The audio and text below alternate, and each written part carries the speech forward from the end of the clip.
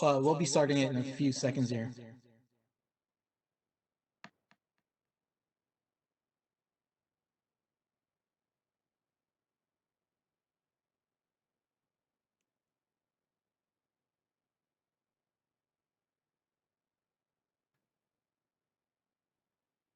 It's up, Larry. Okay, Chair Breton, if you want to go ahead and start the meeting. Okay. Good evening. This is a regular meeting of the Mission Viejo Planning and Transportation Commission on July the 13th, 2020. This meeting is being held in a virtual fashion, and it is accessible via live stream at cityofmissionviejo.org/virtual meetings. Now, I will commence this meeting by reciting the Pledge of Allegiance, and you may follow along if you wish to do so. I pledge allegiance to the flag of the United States of America and to the republic for which it stands, one nation, under God, indivisible, with liberty and justice for all. Thank you. I note for the record that all 5 commissioners are present. Tonight, public comments are provided either by mail, email, or by telephone as described below. Our general public comments on non-agenda matters were received and had to have been received by 5 p.m. At a later time, I will indicate our procedure with regard to our public hearings. So I would ask our Commission Secretary, Angela Hannes, have we received any public comments on non-agenda items? No, we have not. Then we will move on to the consent calendar. Is there any commissioner who wishes to remove any item from tonight's consent calendar? Yes, Commissioner Vice Chair Reish. Yes, item 1E and 1F. 1E, just want to comment on determining Amazon signage. It will become before the Planning Commission, but I do have some concerns about that. But item F, I'd like to see that pulled right now. It's set up to be processed administratively, and I have some additional feedback on the additional signage that looks like to be approved. So you're referring to consent calendar item number 2, the status report, correct? No, actually pending development project. Well, that's under item 2, the status report. That is part of the status report, yes. Okay. Yeah. Then, is there a motion? Commissioners, is there a motion to approve and adopt the consent calendar as to items 1 and 3? Commissioner Blum, so moved. Okay, Commissioner Blum moves. Is there a second? I'll make a second. Commissioner Leknes seconds. Is there any discussion on that motion? Hearing none. Is there any objection to the motion? Hearing no objection, it passes unanimously. Now we will go to item 2 of the consent calendar, which has been pulled for discussion by Commissioner Reish. Proceed, go ahead.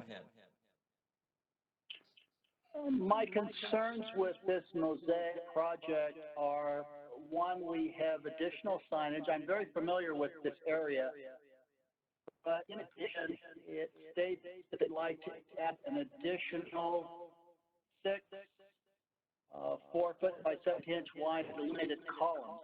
The concern I have for this specifically is this is along Felipe It's an area that has had numerous accidents in the past, as I used to live near this area.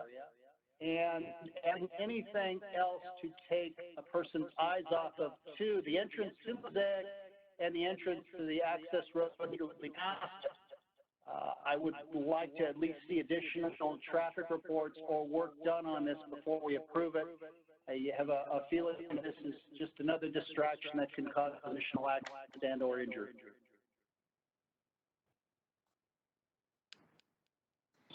Commissioner Reach and Planning Commissioners, this is Elaine Lister. I would suggest maybe just take this to the Design Review Committee. That's a good starting point, and then based on whatever the DRC thinks, we could certainly bring it forward to the entire commission, or we could proceed administratively based on whatever an input they gave us. That would be acceptable to me. Okay. Is there anything else that you want to discuss on the status report? No, that's the single item that Okay. that I'm concerned with. Well, then is there a motion to receive and file the status report?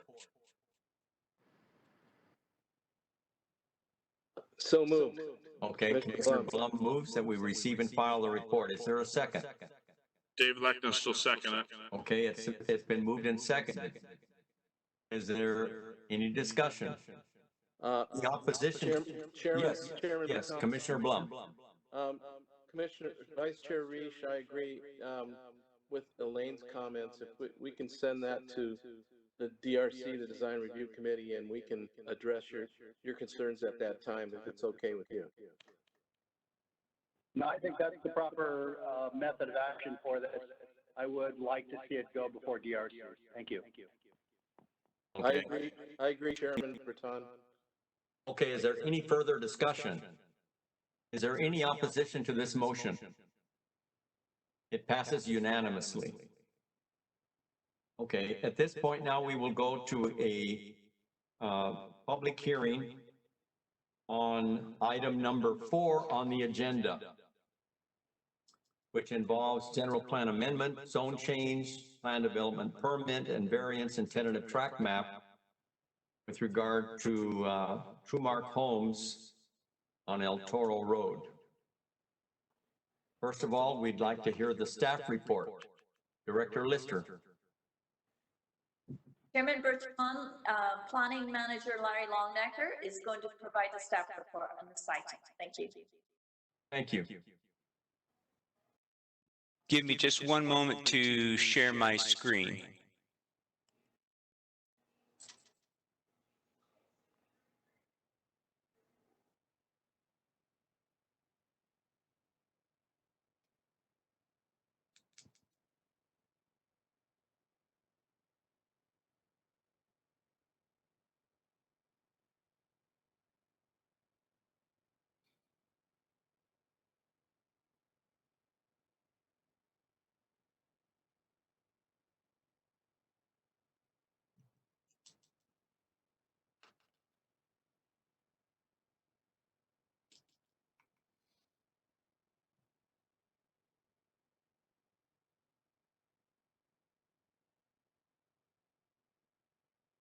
I don't hear anything. Am I missing something, or are we? We're waiting. We're waiting for Okay. Larry.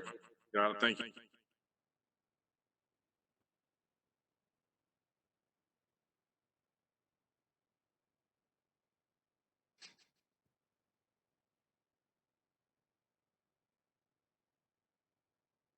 Now we've got it.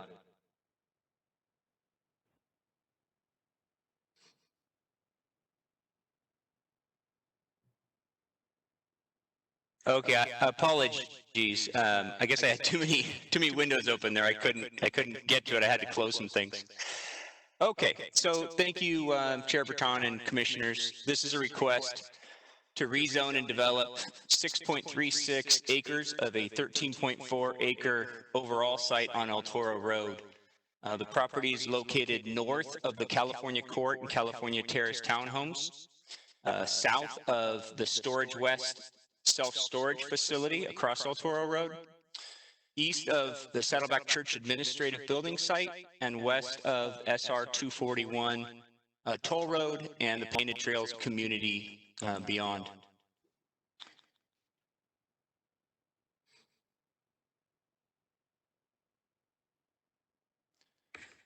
Required applications include a general plan amendment and zone change from recreation to high-density residential, a planned development permit for the construction of 91 for-sale condominium units and related site improvements, a tentative tract map to create the new lot for the proposed project and for condominium purposes to allow private ownership of each unit, and a variance for building separation, tandem parking, and single-car garages. And I'll have to note, apologies for inconsistency with the agenda. These are the variance requests, which is consistent with the public notice that went out for the item, but the agenda is different than what is actually requested.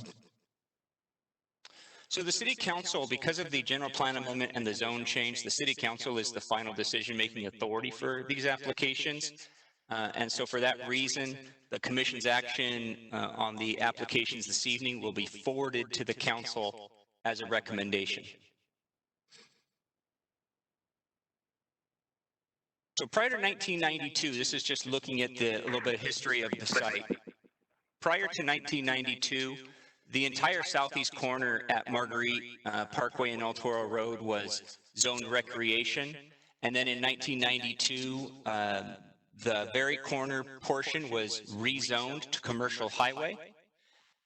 Sometime later in 1999, a general office building was approved and constructed on the site. And then more recently in 2016, that office site was purchased by Saddleback Community Church. The church also purchased the adjacent 12.6 acre slope area that's located directly east of the office site, where the project that's now proposed would be located. So this exhibit shows on the left there sort of the existing general plan and zoning designations, and to the right approximately the area that is proposed to be rezoned for high density residential. Here is the proposed site plan for the 6.36 acre project site. 91 condominium units are proposed. They would be located in 10 three-story buildings with an overall project density of 14.3 dwelling units per acre. You can see that the project has loop streets that provide direct access to the units, to the private garages, with minimal dead-end parking situations. Site amenities include a pool and spa recreation area, a tot lot, and multiple seating areas. The project architecture is influenced by the city's Andalusian design aesthetic, has traditional materials and colors. The overall form and massing includes articulation and offsets that... I'm sorry? Let me just check technically, am I... Commissioner Reish, can you hear me? Yes, clearly. Yes, clearly. Okay, apologies. We had a in-house technical issue, but looks like we're okay, so I'm going to keep going.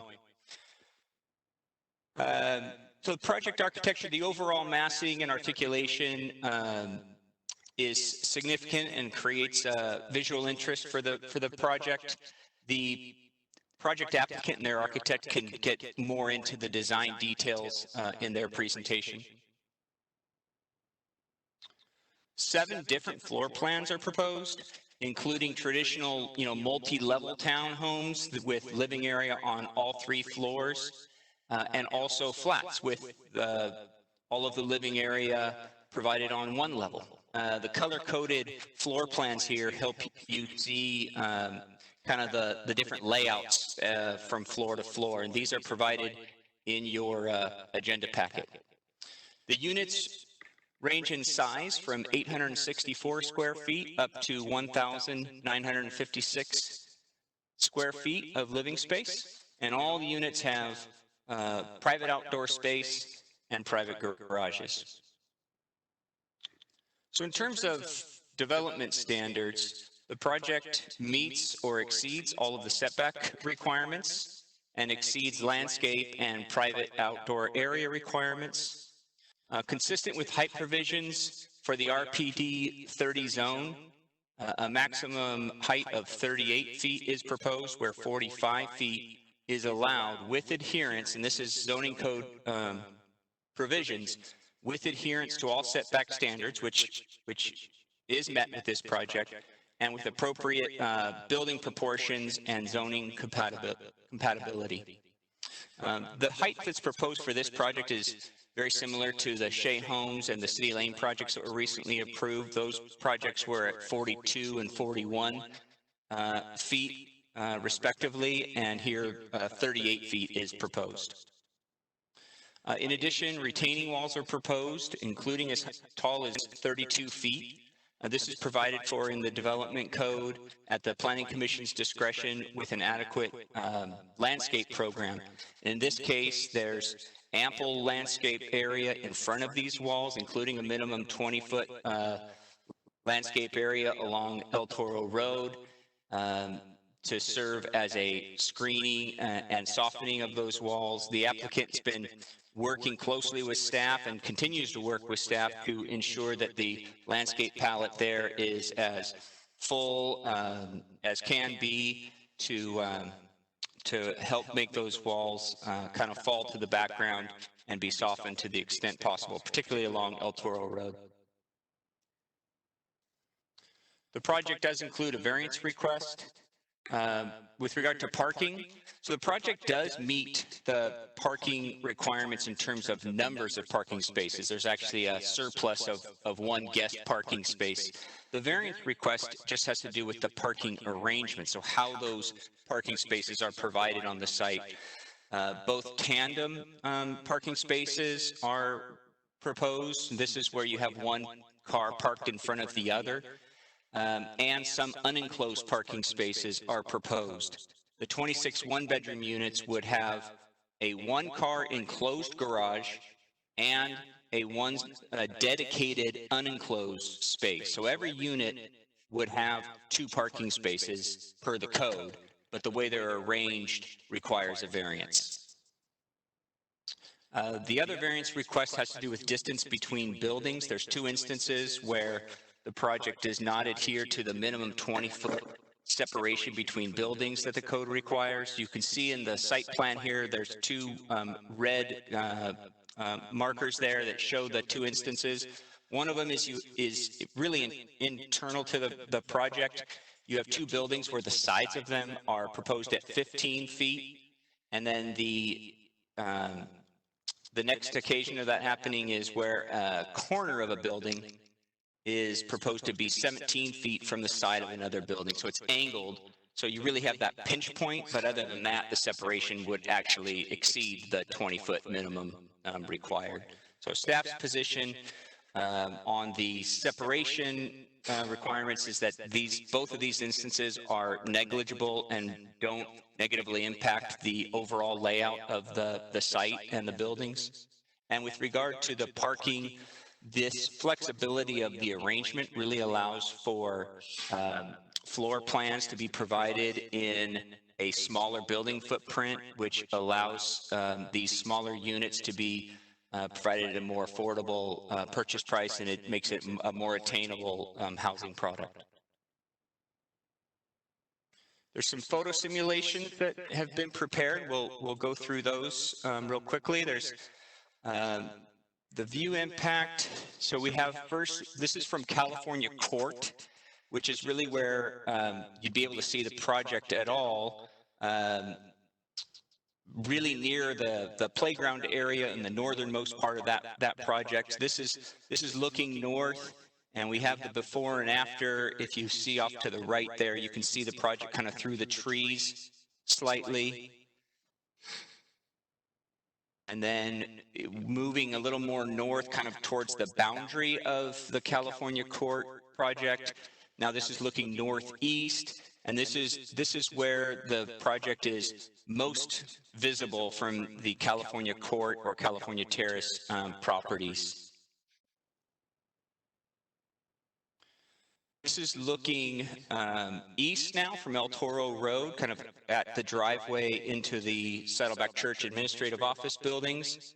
And this shows the project. This is the highest, tallest kind of wall scenario. So the applicant with these simulations is showing you kind of the most visible viewpoints here.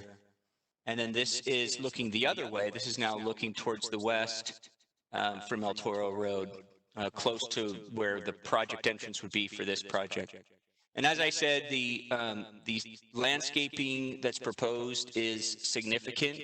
However, staff does continue to work with the applicant, and there will be, prior to submitting for final working drawings, there'll be additional round of conceptual plan review to beef this landscape up really to the maximum extent possible.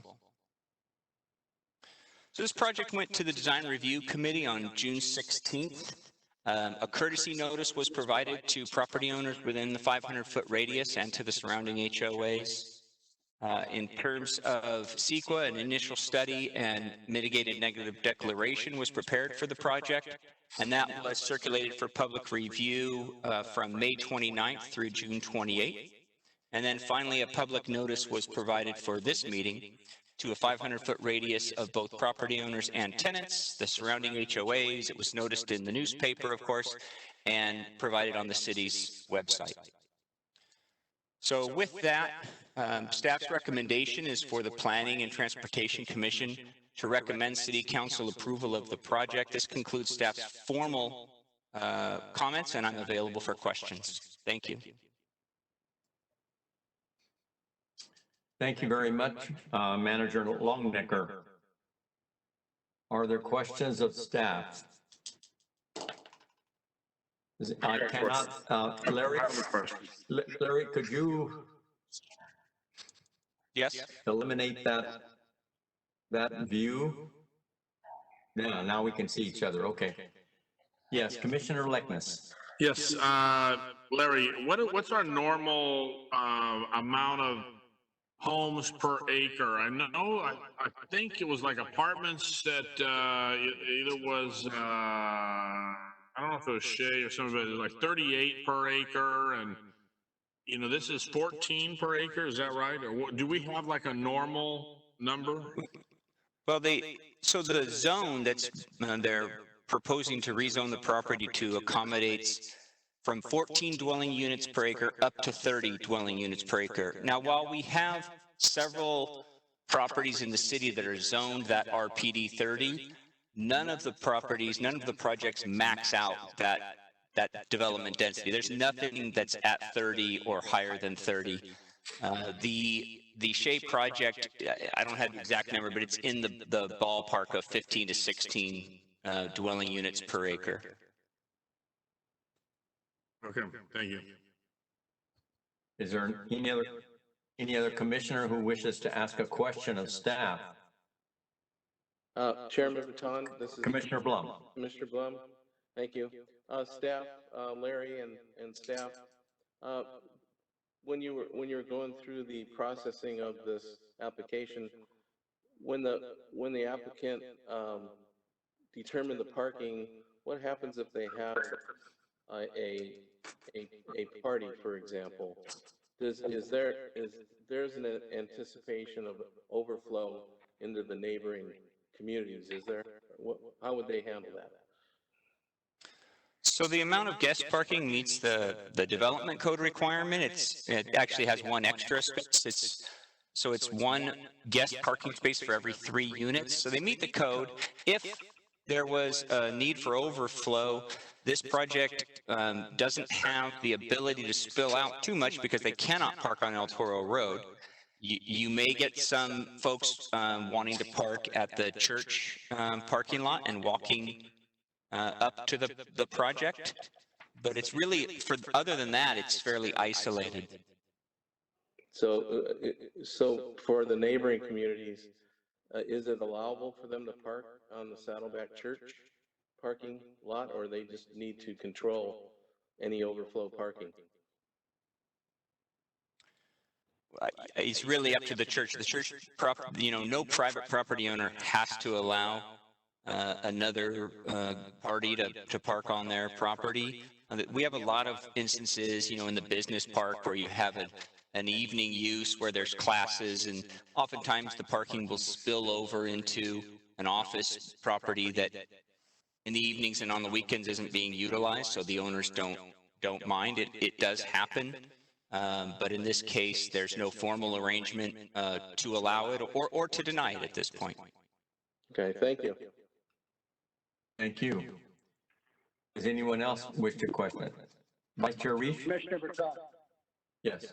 Yeah, I do have some concerns about the traffic generated by this. However, obviously I'd like to hear from the applicant before we move forward with that. So I'd like to reserve that right to bring Sure. that in. After we hear, after I open the hearing and we hear from the public, we will close the hearing and then we'll have an ample opportunity to follow up with questions of staff and comments. Commissioner Nauerhase, do you have any questions to ask? I don't. I'll wait for the presentation from Okay. the builders. I have a few questions and I feel that I need to ask them so that the public can hear the answer before the public speaks. They can hear what my concerns are and be informed. Mr. Mr. Longnecker, at one point in this report, it states the project is in a fire hazard severity zone. At another page that I can point out, it says it is not in a very high fire hazard severity zone. And in another place, it says the project site is not located in a high fire risk area. Could you elucidate? I would ask the applicant to weigh in on that. If it is in a high fire hazard severity zone,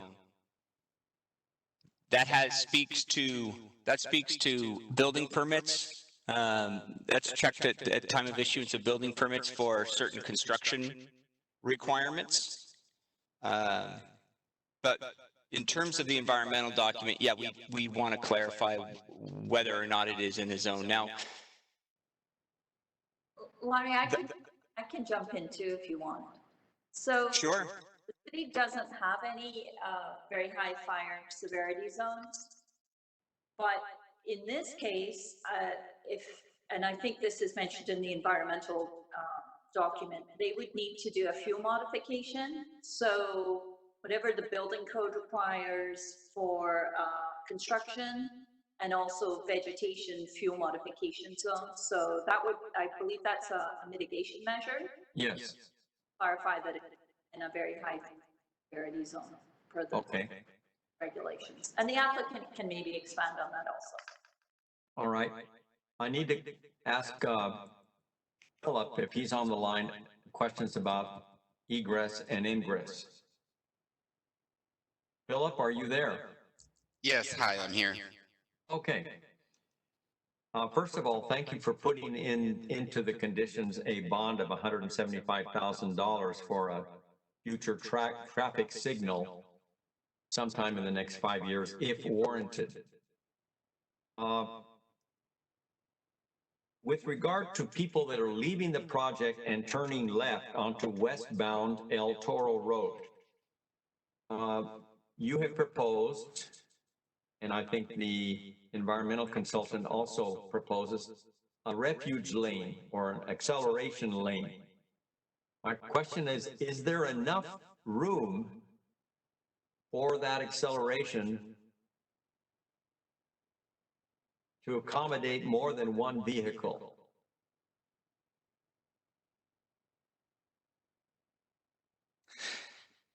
Yes, hi, Commissioner Breton. There is an exhibit in the initial study. I believe it's figure 17-7. Yes, I got it right here. Yep, that shows the refuge lane when you're exiting out of the project and making a left turn. There is 215 feet of straight through lane when you make a left, and then after that, there's an additional 180 feet for the transition lane. So you have almost, 300 or 400 feet to accommodate the left turn. You could have a few cars on there if needed. The project itself, we conducted a trip generation analysis and the traffic impact study during the busiest times for the morning and afternoon commuting hours. And there weren't too many cars that were coming out of the project, and there was adequate capacity for that refuge lane to accommodate all of the cars coming out at once. So that was included in the study, and to answer your question, yes, there's enough capacity for the refuge lane to accommodate the project traffic. And my next question is that with regard to that same refuge lane, for cars that are traveling westbound on El Toro that want to enter the subject site and make a left turn into the site, are they going to have, there will be no median there, and I imagine a double yellow, and when they turn left, the people that are exiting, that are making a left turn onto westbound El Toro, will be on their right-hand side, correct? Yes, that's correct. Between the two, my question is, between those two, could we put some sort of a curb or triangle or something so that those two cars will not hit each other when they're coming in opposite directions off a road where the speed limit is 55 miles an hour? Yes, we could definitely accommodate that request. We do have an exhibit of an existing raised curb that you're referring to. Larry, are you able to pull up that existing exhibit that shows a raised curb median between the left turn coming into the project and the left turn coming out of the project?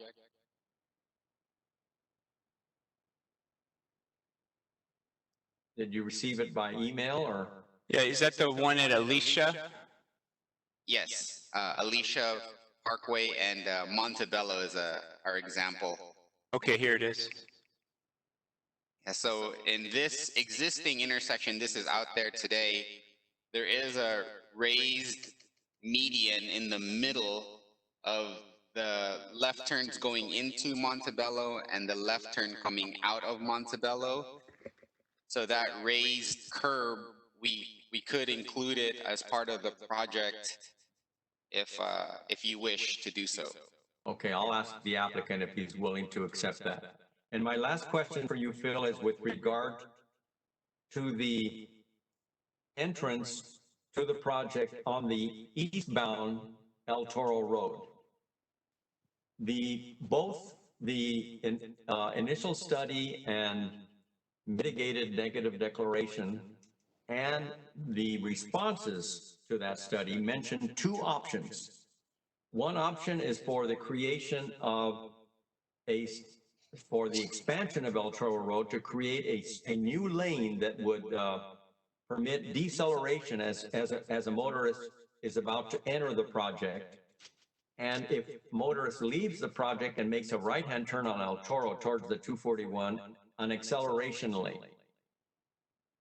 The other option would be just not to add an extra lane, not to require the developer to add an extra lane, but simply to restripe the third lane on El Toro as a right turn only. Which of those two options have you decided to accept? Good question. Yes, there were two options that were presented to the city. The first option was to convert the third existing through lane into a deceleration right turn lane into the project, as well as a acceleration right turn lane out of the project. That's the first option. That's the option that we're going to move forward with. That's the option that the city is accepting. The other option, option 2, was to create a new lane, as you've indicated, within the boundaries of the project's property. That had a lot of challenges from a construction standpoint due to the elevation of the site. And there's also an easement to the east from Edison that they were unable to do any work on. And so option 2 was not a feasible option, and so the city will be accepting option 1. Okay. And option 1, clarify again, is just the repainting of the third lane, or is it an additional lane for the entrance? For the deceleration? Option 1 is converting the existing eastbound through lane into a deceleration right turn lane with striping and signage. Okay.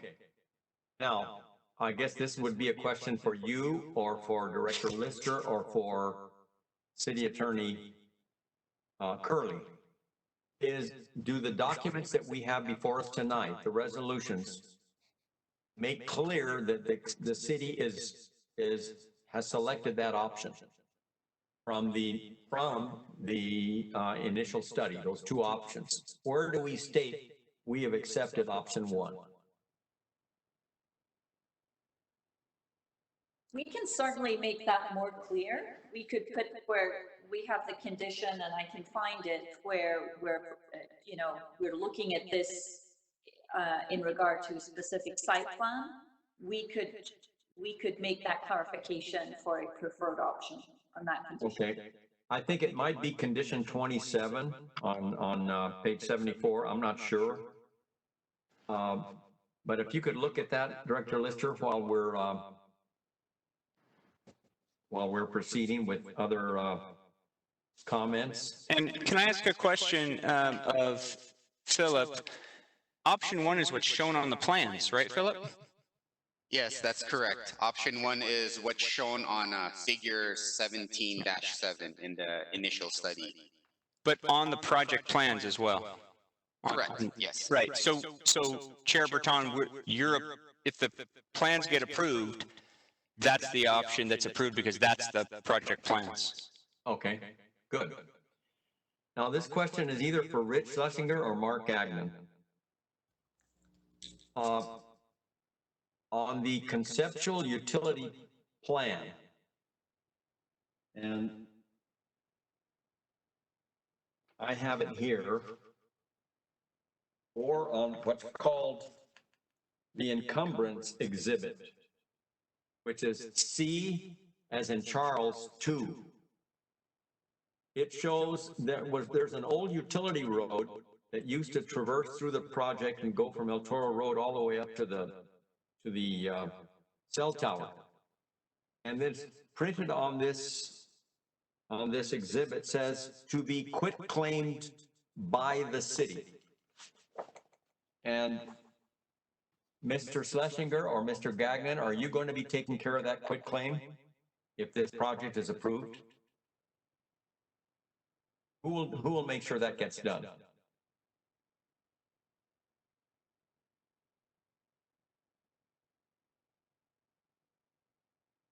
Mr. Curley, are you there? I am here. I'm talking with our IT people who are working on my machine here. I'm asking who in the city would... This is Mark. Do you guys have a question for me? Yes, who in the city is going to take care of the quitclaim of the old utility road easement that was abandoned?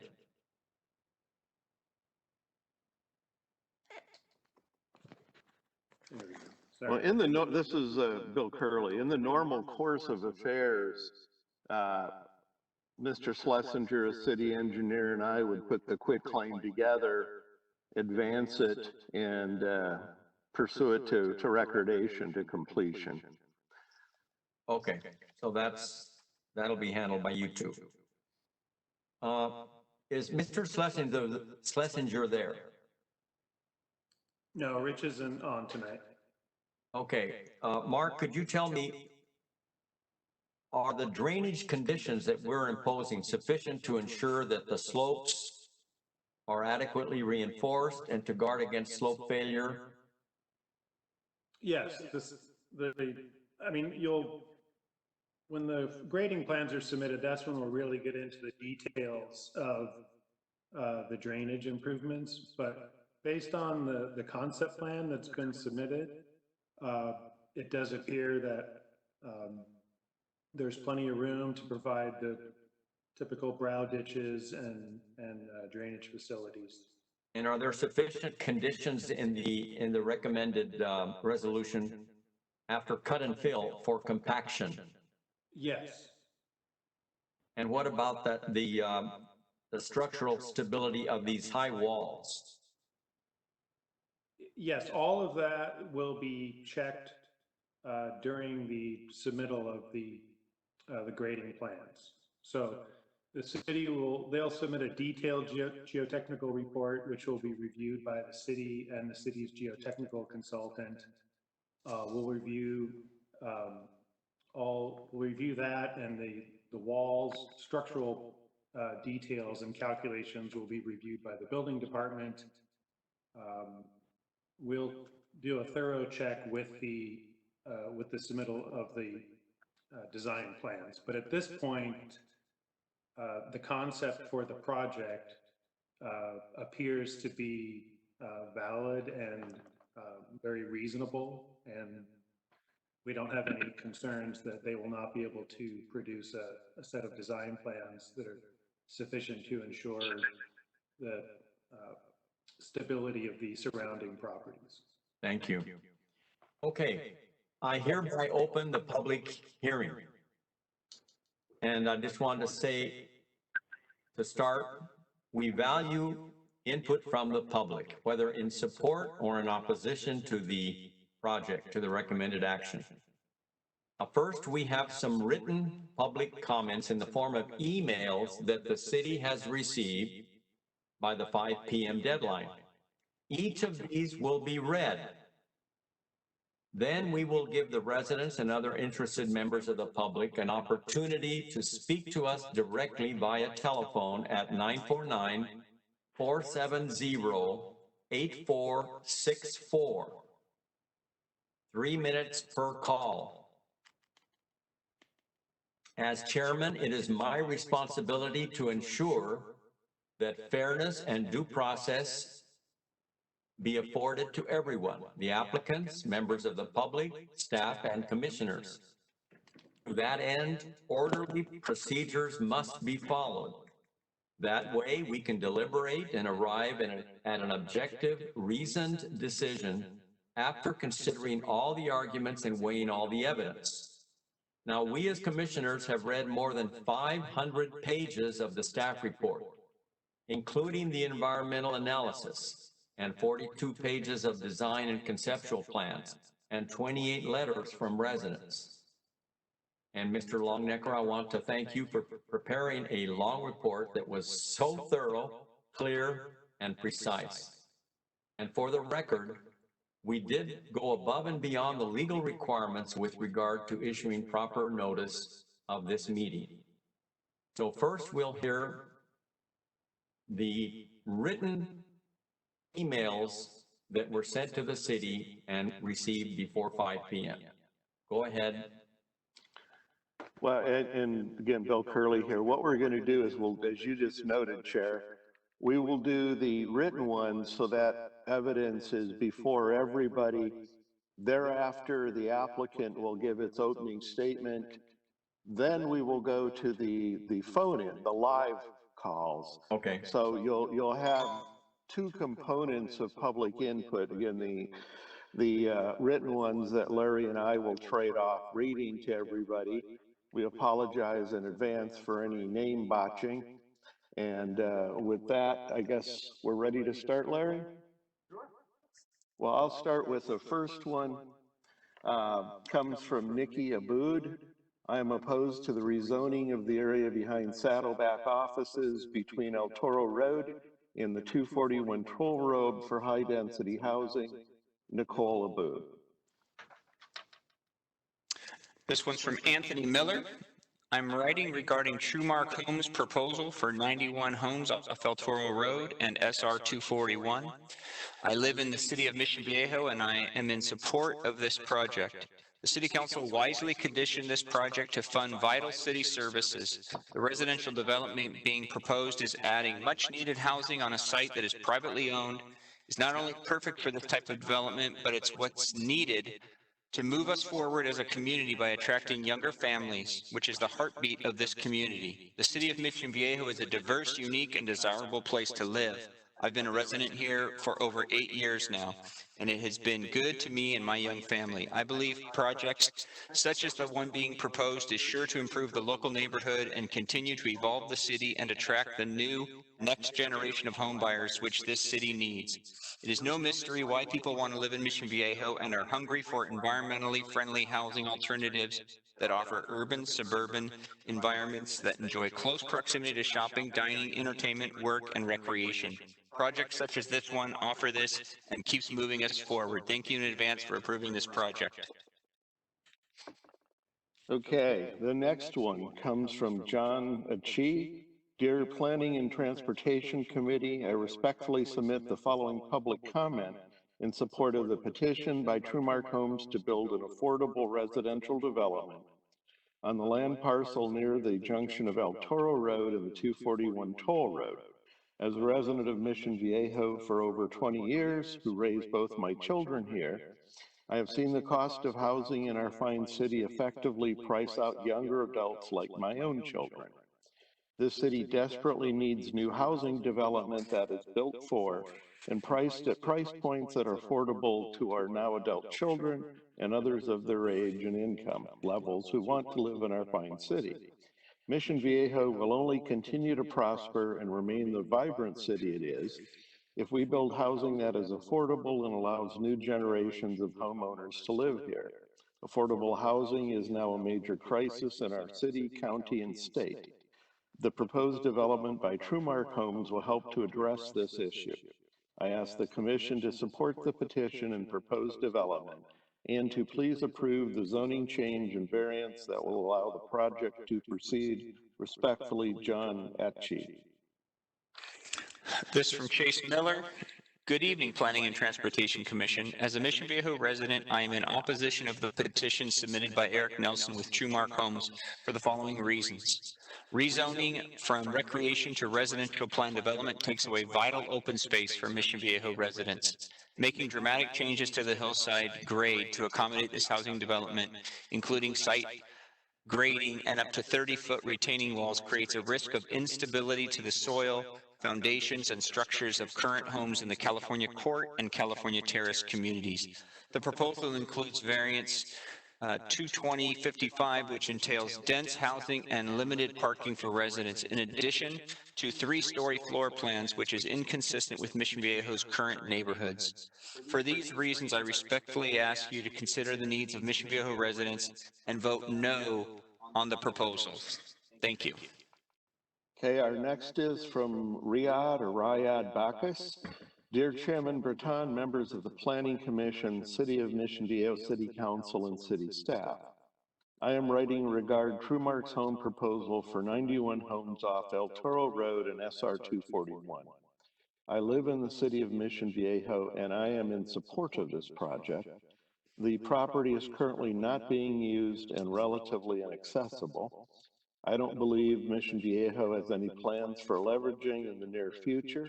I love living in Mission Viejo and wish to have more family join us here in what we call home. A project such as this will offer a direct line to allow more families into Mission Viejo, including my own. Thank you, Riyad Bacchus. This from Rana Muncy. Dear Chairman Breton, members of the Planning Commission, I am writing regarding Trumark Homes' proposal for 91 homes off El Toro Road and SR 241. I live in the city of Mission Viejo and am writing because I can see how the planned developments in Mission Viejo have improved the neighborhood, added to a safe environment, and eliminated many of the nuisances that exist on private undeveloped land. The economic and environmental good that is created by this proposal is a positive. By approving this project, the City Council is able to use these funds for vital city services. Therefore, I believe this would be a wonderful use for this property. The City Council wisely conditioned the rezoning of this property with a fee paid to the city to enhance and support vital city services. Moreover, the applicant pledged to preserve 50% of the site as open space and fund its restoration and maintenance in perpetuity. How amazing. This creates a win-win for the city. It funds vital services, allows for much-needed housing, and preserves portions of private land that would otherwise be permanently closed off. The open spaces are truly embraced by the residents, myself included. It's no mystery why people want to live in Mission Viejo and are hungry for environmentally friendly housing alternatives that offer urban, suburban environments that enjoy close proximity to shopping, dining, entertainment, work, great schools, and recreation. Projects such as this one offer this. Thank you in advance for approving the project. Okay, the next is from Wade Durham, sent to us by Christine Bear Smith on his behalf. Re-agenda item 4, proposed rezoning on El Toro Road between Marguerite Parkway and State Route 241, Trumark Homes proposal. Current housing market forecasts are a counterindication for new home building in a downturn market that's suffering as a result of job losses and widespread financial insecurities by businesses and family alike due to the economic hardships created by the COVID-19 viral pandemic. The current economic trend is particularly important for the City Council members to take note of as you make plans for our city's future. An economist and UC Berkeley professor stated this week that 32% of homeowners weren't able to make their July house payments, and more than 20 million Americans are at risk of being evicted by September 30 of this year. There is mounting evidence that suggests we are deeper into a recession, as evidenced by the over 1 million people who have filed for unemployment for the 16th week in a row, bringing the total claims since March 21st to a staggering 50 million. This downward economic slide is in direct relation to record spikes in coronavirus infections that have forced states to scale back or pause the reopening of their economies. Cites to tradingeconomics.com, U.S. initial jobless claims 2020-079. More economic indicators are pointing to further declines in home sales, even into the much anticipated economic recovery period, which is forecast to begin in the years 2022 to 2023. So we must be completely honest about what the future holds and admit that it is impossible to predict with any degree of certainty the strength and momentum of any housing market recovery as we attempt to navigate the unprecedented effects of this novel virus and its unnavigable course. And so I would urge the Mission Viejo City Council and Planning Commission to exercise caution and to err on the side of conservatism in approving further housing developments within this immediate area. Because not only are we facing a steep decline in home buyers being able to qualify for loans due to layoffs and financial hardships, but also in order to avoid a further decline in our home values due to oversaturation of new homes in the nearby areas that will be entering into a slowing market. Lastly, I would close by saying that I am aware, in conjunction with Eric Nelson's proposal on behalf of Trumark Homes, that the company, Trumark, will also pay to the city of Mission Viejo the sum of $2 million. And that payment would add, in addition to any normal building fees, licenses, etc. That is a large and persuasive amount of money to be able to raise in a time of economic uncertainty. However, it will prove to be an insignificant amount in comparison to the loss of home value of our residents, and therefore to the valuable equity and precious financial resources.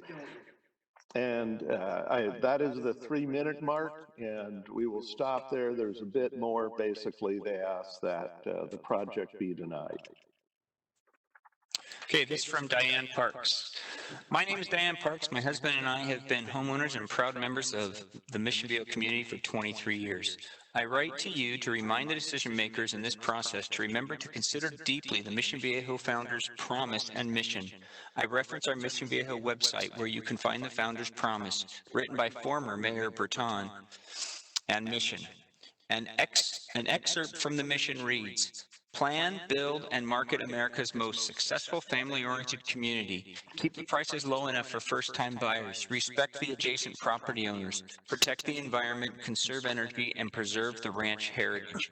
In fact, in 1963, the board of directors did their homework, working through 2 years of feasibility studies, market analysis, planning research, and engineering surveys. They did this to ensure the right decisions were made in alignment with their promise and mission.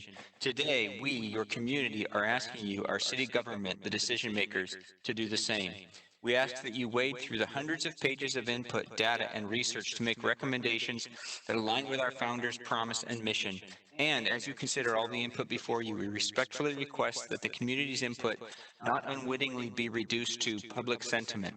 As community members, we are in the unique position to provide critical input, research, and data on the merits of this proposal. We are an educated and informed community. Many are business professionals who have done research and provided data that is important, relevant, and credible. We are not paid for our efforts. We are only rewarded for them when we have a city government that listens. And we would point out that it's easy to have a perspective and work tirelessly towards your goal when it's your full-time job. You are rewarded for closing the deal with salary and bonus, no matter it is right for the community who will live with the impact of the decisions made and then go home. We don't go home. We are home. And don't get paid. We manage our full-time lives and our community efforts at the same time. Our founders knew this and looked to protect this community and form decisions about the community with their promise and mission, not dissimilar from our county appropriately uses our founders' vision and promise called the U.S. Constitution. I'll close with 2 additional excerpts from the founders' mission statement. Provide well-designed homes with more value in a variety of price ranges, an attractive total environment, and a balanced community, ensuring the land is developed intelligently. Controlled growth in carefully implemented phases with the highest quality control, anticipate and prepare for the added demands of the future. Our founders started with 11,000 acres of barren raw land. Their plan designated 3,000 acres of parks, recreation, and open space. How much of that is left? I ask that you consider this, the founders' promise and mission, as you make your recommendation and ultimately this decision about this proposal. We thank you for upholding our founders' promise and mission. It is right that you should do so. It is your role as your elected officials. Okay, our next one comes from Kathy Batasol or Batesol. Dear Chairman Berton, members of the Planning Commission, City of Mission Viejo City Council, and city staff, I am writing regarding Trumark Homes' proposal for 91 homes off El Toro Road and SR 241. I live in Mission Viejo and I am in support of this project. Any project that funds vital city services while providing more home ownership is a good project in my opinion. Thank you in advance for approving this project. Sincerely, Kathy Batesall. This from Jeff Patterson. The desire to rezone this rare parcel of open land is a stunningly brazen example of a power grab. Among some of the questions, issues that need to be further discussed. 1, the proposed parking plan is insufficient and will result in more cars being parked on residential streets. 2, what studies have been performed on the efficacy of the proposed retaining wall? Is safety being made the priority over profit? 3, building high-density housing in a brush fire area without additional fire hydrants or escape routes. 4, surrounding residents no longer have a view of Saddleback Mountain, but instead cheap modular apartments. For the sake of my kids, let's keep some of what has always made Mission Viejo so desirable, our open space. I grew up here and have the honor of raising my kids here. Working in LA, I see the urban landscape all day, everywhere gray. I love coming home to my view of the hills and the surrounding trees. Don't take this away from your community. We live here for a reason. The next comes from Judith Berman. Hello, I am a concerned citizen of Mission Viejo writing to support the development of special housing to allow the middle-income people who cannot afford the more expensive housing but want a chance to own a home for their families. I believe it is the city's job to determine the character of a city and the path that it will follow. By encouraging young families, the city is demonstrating that it values the vibrancy that youth contributes to a community. I believe that the city should support the development of special affordable housing as it will benefit the city in so many ways and benefit those who want the chance to own a home and cannot at the high housing costs that our city currently offers. I personally know of young people who have degrees but have only been able to get jobs that don't pay high enough to afford a home of their own or even rent and live in Mission Viejo with their parents, who would also be so grateful to be able to get one of the affordable townhouses. Thank you sincerely, Judith Berman. From Buddy Owens. I'm writing in support of the proposed Truemark Homes development project at El Toro Road and 241. We applaud the Mission Viejo City Council for the steps you've taken so far toward rezoning the property. The housing provided will be a big step toward the future growth of our city, and the fee the developer will pay to the city, along with their promise to fund the restoration and preservation of 50% of the land for open space, is a huge benefit to all of Mission Viejo residents. My wife and I have lived in Mission Viejo for 32 years. We raised our 4 kids here, and one of them has now started their family here in Mission Viejo as well. Needless to say, we love Mission Viejo. My family sincerely hopes you will quickly move forward with your approval of this project.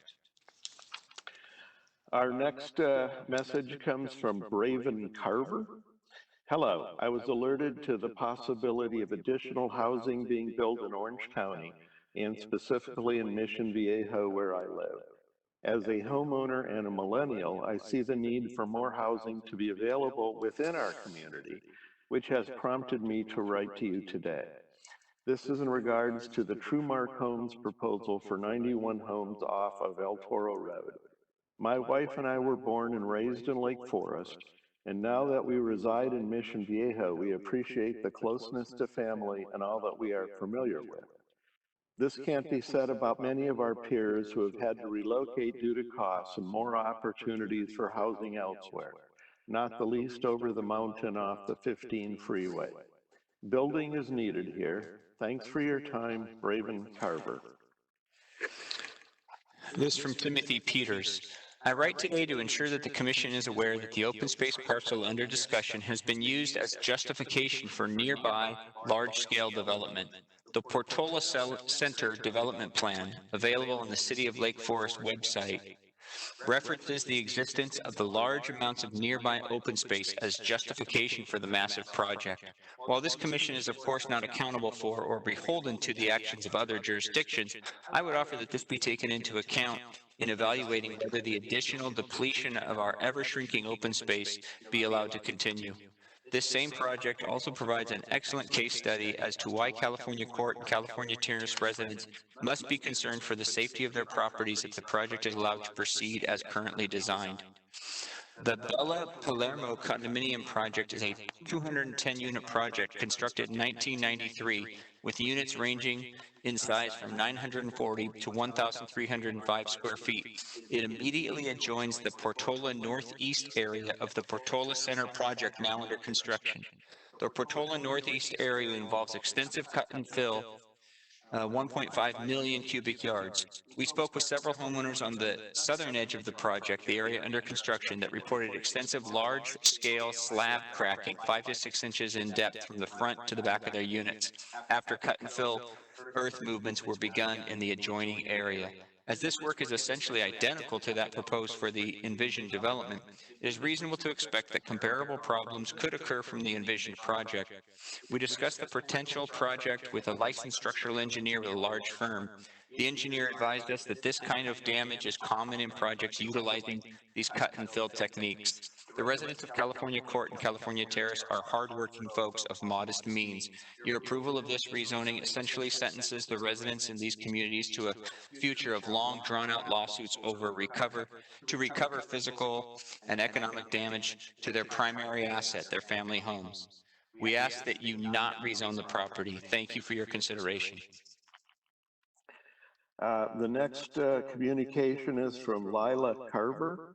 Hello, Community Development of City of Mission Viejo. My husband and I are 12-year residents, property owners in Mission Viejo. We bought our condo in 2008 and so happy to call MV Mission Viejo our home. Although it's starting to get hot, we have really enjoyed our neighborhood walks, especially during the shelter-in-place time. This email is to provide our support of the proposed TrueMark Homes project. The more multiple family housing units, the better in Mission Viejo and surrounding areas. If feasible, I recommend that additional discussion is provided on the project VMT and TDM measures design features to further describe the reduction of potential VMT, and that's vehicle miles traveled, and non-auto options for new and existing residents at this infill located in Mission Viejo. I see the discussion within the traffic study on existing bus services and bike networks and total VMT, but I have not had a chance to confirm if this info was pulled over the staff report or MND. Are there plans for bus, bike, pedestrian networks to be expanded or increased in the project area, i.e. OCTA, city, etc.? Thanks so much, Lila Carver. From Greg Powers. I'm a one-year Mission Viejo resident, and I support the Saddleback project that TrueMark is proposing because it presents a great opportunity for homeownership in Mission Viejo. Please approve this sensible and attainable project. I support the proposed plans at the Saddleback property. The $2 million in direct funding to the city will help the city financially, especially during the ongoing economic and public health crisis caused by the COVID-19 pandemic. Additionally, the project provides high-quality, attainable housing while also preserving open space for the public benefit. I am in full support of this project.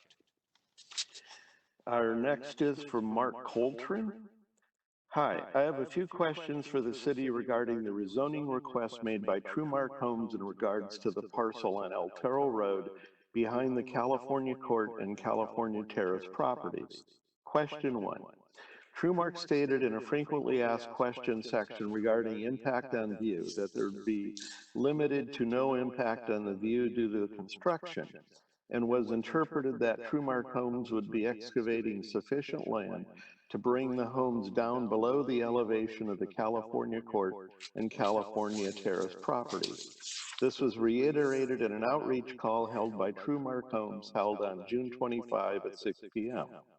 However, per inspection of the CEQA documents submitted to the city, this does not seem to be the case and seems the homes wiki elevate on the hillside to a point where view will be obstructed. Does the city plan on enforcing communication to TrueMark Homes that land should be excavated to lower the elevation of their homes based on communication given to impacted residents so view is not obstructed or minimally obstructed as communicated to them based upon their FAQ and conference call communication, as opposed to allowing them to build up on the land? Question 2. TrueMark Homes communicated in the meeting on June 25 that residents of the new property would not be able to cross the back of the land to California Court or California Terrace and expects to have no impact on us for parking and new residents walking on the impacted properties. However, upon inspection of the CEQA documents, it looks like the buildings and parking will be right up against the California Court and California Terrace properties, and particularly against the fire access road between the two properties, which seems to allow new residents to cross over. What remedies does the city plan to demand to ensure that the California Court and California Terrace properties are not impacted, such as enforcing the elevation impact from my first question along with a sufficient retaining wall that new residents could not cross over?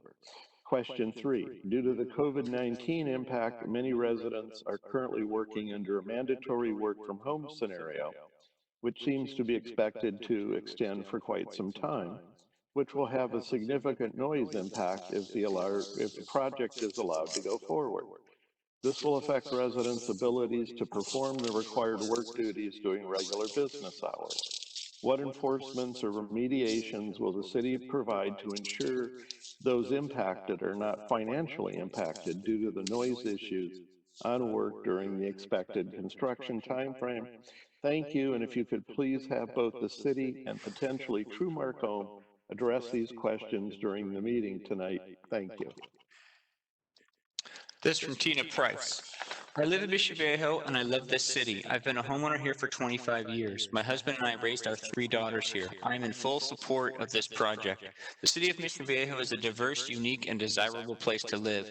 It's no mystery why people want to live here and are hungry for environmentally friendly housing alternatives that offer urban, suburban environments that enjoy close proximity to shopping, dining, entertainment, work, and recreation. Projects such as this one offer this. I do understand that traffic is something we all deal with, but the real issue for me is where are my kids going to buy a home? I am for projects like this and in support of it. The City Council wisely conditioned the rezoning of this property with a fee paid to the city to enhance and support vital city services. Moreover, the applicant has pledged to preserve 50% of the site as open space and fund its restoration and maintenance in perpetuity. This creates a win-win for the city.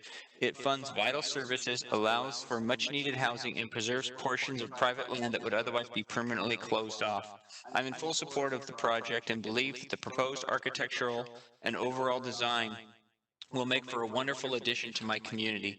I urge the approval of this development and appreciate the careful consideration of high-quality residential developments like this one. The economic and environmental good is a positive. Thank you in advance for approving this project. Our next comes from Michelle Dubois, to whom it concerns. I am writing in opposition to the proposed rezoning of open space behind our homes, El Toro Road and Marguerite Parkway. I implore you to reconsider. We will have a chance to put the people and well-being of Mission Viejo ahead of money. I have lived in California court for over 20 years. There has been significant growth during that time. The open area behind my complex is the only natural area left for us. I walk by this area every day. I love and appreciate the view, and I am saddened by the possibility of it being taken away. Destroying this remaining piece of land and replacing it with buildings and green belts would disrupt the natural environment and ecosystem. This can take hundreds of years to become balanced and achieve equilibrium again. It cannot be replaced by a green belt and trees. Building on this patch of land will cause traffic issues and overcrowding of schools. It will undoubtedly decrease our property value. We are overpopulated already. These condos will be filled with families who will have children, and to suggest otherwise by Trumark is irresponsible and self-serving. The amount of families with children has grown exponentially in California court because homes are out of price range for growing families. These new condos will only exacerbate the issues we already deal with. With respect, Michelle Dubois. This from, looks like we just have an email address. The proposed project at El Toro and Marguerite. I've been a resident of California court since 2007. There has been increased building, apartments, etc., traffic since then.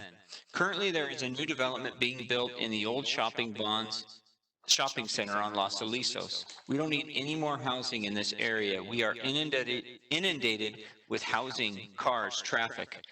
My property has a view, and I don't want that destroyed by the multi-story buildings proposed.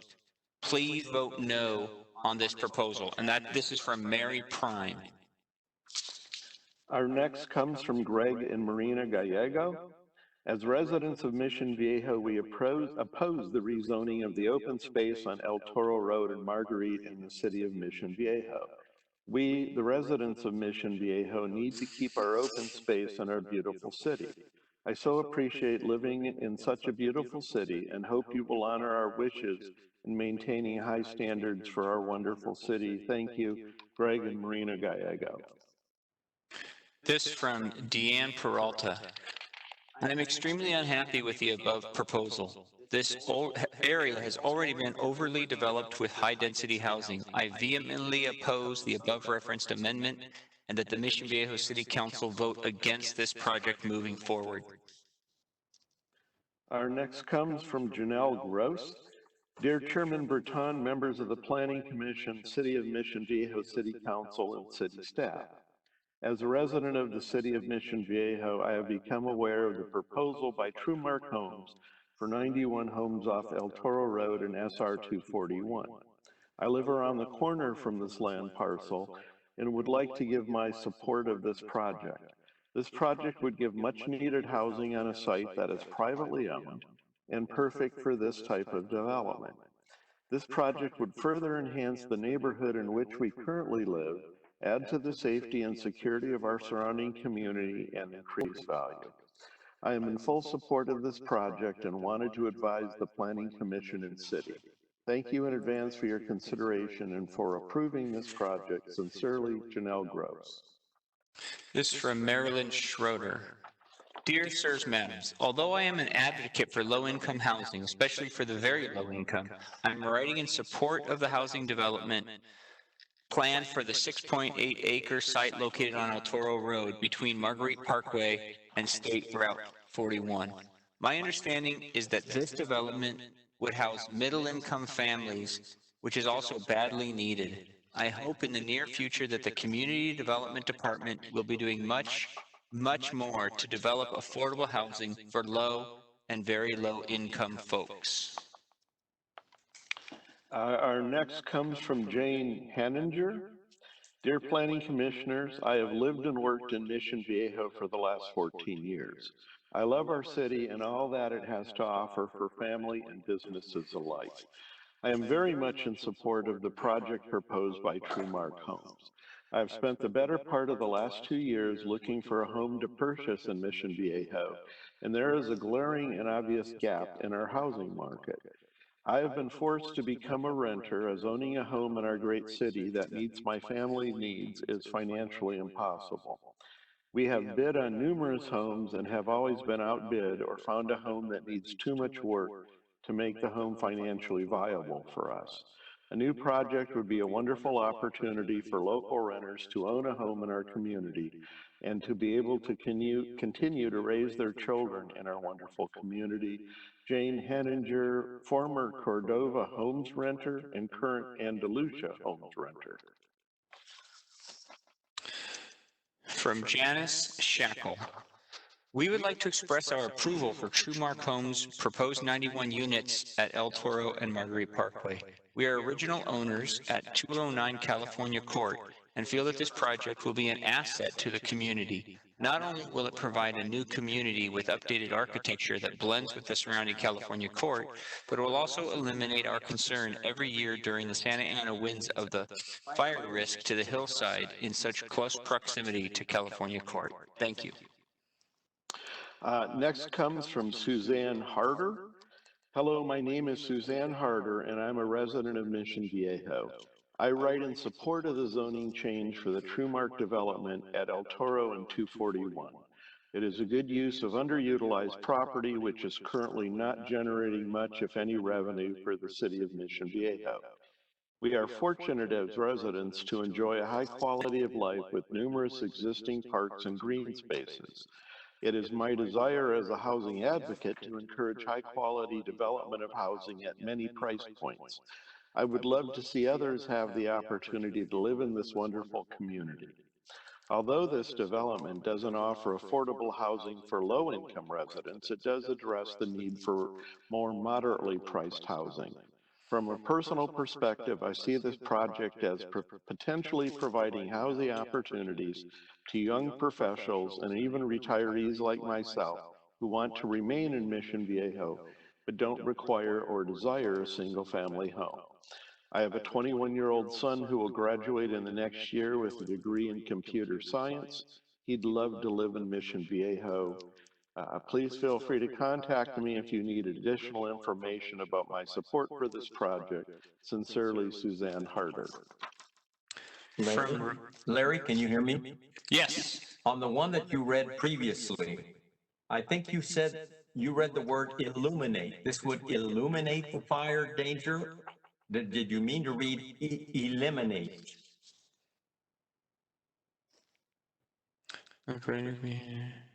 It would eliminate, yes, I mispronounced it. It says eliminate here. Eliminate. So, Yeah, would not. so she is saying it would eliminate the danger of fire to the homes. Correct. Thank you. Go ahead. Okay, this next one is from Rebecca Smithen. The proposal by TrueMark to take a piece of useless shrubbery land on El Toro Road and turn it into the Mission Viejo dream home for future residents is a great idea. During this time when housing is scarce and lower entry point homes are simply not being built, Trumark's condominium development should be welcome to give others a chance to own a home in this great city. After attending their community outreach session, it is evident that they take care in creating a space that is aesthetically pleasing for the surroundings and welcoming for residents. Years ago, I was a renter in California Court, and now I have the great fortune to own a home in the complex towards the rear, and I often walk my dog up the fire road. I can see this proposed new development being a complement to mine and adding to the excellent planning the city has been doing for years, and as always being mindful of the proper controls for parking and number of units. I fully support the development proposal and encourage the city planners to as well. Give others the opportunity to call Mission Viejo home as a Trumark homeowner. Our next one comes from Stacy Harrison. Hello, I have been a resident of Mission Viejo for 33 years and have watched the overdevelopment of this area with dismay. I am vehemently opposed to rezoning the area off El Toro Road near Saddleback Church to be developed as a high-density housing area. Amelia R. Harrison sends that. From Karen Tagawa. I support the Trumark Homes project in Mission Viejo. It would provide the missing middle housing for middle-income professionals. It gives those people a transition to from renting to owning their own home, and eventually owning their dream home and living that California promise in Mission Viejo. It will introduce a new population of young, vibrant families who will, in our community, thrive and stay current. With the added situation that COVID-19 has imposed on housing, this is a much-needed action to curb the housing situation. A longtime resident of Mission Viejo. Our next comes from Sean Hughes. I am in support of new housing in Mission Viejo, California. I am a resident of Mission Viejo. From Susan Terry. I live in the city of Mission Viejo and am in support of this project. The residential development being proposed is adding much-needed housing on a site that is privately owned and perfect for this type of development. I can see how planned developments that have been built out have improved the neighborhood, added a safe environment, and eliminated many of the nuisances that exist on private, undeveloped land. I'm in full support of the project and believe that the proposed architectural and overall design will make for a wonderful addition to our community. I urge the approval of this development and appreciate the careful consideration of high-quality residential developments like this one. The economic and environmental good is a positive. Mission Viejo is facing difficult budget scenarios with general fund losses estimated at upwards of approximately $2 million for the 2020-2021 fiscal year. This will impact parks and recreation, community, and other vital services that make our city wonderful. However, this project effectively closes that gap without a penny of taxpayer funds. The City Council wisely conditioned this project to fund vital city services. Any project that funds vital city services while providing more home ownership is a good, in my opinion. I know that traffic is something we all deal with, but the real issue for me is where are my kids going to buy a home or even rent? I'm for projects like these and in support of it. The site is privately owned and mostly inaccessible. While zoned open space and recreation, the city doesn't have plans or the proper funding to acquire and develop any usable recreation space on that site. Therefore, this is a great use of the property. The City Council wisely conditioned the rezoning of this property with a fee to the city to enhance and support vital city services. Moreover, the applicant has pledged to preserve 50% of the site as open space and fund its restoration and maintenance in perpetuity. This creates a win-win for the city. It funds vital services, allows for much-needed housing, and preserves portions of private land that would otherwise be permanently closed off. The city of Mission Viejo is a diverse, unique, and desirable place to live. A project such as the one being proposed is sure to improve the local neighborhood, and it will also provide others the opportunity to buy a new home in Mission Viejo. Projects such as Trumark are what the city needs to continue to evolve and attract the next generation of home buyers. It is no, sorry. Last paragraph. It is no mystery why people want to live in Mission Viejo and are hungry for environmentally friendly housing alternatives that offer urban and suburban environments that enjoy close proximity to shopping, dining, entertainment, work, and recreation. Projects such as this one offer this. Thank you in advance for approving this project. Our next comes from Lynn Kearns. I am against the rezoning of open space to housing that is being considered along El Toro Road between Saddleback Church and Glen Ranch Road. We do not need more housing, especially in an area of open space, animal corridors, and beauty. Traffic is already bad, and cities have already taken enough open space away from the public. I have been a homeowner along El Toro Road for 33 years. The reason we moved here was to enjoy open space, beauty of the hills, and less traffic. We forgave having grocery stores and schools nearby for years. That was how the people out here wanted it.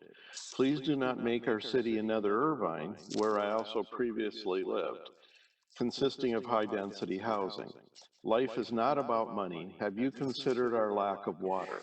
Do not rezone open space for high-density housing or not. Thank you, Lynn Kearns. This from Barbara Thomas with the South Orange County Economic Coalition. As most of you are aware, since 1969, the South Orange County Economic Coalition, SOCEC, has been the leading voice of the business community in South Orange County. We advocate for a strong and vibrant economic climate locally and regionally and strive to keep our members and supporters well informed about public policy issues affecting them and their communities. We also speak on behalf of our communities as it relates to housing when our voice as a stakeholder can contribute to improving South Orange County as a better place to live and work. This is why, on behalf of SOCEC's Board of Directors and members, I'm writing to you to express our support of the Commission's approval of the Trumark Homes agenda item for a 91-unit townhome project. It is located on the former Saddleback Church property right off of Toro Road, SR 241. SOCEC recognizes that more housing is needed to ensure that South Orange County continues to grow in a strategic and beneficial manner with a healthy jobs to housing relationship. Further, SOCEC supports policies that accommodate South Orange County's population and economic growth to ensure a sufficient supply of homes with a close proximity to employment location to meet employers' workforce needs. Trumark's 91 townhome development will preserve 50% of the site as open space and will fund its restoration and maintenance in perpetuity. Mission Viejo is facing difficult budget scenarios with significant general fund losses for the 2020-2021 fiscal year due to the current situation. This will impact parks and recreation, community, and other vital services that make Mission Viejo wonderful. This project provides a $2 million payment to the city for releasing an irrevocable offer of dedication. $500 million to local schools and a property tax generation base increased from $500,000 to residential and an estimated increase by $45 million. This project is economically sound and a win-win for the city at a time when many cities are facing massive reductions in revenue due to COVID-19. It funds parks and other vital services, allows for much-needed housing, and preserves portions of private land that would otherwise be permanently closed off. SOCEC stands in support of Trumark's 91-unit townhome project, and we urge you to vote in favor of approval. Thank you. The next one, I'm actually going to just read the introduction and ask my co-host here, Larry, to check his stack. This comes from Elizabeth Hansberg, who is the CEO and Executive Director of PeopleForHousing.org. What I have is, Dear Community Development Department, please find attached our letter of support for the public comment portion of tonight's Planning and Transportation Commission. Thank you, Elizabeth Hanberg, co-founder and executive director of People for Housing. So we have the introduction, but I don't have the attachment to it. I'm guessing what happened there is that was the email, and then there was an attached letter that didn't get opened and printed, so we'll have to look for that. All right. Well, again, People for Housing are in favor of the project for probably good reasons. So we'll finish what we have and then I'll look for it. This from Nancy Varner. The following is in response to the Truemark Homes General Plan Amendment request. Please read the following comment out loud at the commission hearing. During these unprecedented times, many companies have chosen to address the physical, emotional, relational, and financial burdens Americans are suffering from by making efforts to alleviate stress through granting extensions of payments or deadlines. As unemployment reaches an all-time high, I'm forced to wonder why the city of Mission Viejo and Truemark have chosen to move forward with rezoning proposals and requests to obtain permits and ordinances, unbeknownst to Mission Viejo residents who would be impacted by this decision the most. As city council members and planning commissioners, it is your job to have constituents' best interests in mind. In the time of COVID-19, why is an extension not being offered to this project? Thank you for your careful consideration of this matter. Our next communication comes from Mark Kinner. I would like to encourage the approval of the Truemark Homes project. The city was wise to encourage housing on the Saddleback site while also ensuring preserved open space and public benefits for our great city. Truemark plan upholds the city's vision for the site in a thoughtful, beneficial way. The $2 million in direct funding to the city will help keep our city on a firm financial footing, despite the ongoing economic and public health crisis. As a 30-year resident of Mission Viejo, I support this project and encourage its approval. Mark Kinner. So this is the second part of an email from Nancy Varner that I read just a moment ago. I'm familiar with the City of Mission Viejo's housing programs under the housing element and understand that for fiscal year 2019-20, only $140,000 is included in the budget to update the housing element as required by the state. My question to you is, will the City of Mission Viejo be allocating additional funds in the event of damages incurring due to the Truemark development? Will Truemark, the City of Mission Viejo, or both be liable for the damages incurred by both residents' health and safety, cancer risks, pollution, exposure, etc., and property, landslides, foundation cracks, etc., if the city rezones this open space to allow Truemark's residential development? Thank you for your careful consideration of this matter. Our next one comes from Michael Lepre. To whom it may concern, stop the building in North Mission Viejo. In the past 10 years since I have lived here, you have squashed North Mission Viejo with high-density housing and apartments, created more traffic, more noise, longer lines at stores, more traffic accidents, more dust, more trash, more crime, and increased school crowding. Stop overtaxing the residents and the environment with your love of more buildings and more concrete. Stop getting in bed with the developers to create a concrete jungle in Mission Viejo. We are not Los Angeles, nor do we want to become Los Angeles. Just stop.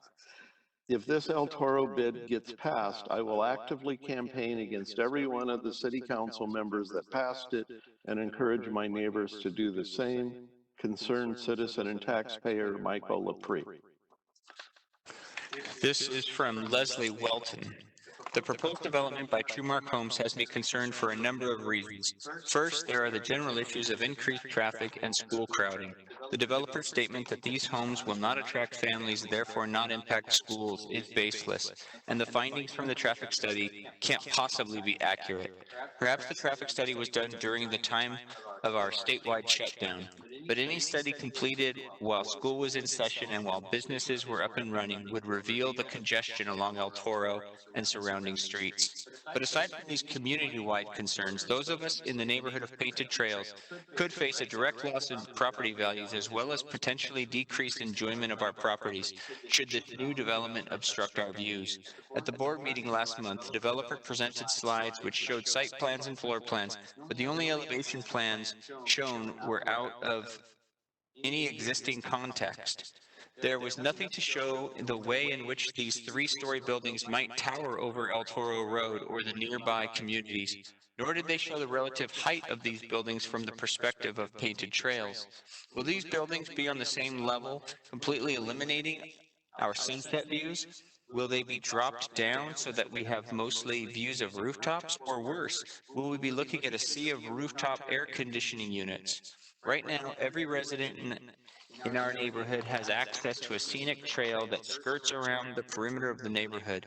At the northwest corner of this trail, along El Toro at the 241 toll road, many stop to embrace the views. On a clear day, you can count the sailboats in the ocean, and every evening you can enjoy the sunset from this panoramic viewpoint. This is a treasure for our neighborhood and is also a major source of property value for the homes along Goldbriar and Stargazer. I have faith that you will do your due diligence to ensure that your existing residents are protected.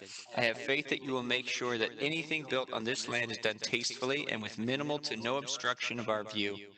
But we have seen in the recent past how developers will sometimes tend to ask for forgiveness rather than permission. And unfortunately, thanks to the Lake Forest City Council, we have recently lost many of the wonderful, wild, once protected areas that made our semi-rural areas so special. I'm not anti-development, but as we chip away at our last bits of untouched land, I would hope that it could be for something that echoes and enhances the beauty of this area, such as an opportunity for outdoor recreation as it is currently zoned. Thank you for listening. Our next one is from Lucina Meyer, a resident of 27 years. I am writing in regards to the rezoning of open space tract number 14602 and issues I have found with the Truemark residential project draft proposing a residential plan development there. Truemark's project draft notes their design enables housing prices that are more attainable for more buyers, which responds to housing market demands and moreover promotes housing type diversity and buyer preference. Table 14.11-2, page 126. Given the Zillow estimation for Mission Viejo, which states the median price per square foot in Mission Viejo is $406, it is clear Truemark believes they have priced their units accordingly.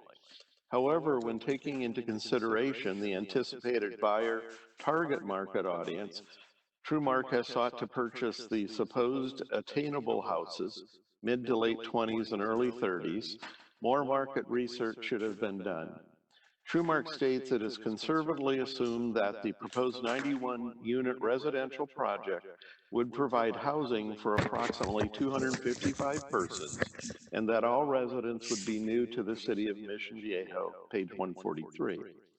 According to the U.S. Census Bureau, in 2018, California had a population of 39.6 million people with a median age of 36.7 and a median household income of $75,277. Median household income grew from $71,805 to $75,277, a 4.84 increase in 2018. Taking income from the targeted buyer outside of Mission Viejo into consideration, the ideal buyers would then make roughly $75,277. The U.S. Census Bureau statistics in the city of Mission Viejo recorded mean travel time to work from Mission Viejo is 28.1 minutes. Time radius indicates Irvine job locations. The Census Bureau also notes 94% of Mission Viejo residents, persons age 25 plus, have a high school diploma, where only 47.6% of residents age 25 plus have a bachelor's degree or higher. Taking this information into account, a simple search on Glassdoor.com indicates the following figures on salary for bachelor's degree holders for Irvine companies. Hyundai assistant manager, $78,217. Senior analyst Avianar, $64,000. Associate director, $73,000. Front office administrative housing office manager, $21 to $32 per hour, which is $43,680 to $66,560. That's our 3-minute mark. The writer goes on to note that the economics apparently aren't suitable, and the market needs to be reconsidered. Okay, this is from William Ingram. Good evening. Please accept this email in support of Truemark Homes and their proposed general plan amendment and zone change. I'm a newly formed business owner and a member of the community that values quality development and lasting partnerships. Mr. Nelson and Truemark are on the forefront of the home building sector and have built a reputation of delivering quality developments. In addition to supporting the project, I'd like to request those that oppose the project to give measured feedback for Mr. Nelson and his team to consider so they are afforded the fair shake they deserve. Our next comes from Nancy Varner. Attention, Director of Community Development, please read the following statement out loud at the Planning Commission hearing on July 13, 2020. Good evening, my name is Nancy Varner. I am a California court homeowner. I would like to address the Planning Commission with my concerns regarding the El Toro Road Truemark proposal. I have four major concerns regarding the rezoning and development of this land. First, according to the developer's plans, they would need to dig up existing pipes and relocate them. The existing easements can be seen on City of Mission Viejo document track number 14602, dated 1993, which documents the open space area and pipe locations there. These pipes are surrounded by concrete, some containing lead, and carry the gas, sewage, and water pipes from my community. Moving these pipes is a potential health hazard due to lead exposure, as well as a risk to the stability of the hillside. Second, City of Mission Viejo public safety element of the general plan shows this area has already been labeled as a fire, flood, and earthquake-induced landslide zone. For the safety of potential and existing residents, this area should not be developed. Third, Portola Hills has a new development with similar project plans, retaining walls, sand-filled leveling, etc., which has been met with disastrous results. They are already having landslide issues and cracks up to 5 inches in the foundation of existing homes near the development. Many homeowners are now facing litigation with developers. Finally, the most recent City of Mission Viejo EIR plan dated 2013 does not formally mention emergence pesticides sprayed over the land. Currently, the state of California has awarded $2.4 billion in damages to those involved in lawsuits against Monsanto for their pre-emergent product Roundup. Considering Roundup is a pre-emergent, which is believed to be less harmful than construction emergent, how would the City of Mission Viejo plan to address toxic construction-related emissions on this project? It is clear when taking into account these four extremely concerning factors, it would be unwise for the city to rezone this area, and even more unwise for Truemark to even consider developing here. This is a liability both for the developer and the city. Please vote no to rezoning this land. Thank you for your careful consideration of this matter, Nancy Varner. Okay, this is from Cheryl Sims. I'm here to address the committee regarding the Truemark residential project that is to take place on El Toro and Marguerite. It is projected that 91 townhomes ranging from 885 square feet to 1,920 square feet will be built for moderate income persons in a location adjunct to a commercial building. I, for one, am a longtime renter looking to purchase my first home in the community that I have raised my children as a target audience for this project. I would be perplexed to live so close to Saddleback Church, let alone to share a parking lot, or for that matter, stare at the parking lot of the Saddleback Church offices. In my opinion, this would be a terrible investment for a single person or a person with a family looking to the future. I can only assume such an investment would not give me a return on my investment. I can only assume there would be multiple issues with attempting to resell in this particular area, not only due to the location, but for the size of the projected properties. It has been stated by real estate tycoon Jay Sheldon, who spoke on the overall investment value of a one-bedroom condo and noted, the only reason one-bedroom condos may be harder to sell is you limit your buyer pool. The best place to buy and sell a one-bedroom unit is an urban area where there are more people looking at a smaller space. In the suburbs, however, it could be a much tougher sell. Return on investment is slim to none. Based on Truemark's projected buyer, this area is not only an investment waiting to fail, but a catastrophic shift to the ecosystem due to the excavation of the grounds.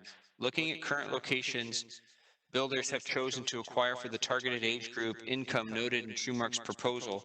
This area will not allot for the amenities future townhome owners expect and receive in other locations much larger than the proposed TrueMark space. The targeted audience for this location will not be interested in purchasing these properties. If you take one thing from this meeting, it should be that this area of Mission Viejo should remain as an open space for wildlife and natural vegetation, as the targeted market for this project is more interested in seeing areas or nature rather than small properties that are cramped into a corner of a commercial office space.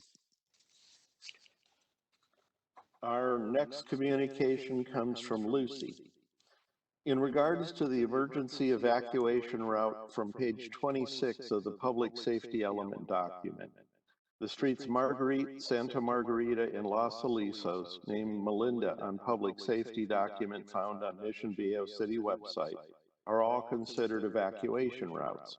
When taking into account the added traffic from the new and already in construction shopping center apartments on Los Alisos near Ballpark Pizza, the Los Alisos apartment complex, Madrid apartment complex, California Terrace, and California Court, all of which in an emergency would evacuate on the one road, Los Alisos, and turn onto Marguerite and then El Toro.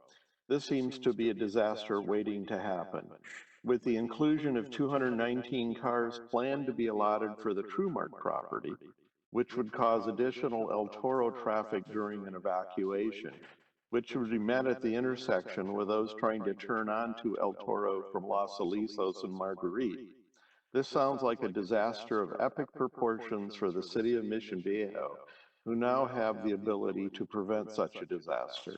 Has the city taken into account this emergency evacuation route and all of the current aforementioned residents who would take these routes to escape? This from Sherry Masler. I'm a resident nearby the proposed development. I cherish the few open spaces we have left. It is bad enough that developers have been allowed to build more housing in Portola Hills, and a new development has begun further up Santiago Canyon Road. But now this as well? The more often developers are allowed to rezone land for their profit, a precedent is set to make it seemingly easier for future developers. Once land is taken away, it is irreplaceable. I believe it is more important to preserve some of what is natural rather than destroy it permanently. I realize this is not a good enough reason for developers to stop making such proposals, since their concern is all about making money. But as human beings, we need to make choices that come from a higher, wiser place. How will this affect local wildlife if this continues? Being that what is being proposed are pretty tall buildings with a high density, how will that affect local home values when their views are obstructed by such an eyesore? People want to live in our community because of the beauty it is surrounded by. This is part of the attraction to our neck of the woods. This will urbanize our landscape, and that is not what we paid for to live here. Irvine is already looking that way, and I'd like to keep the urban feeling out of my neighborhood. How will this affect local traffic patterns? There is so very much to be considered. I oppose this. I hope more residents speak out about this. Thank you for taking the time to hear my opinion. Excuse me. Lucy, in our last comment here, talked about emergency evacuation route. Apparently, she sent her questions in piecemeal in separate posts, so I'll take the last two together for her.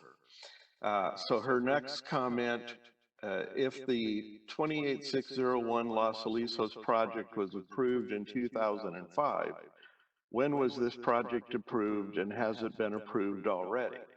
Especially when the TrueMark residential project draft on Mission Viejo website states the project is anticipated to be under construction from the fourth quarter 2020 when clearing and grading would be initiated until December 2021, approximately 18 months. How was a timeline already prepared and given if the zoning has not been ruled residential? Her third part, TrueMark has requested building separation to reduce the required building separation from 20 foot to building 3 and 4 are separated by 15 feet. Buildings 7 and 8 are separated by 15 feet, with an average building separation over 20 feet.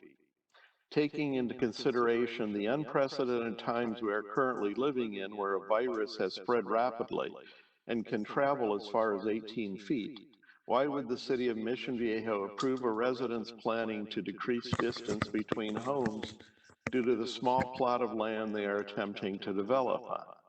Given the land size and changes needed to be made to home distances, wouldn't the city of Mission Viejo reject this proposal and suggest building on a more suitable land as opposed to putting health and safety at risk? This is from Maggie Peters. I appreciate the opportunity as a community member to have a public voice at the consideration of this land use change so nearby my home. I have traveled to visit family and friends in Mission Viejo since I moved to California from New York City in 1990. I purchased my home in California Court in 2002 and have a vested interest in its future. On Friday, I reviewed the TrueMark proposed development with a land use expert, personally known to me, who is very familiar with our area. He is well regarded in Orange County and has handled a vast quantity of projects. He said, raising a natural hillside and changing the topography is very unusual in this circumstance. Usually when there is an existing built site, such as California Court and California Terrace, there are story poles and sight lines prior to getting to this point in the design review. This project would change the hydrology and the view shed of your homes. The dirt fill will change the land behavior. There will be live loads during construction and additional static loads against your property. This should be studied prior to any decisions to move forward. You should be aware that there can be foundation failure, cracking, and movement at your property. The watershed would be completely changed to run toward the California Court community and the berm for both existing communities. The way this project is proposed would cause a whole set of new problems for your community. This is highly unusual. This was done at a property in Portola Hills new development, and I suggest you look into it. Okay, our second to last comes from Jelaine Togbe. I write to you today not to address the already passed rate increase for street sweeping via waste management next year, or the secretive turn limit changes made by the council without citizen votes, but address the TrueMark Homes proposal for new development on the land being sold by Saddleback Church. I grew up in this area. I attended schools in Mission Viejo and chose to settle within the city because I love all that Mission Viejo offers. I reside in a neighboring community to this parcel of land and already feel the impacts of traffic and the cramping of schools within the area. The plans to build within the land is going to make severe impacts to the area elementary school, the traffic on El Toro Road, the safety of the current residents from the increased traffic due to no street light being placed among parking in the neighboring areas, and the decrease in property values for thousands of residents surrounding this area. The builder is making assumptions on the type of buyer these homes would attract, indicating families would not be interested in residing here. They cannot predict who will reside here. This will put immense pressure on the local school, Portola Hills Elementary, which is already picking up the new homes being built in Portola Hills in Lake Forest. This is the school my children will attend. The school is not big enough to contain all of these children. Furthermore, if their assumptions are right, you will have multiple residents in one unit. There will not be enough parking for these individuals based on the plans. Where are these cars to be parked? Within my neighborhood, Saddleback Church's parking lot, the surrounding neighborhoods, El Toro Road, only a passing lane for these residents to enter and exit with a 55-mile-an-hour speed limit. This is absolutely not sufficient and is going to create a tremendous amount of accidents. Do not approve these homes on this portion of land. Let it remain open space. TrueMark has not conducted the right research, and pushing forward with this development is foolish for the city and its residents, regardless of the $2 million the builder wants to give. Thank you for your time and attention, Jelaine Togbe. So this is the continuation of the comments from Maggie Peters that I had read just previously. Saturday, my husband interviewed 10 homeowners in the original Portola Hills community area northeast of the construction zone. He wrote you the feedback yesterday evening. The impact on my community and me would be significant. My personal review of the project and documents provided by Chumark over the last 30 days has been extremely rushed. It has been very difficult to formulate all the information I'm gathering in time for this meeting. My findings are, and there's a dozen of them with subheadings. We're not going to get through it in the 3 minutes, so I'm going to summarize. My findings are: 1, it is highly unusual for one application to be considered for this recommendation instead of separate steps: zoning, then lot lines, site and community investigation, variance, building permit. 2, the request to sell off the Greenbelt part of Lot 1 of Tract Map 14602 between California Court Homes and the office building parking lot is a violation of the agreed upon planning that was done in 1990 to 1993 for greenbelts and defensible zones as already accepted by the community at large. 3, the owner of the property and Truemark never put up story poles nor sight lines in relationship to the adjacent properties. 4, at the last city design review meeting, we pointed out that my community was not considered in the Truemark documents. The architect for Truemark said the California court would see 15 feet of their new 3-story buildings. The truth is it will be about 40 feet high in front of California Court Homes. 5, they do not propose integrating their project into the natural slope. 6, Truemark proposes making their buildings 3-story in a 2-story neighborhood. 7, the project ground height is requested to be raised to a higher level than California Court using a series of retaining walls. The new proposed buildings would be looking down on California Court. 8, the trend to raise the grade to create new land for homes above grade is not welcome in our area. 9, it was deceptive of Truemark to include a drawing section of California Court at a far reduced scale, much smaller than the sections of California Terrace and Portola Hill. 10, this greenbelt and open space area are a known coyotes travel corridor. Our community members see them there often. Taking away open space and greenbelt would mean that coyotes would have to use the back of our properties by the tot lot, where pet dogs are walked and where children ride their bikes. 11, bobcats and cougars also travel around this area. It's common to see them in the SCE property next to California Terrace. I humbly ask you not to approve this request for Saddleback Church and Truemark Homes. With this development proposal from Truemark Homes, they would be an unwelcome neighbor. Okay, my last one comes from Farid Tagvi.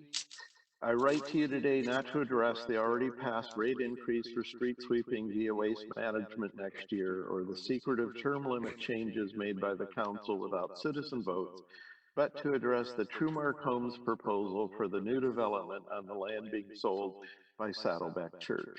My wife grew up in this area. She attended schools in Mission Viejo, and we chose to settle within the city because we love all that Mission Viejo offers. We reside in a neighboring community to this parcel of land and already feel the impacts of traffic and the cramping of the schools within the area.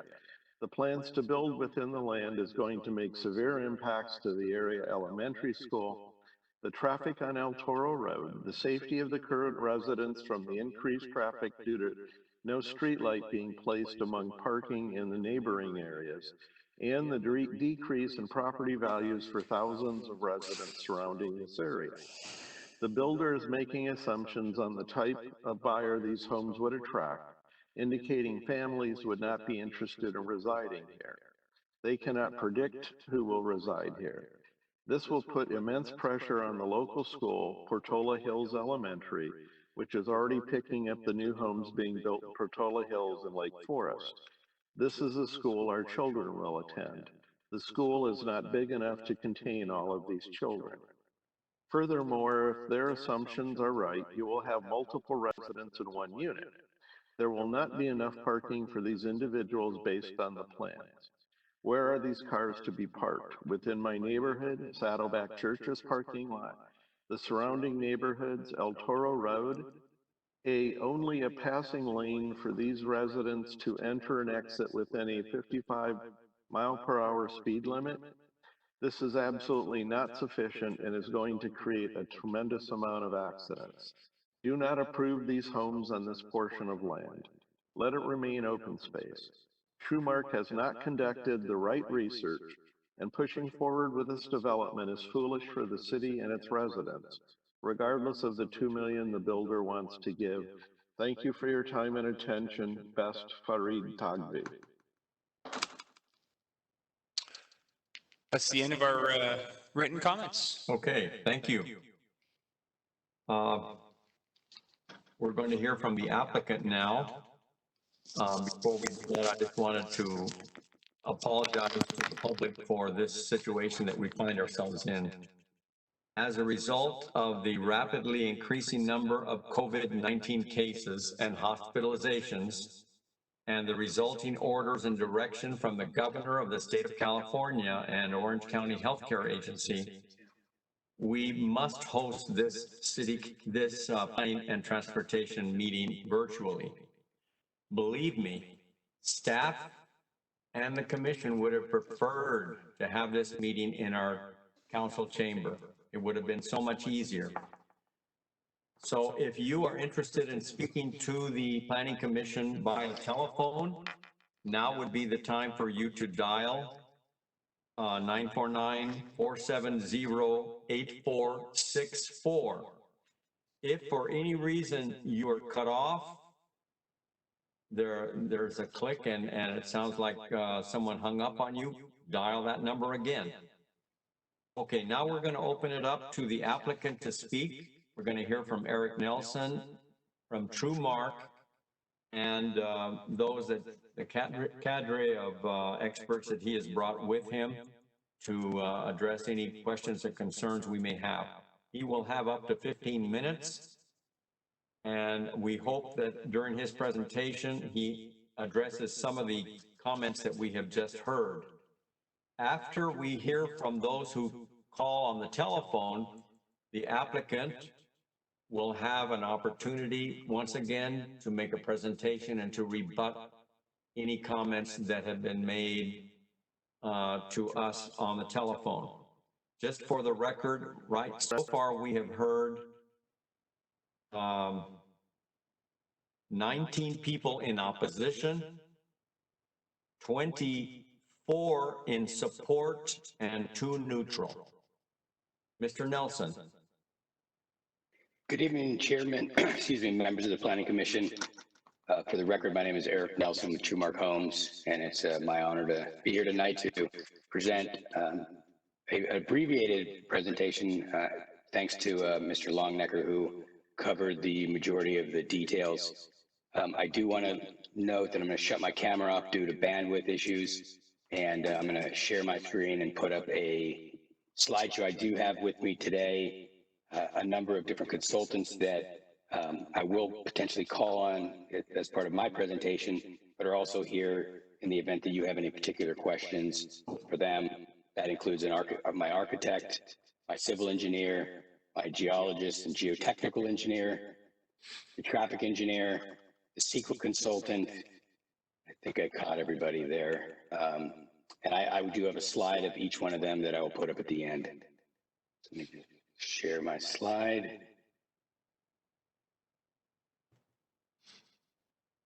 Can the commission see this? Yes. Okay.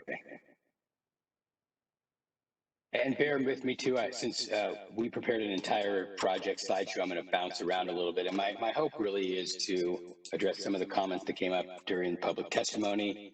I think there's some really important issues that need to be discussed and put in front of the commission as you guys deliberate tonight on this project. And going back to, I'm going to go ahead and start at the beginning, and I may pass through these slides rather quickly if they've already been addressed. But again, for the purposes of brevity here, if the item was covered, I'm going to go ahead and pass through that.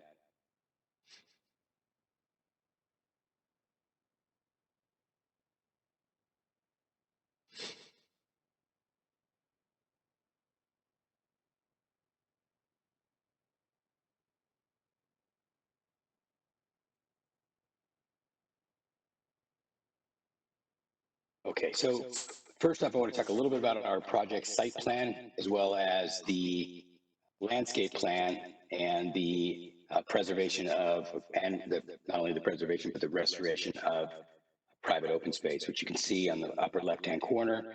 You'll also see an outline of the development footprint. Everything outside of that will be restored and preserved.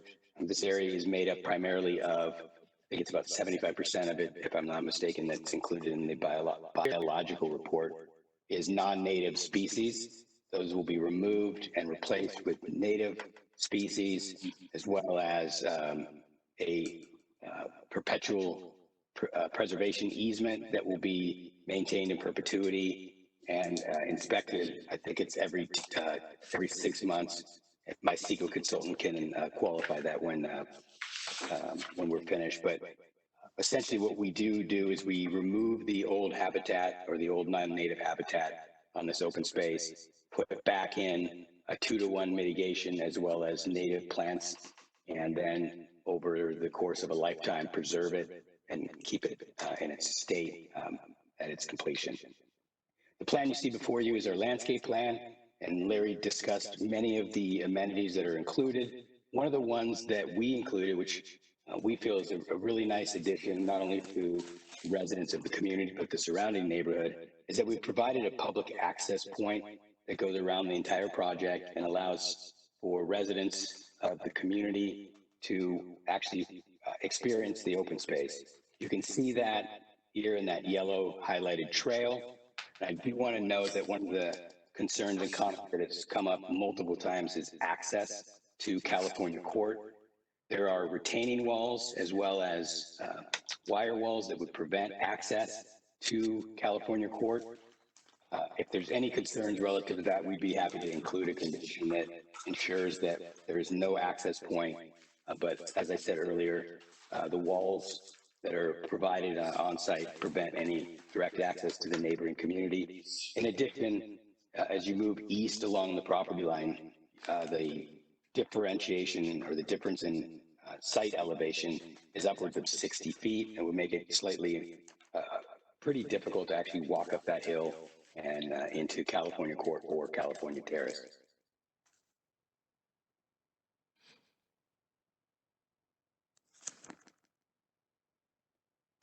When we talk about the general plan amendment and the zone change, I think it's important to note that a couple of things. A, this open space is currently inaccessible. It's, again, covered with 75% non-native planting and has a very small amount of actual habitat that's native and natural, which I'll show you here in a second. This rezone and general plan amendment would not only bring a portion of the site into conformance with the surrounding communities. We've looked at the neighboring properties, we've looked at the neighboring general plan designation as well as zoning, and what we found is that our project, as proposed, has the same character as the surrounding community, as well as density.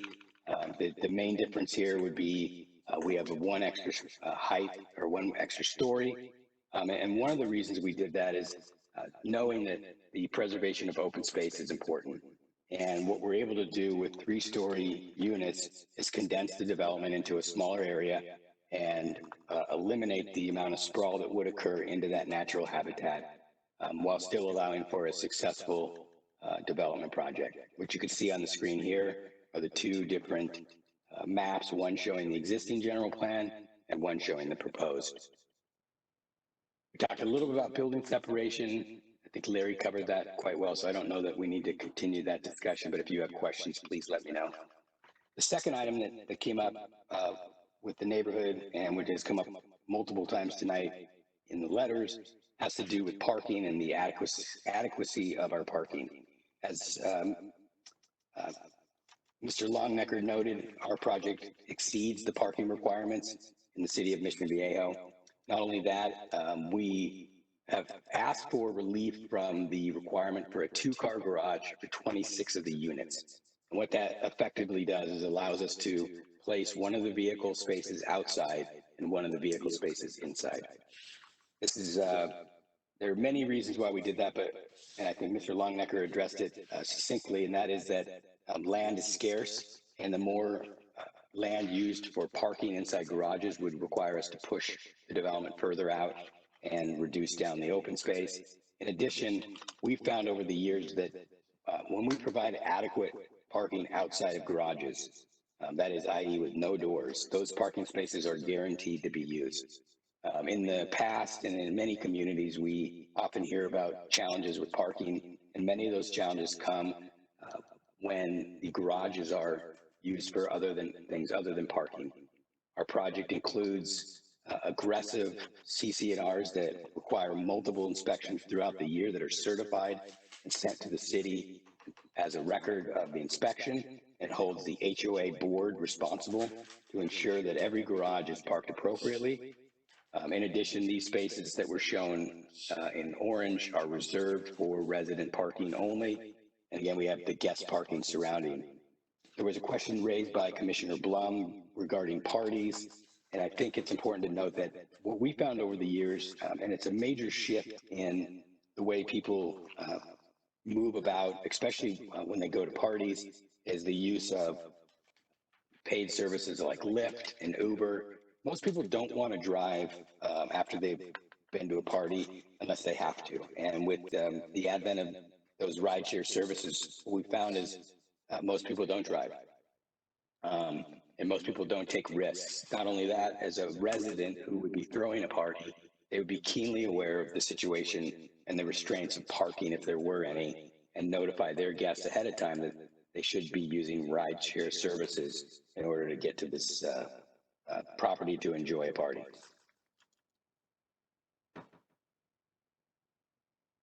We get a little bit more into the biological resource component of our CEQA study, which is where we determine what's on site, what's native, what's non-native.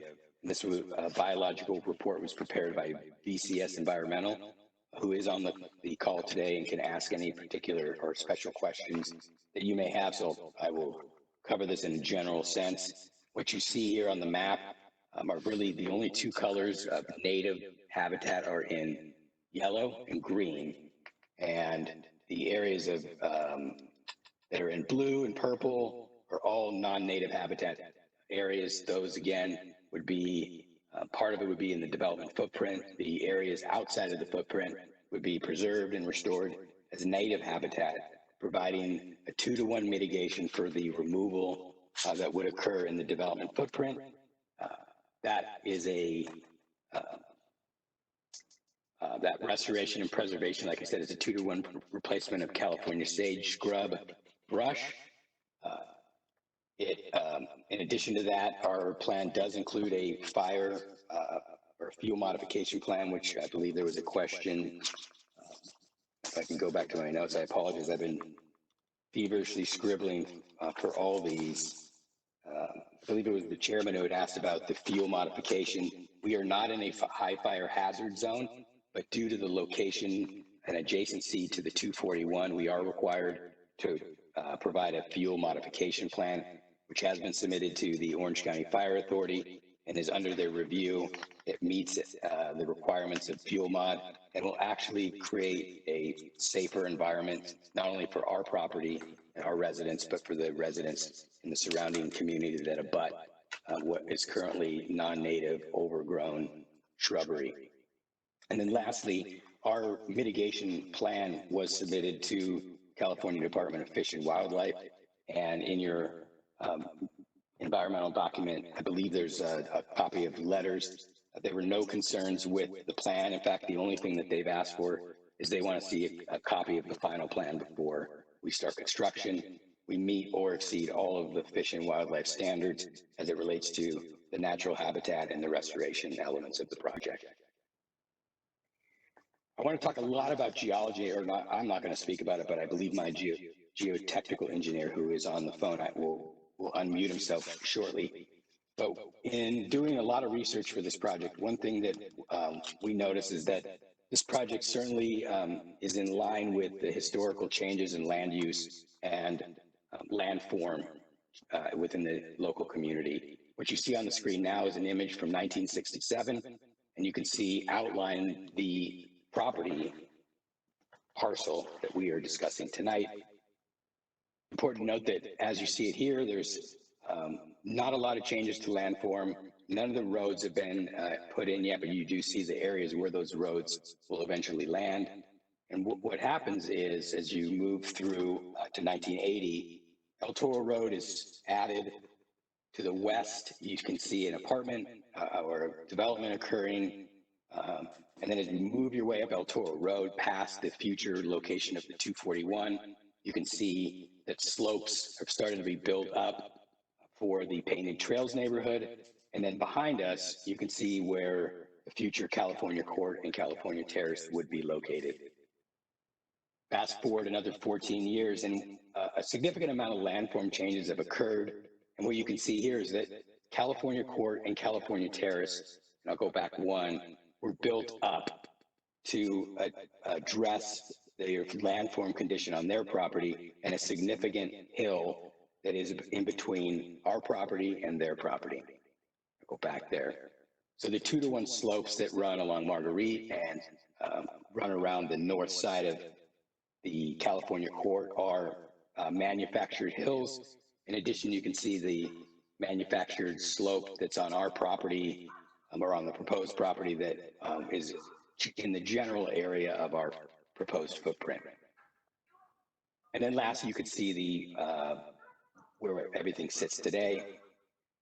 At this point, I'd like to invite Mr. Baratnik from LGC Environmental to jump on and unmute himself and discuss the geological condition as well as the proposed project and its related safety features and risk to the adjacent properties as it relates to our proposed plan.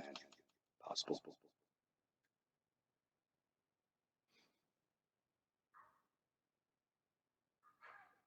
Dennis?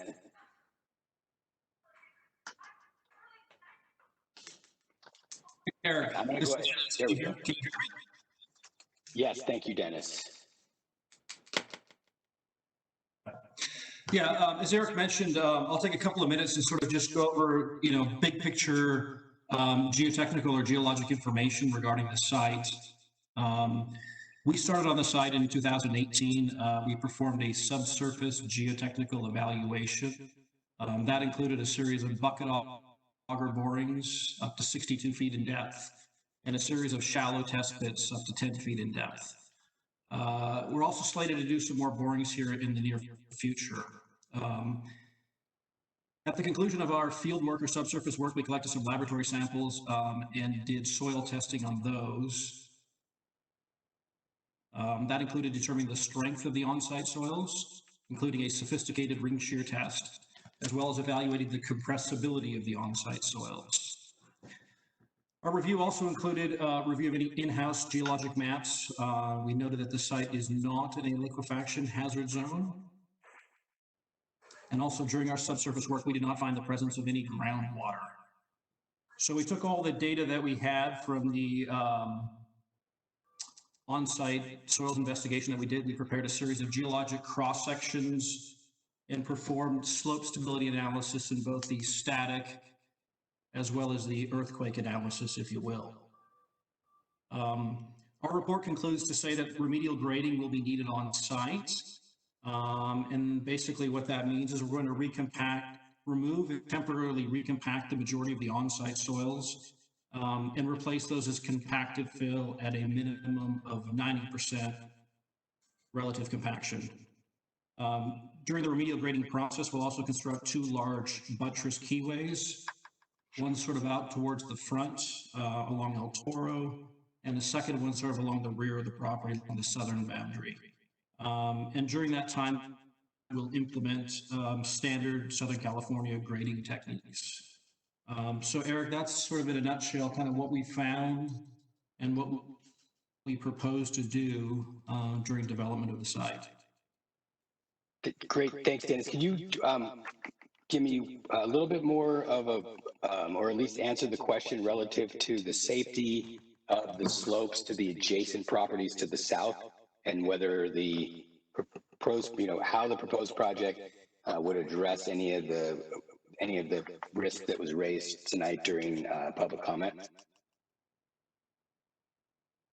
Yeah, so this is our business. This is what we do 5 days a week, 365 days of the year. evaluate on-site soils, do a lot of hillside grading, a lot of hillside stabilization. We're super comfortable that there's no geotechnical safety concerns for the adjacent properties. And as noted before, the findings of our forthcoming report will be documented, prepared, submitted to the city for ultimately their review and acceptance with our findings. Great, thank you, Dennis.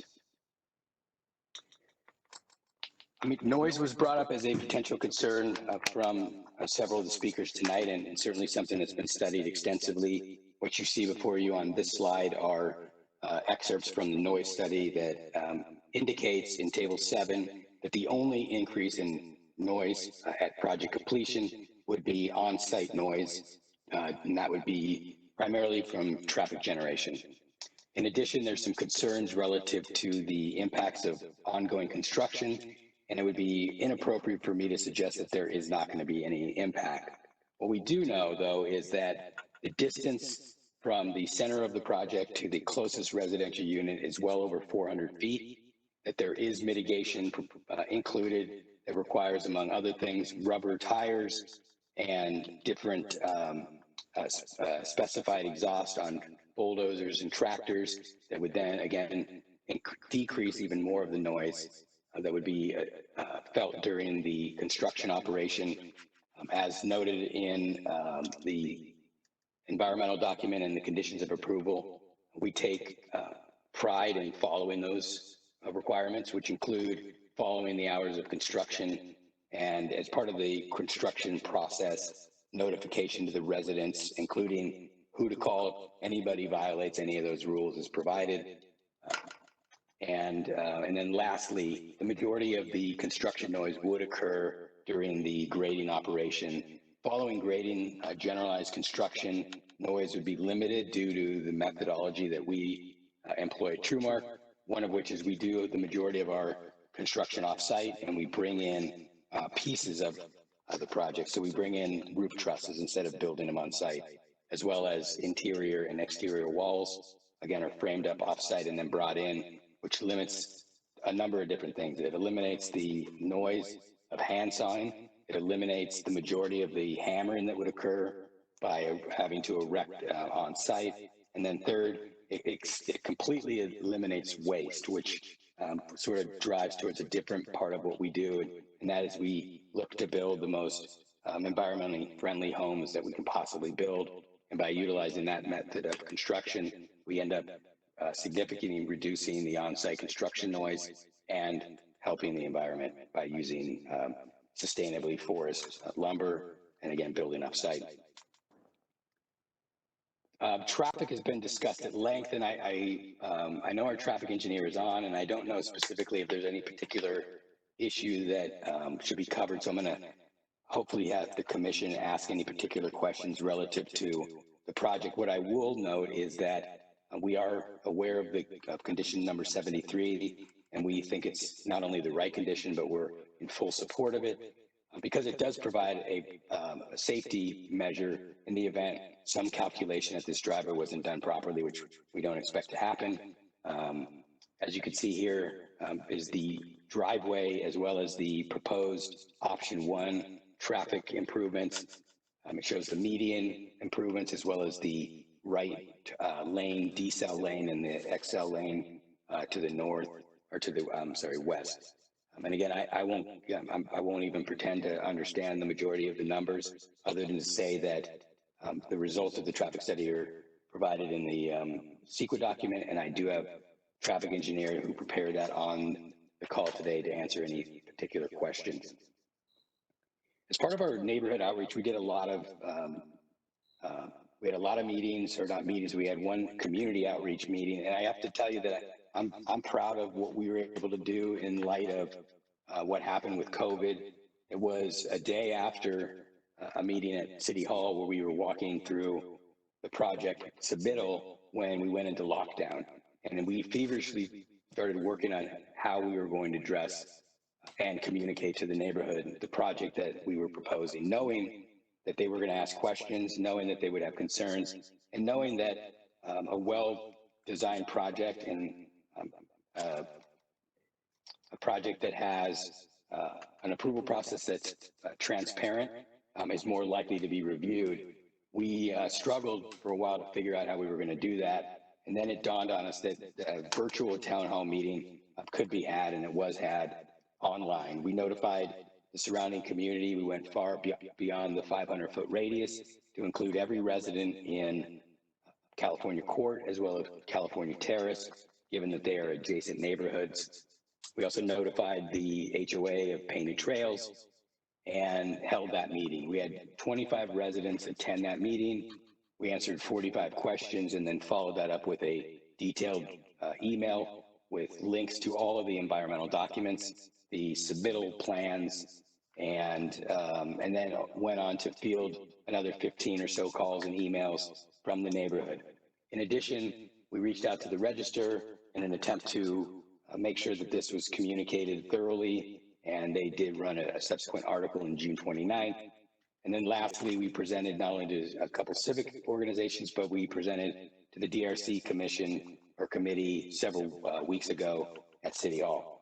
Now, a number of the issues that were raised tonight were also addressed and raised at the community meeting, and I want to walk through a few of those now. This is the slide that we showed the neighborhood during the meeting. One of the things we didn't have at the time were the view simulations that we've now finalized and provided the city, and they were shown tonight with Mr. Longnecker provided. The sections are all in the same scale. There is no difference. The difference is in the amount of distance and depth of each section. So if you follow along section number 1, which is the east to west section, you can see that distance is quite a bit further than the distance on the next section, which is the California Terrace section. And then lastly, the section with California Court. We knew that there would be views, or not views, but that our project would be seen from the adjacent California Court. And that is why we did prepare those view simulations to make sure that not only the city understood what we were proposing, but the residents as well. One of the things to note is there's a significant amount of landscaping along our southern border at that section line that does provide an ample amount of privacy screening and limits anybody's potential view pretty much. I mean, you saw that on the view sims that we provided. The second is when we looked at Painted Trails, one of the things that was important to us is that we didn't block their views, that we know that those views are pristine views, that there isn't anything in the way, and that those views are an important element of living in that community. What you can see here is the existing hillside that is adjacent to our property, as well as the elevations of that hillside. And if you compare those to the elevations and the rooftops, what you will see not only here, but in the previous section, is that our homes will not be visible from Painted Trails. We went on and did another analysis to ensure that, and what you can see in this slide, if you were standing at the trailhead, and I believe that was mentioned in a comment earlier tonight, looking towards our project, the view is completely obscured by that ridge line. We would not be modifying that ridge line in any way. In fact, we are hundreds of feet away from it. And so in looking at all that, what we've determined is that that you wouldn't even have a view of our rooftops from Painted Trails at all. I won't go over the photo sims again, but I think we've talked through that. We've talked a little bit about noise and the noise study, as well as the traffic study. We get to project benefits, a number of different things we believe are worth discussing and including in our presentation, and that is some of the project benefits. The first of which is increased fire safety.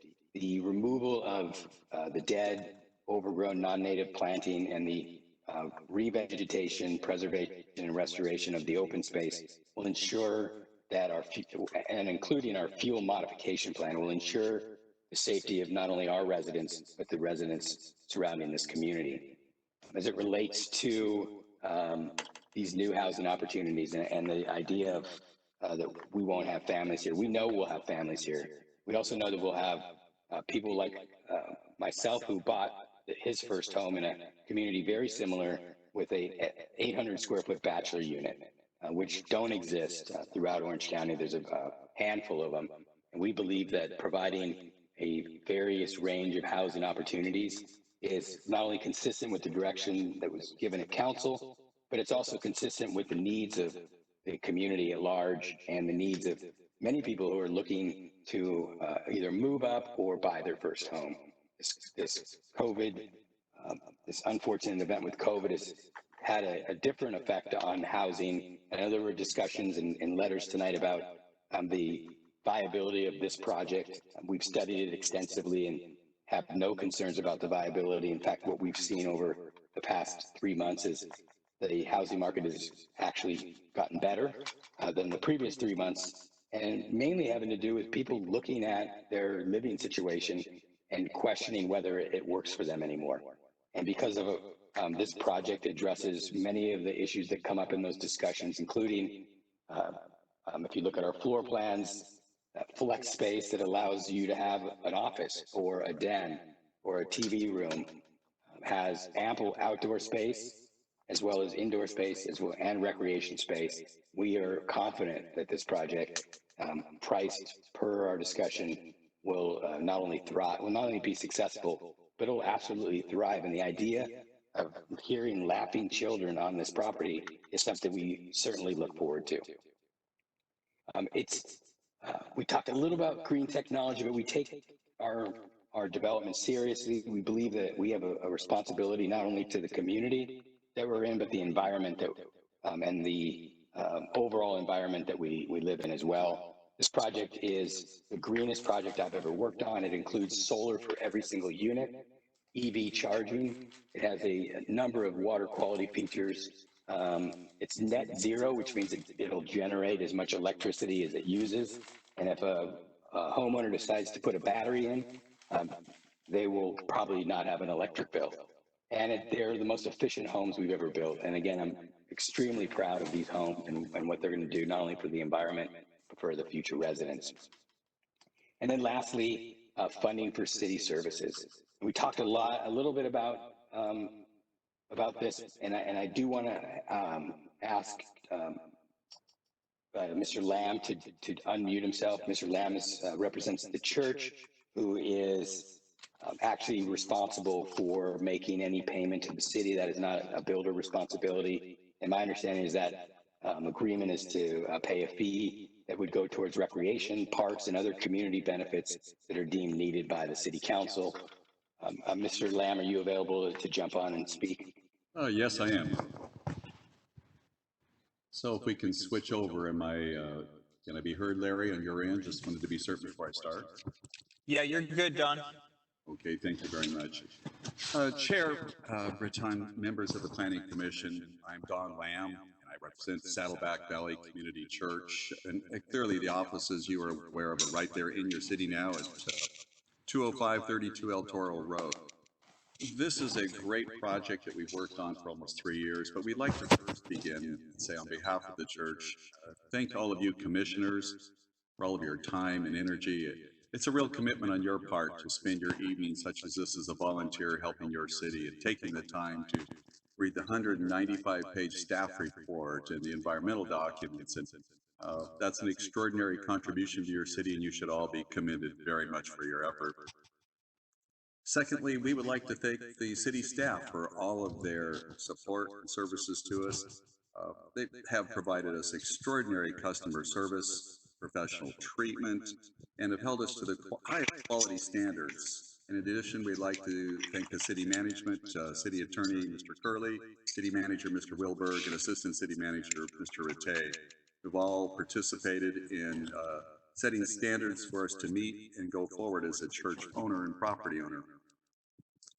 We created this plan starting almost 3 years ago as to trying to decide what to do with this property. It is a hillside that is actually inaccessible to the public. It is a private piece of property. Yes, it is open space. Yes, it has some of the native shrubbery on it. But in reality, it is not open to the public to walk on. The asphalt road that runs from The adjoining property up to the cell tower is a private asphalt road owned by the cell tower. So it is not extraordinarily beneficial other than a visual standpoint. And from a visual standpoint, it is on El Toro Road.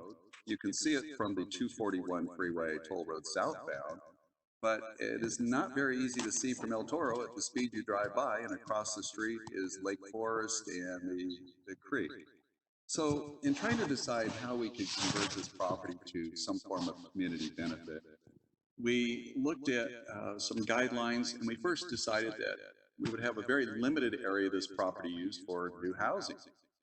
It is roughly 12 acres owned by the church, and there's an additional 3 or 4, which makes about 15 acres of total open space in that area. The actual building pad, which you saw, those condominiums, is roughly about 4.5 acres of that almost 15 acres.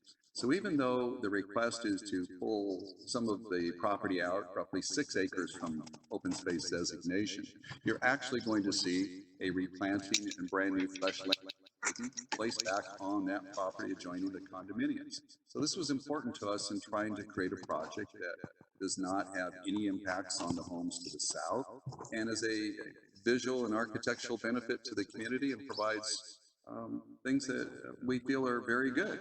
And we looked at the grading, we looked at the heights, we set the criteria to keep the heights of the new buildings as low as possible, try not to view those over any of the ridge line except for that one westerly edge of the ridge.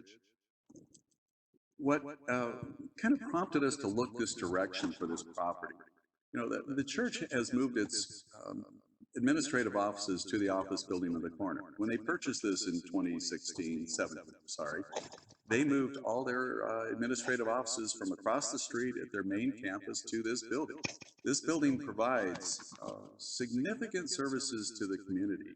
And in particular, they have a 24-hour, 7-day-a-week crisis service there for telephone callers who, in some cases, may end up some of the unfortunate people who commit suicide. So there are extraordinary programs that are offered out of this building. This church is a nonprofit business. It is actually a church. It's not a business, but it's legally called a nonprofit business. But as a nonprofit, it provides significant community services to the whole region. There are over 30,000 members in Orange County, and there are over 8,000 members that reside in Mission Viejo, Lake Forest, and a few of the other surrounding communities. So Saddleback Valley Community Church is a community service provider. And what better provision could we offer the community than more housing?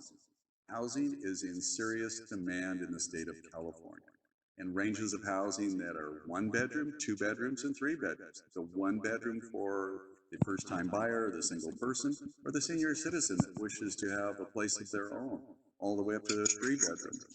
But why did we go towards residential? Many people don't realize that our governor in December of 2019 declared a state of housing emergency in California. At the same time, the state now has informed all of the cities in California of their future need to facilitate, which basically means provide for the building of new housing in their communities. Mission Viejo is now under a direct order from the state that by 2029, roughly 10 or 9 years away, you must build another 2,000 housing units in your city. And it's actually over 2,000, and the chair of the commission, you could ask your staff the exact number. That's 2,000 new housing units. Those 2,000 can be ownership housing or rental housing. It doesn't specify which, but it is mandatory. And all cities are reeling from this requirement. City of Irvine has over 14,000 that they have to provide. So you have over 2,000. So this project is very minuscule, but it's a small step in that direction. It would provide 91 ownership homes, not, as somebody stated, cheap apartments, but actual ownership that would provide good, long-term, and stable residency in the community. In moving to where we are today with Trumark Homes, the church was very sensitive of their image and reputation. So as such, we interviewed 8 home builders, 8 of the finest home builders, the top 8 in Orange County, and they all competed for this property in design. And in those particular designs, Trumark ended up being the finalist and was selected by the church that greatest amount of amenities with swimming pool, spa, a walking trail around the tot lot. It had the most parking. This project has 2 parking spaces, double car garages primarily for every single home, plus guest spaces. The church felt that this is a good benefit for the community. And at the same time, the sales proceeds from this property, the church is going to spend on the community. It goes right back into community services for Mission Viejo and the surrounding area. And the church is also going to pay the city another $2 million for its enhancing existing city parks or buying replacement open space, providing other recreation services, or whatever dire need that the city feels right now in this time of crisis in all the city governments. But there is a direct benefit back to the community. The church is not a developer. The church is simply an owner of land, and the church wishes to sell this piece of property to a very high quality home builder to build something that's good for the community. And we hope everybody will understand that and move forward with the church. We look forward to supporting the community. We look forward to you, planning commissioners, supporting us in a vote on this project. And we sincerely hope that the community will get behind this and everyone recommend to the city council approving this. It's good for the community, and when the project is built, it will not have any of the dire consequences that people fear. It is very well designed. The traffic will be a minimum. The landscaping will be extraordinary. The high quality homes will be extraordinary. So with that, I will just simply conclude. And again, my name is Don Lamb. I'm available to answer any questions on behalf of the property owner and Saddleback Valley Community Church. And from here, I would turn it back over to Mr. Eric Nelson and or you, Mr. Chairman. Thank you very much this evening for having me. Thank you, Don. And let me just finalize our presentation with the slide that you see in front of you as a last piece of information that we've provided, and that is a revenue and fee analysis. While you don't make decisions based on these, I think it's important as decision makers that you understand and have this information because it is relevant to many of the issues that were raised tonight during the public comment as it relates to schools not having enough and some of the services. So what you see in front of you is a revenue analysis. On the left-hand side in green is the project completion tax revenue.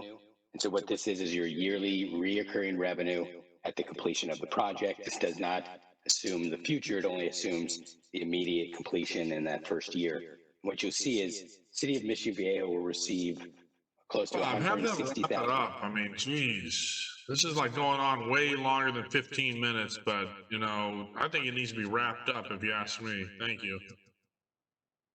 Sure, I will wrap it up now, and if you have any other questions, my apologies, we are trying to address all the comments that came up during the public comment period, but we do appreciate your time tonight, as well as staff and their constant commitment to ensuring that this project went through an exhaustive review.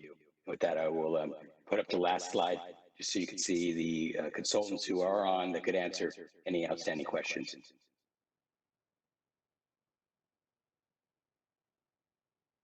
Okay, thank you, Mr. Nelson. I'm ready to open it to let us hear from those that are waiting to speak to us on the telephone. And then we'll come back at the conclusion to ask any questions that we have still of TrueMark or any of their consultants. Okay, then I simply remind those that are waiting to speak to us on the telephone, you have 3 minutes. And please state your name and address and be ready. And I am taking notes of every comment and the subject matter of each comment. So with that, I'll turn it over to Angela Harris, who's going to handle the telephone calls. Hello, caller. You'll have 3 minutes to speak, and please mute your live streaming device. State your name and address and begin. My name is Wade Durham. I live at 261 California Court. I have lived here for over 25 years. My home is about 100 yards away or so from the property that True Mark wants to build on. I do not want True Mark to build on this open space, and here's why. Larry Longnecker sent me all the information about the project. I didn't see any geological or soil report from soil engineers that pertain to California Court or California Terrace. I'm deeply concerned that our soil and foundation will be compromised due to the 405,000 cubic yards both to cut and fill the soil, which is mostly sand, for this 5-month project. I'm deeply concerned about our property value, although TrueMark stated in their community outreach meeting that they believe our property value will increase because of the development in TrueMark homes. What information do they have to make such a statement? Will they put it in writing and guarantee it? From what I've researched, home sales have gone down 3% in Orange County due to the pandemic. This country is in a recession now, and it could turn into a depression. That's why I'm deeply concerned about our property value here. I believe that Mission Viejo must take the current economic conditions into account, not flood the market with homes in our areas. They are building 100 homes up the street by the hotel. And so another reason why I didn't want TrueMark to build this home here is from my patio, which my view will be blocked, and I'm losing equity in my house that I've worked for my whole life. But from my patio, I can see a small playground with a slide at the end of California Court. It's about 50 yards or so from the development. Small children and infants with their mothers go there often. From the information that Mr. Longnecker sent me, I noticed that 20 trucks a day will be going in and out of this 5-month job site 6 days a week to move 405,000 cubic yards of soil, as well as other earth-moving equipment. Did the air and noise pollution in your report take into account small children and infants that are going to be exposed to this pollution as well? Yes, please wrap up. Please take our safety and health and welfare and not let this rezoning go. Thank you very much. Thank you.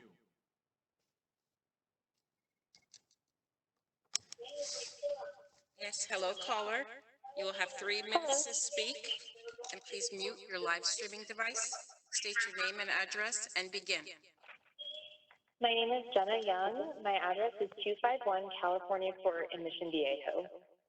I wanted to open my talking points by quoting your city website by former Mayor Robert Brenton. Putting beautiful Mission Viejo took a lot of care and a lot of ingredients that all added up.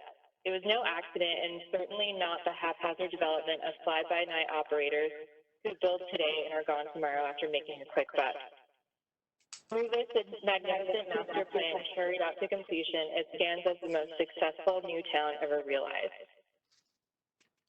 High-density developments have already been approved down the street on Los Alisos, in the Mission Foothill Marketplace, and nearby Lake Forest, where Nakazi Brothers Nursery is. This is in addition to the existing high-density housing within less than a 3-mile radius of California Court, of Painted Trails, California Terrace, Park Place, Rainbow Ridge, Madrid's Apartments, Los Alisos Apartments. So is this development of 10 3-story buildings with 91 units really necessary? It is my understanding that the city has 400 open space areas. Can these other areas be explored for development? Also, they will not be placing a traffic light for residents in this proposed development. Traffic is already a factor even on the weekends with Saddleback Church, motorcyclists enjoying Cook's Corner, cyclists riding the popular bike paths through the canyon, and hikers driving to Whiting Wilderness Parkway, as well as O'Neill Regional Park. I felt like the city planners really cared about our community input at the last meeting that I was at for the City Planning Committee. And please don't give in to these fly-by-the-night developers to make a quick buck. This is why my husband and I decided to buy Mission Viejo and not Irvine. I really, really appreciate your time, and I appreciate you listening to me. Thank you. Thank you. Thank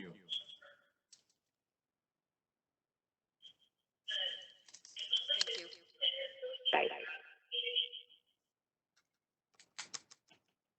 Hello, caller. You'll have 3 minutes to speak. Please mute your live streaming device. State your name and address and begin. Hello, my name is Andrew Abla. My address is 251 California Court. I am a former renter and now homeowner in California Court. I have seen a lot of changes in the past 6 years during my residence here. I am against rezoning from recreation to residential land development. I am an avid cyclist that uses El Toro multiple times each week. I am concerned with the increased car traffic. This includes cars trying to race ahead of me to turn into the complex or leave. I have witnessed this in Mission Viejo and other neighboring cities during my rides. I also run around the neighborhood, and increased motorized vehicle traffic would only increase the potential exhaust fumes that I and other runners and people would be inhaling. There are now more young families in this community than prior years. Having a direct access to a local park for our children to play and run around in is needed. The current small tot area is not enough for children to play as they grow. We have to drive to local parks, whereas a walking path that would connect both California Court and California Terrace to a park would attract young families such as my wife and I. The increased population in the area has removed grocery and food options and only put strain on stores to keep a sufficient amount of food for residents. We all know how scarce food became during the initial COVID-19 weeks. The area is deemed a brush fire area, and is not covered under home insurance by certain companies. Those that do may charge an extra premium. In regards to the noise of construction is temporary. Increased noise of commuter traffic is forever. I invite you to have a cup of coffee with me on a weekday evening or weekend morning on my patio to hear firsthand the sounds of the road that we are subjected to. Please do not add to that. Thank you for your time.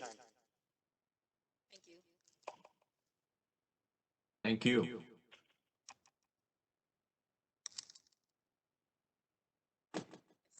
Hello, caller.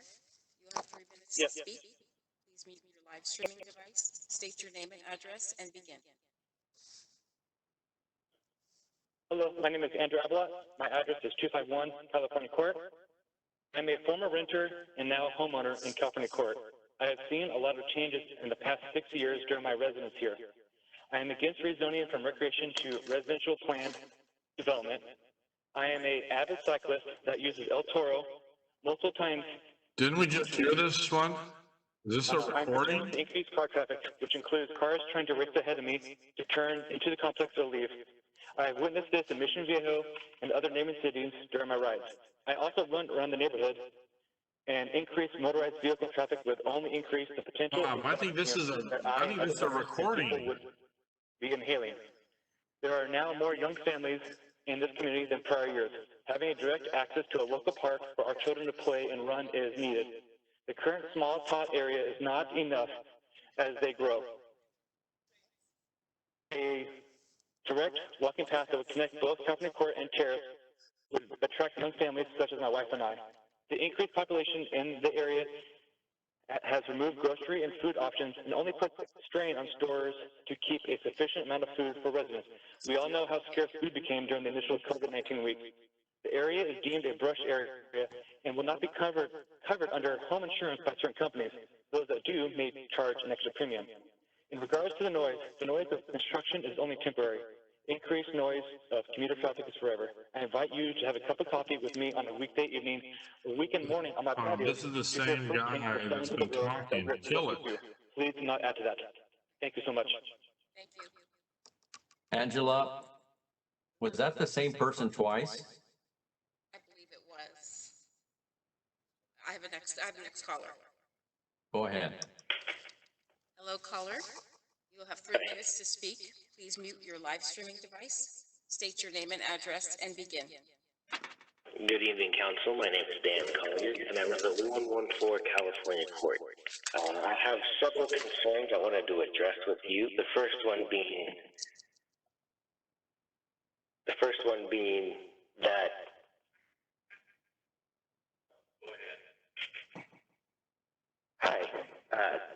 Council. I'd like to say thank you for having me on here, and I would like to address a few issues with you and with the builders. The first one being the entire process that's going on right now, in my opinion, should be rescheduled. This is extraordinary times. It's not business as usual, and everything is getting back to normal. Even the meeting, I appreciate all the hard work and credit is due to everything the builders have done, but this whole process needs to be rescheduled. In addition to that, to the builders, this incredibly loud sound of the motorcycles on El Toro Road, especially during weekends with Cook's Corner when it's going, is something you really need to consider. It is very loud, very persistent, lots of sirens. The questions I have are some are for the builder, such as when would you be washing your hands of any kind of the quote-unquote guarantees you're giving us about parking or anything like that? The second question would be air pollution hasn't been addressed nearly sufficiently. And the last final point I want to make is, as everyone realizes, we're having this meeting over the phone. You're clearly not going to do this work and build these houses over the phone. This is not the time to be doing this.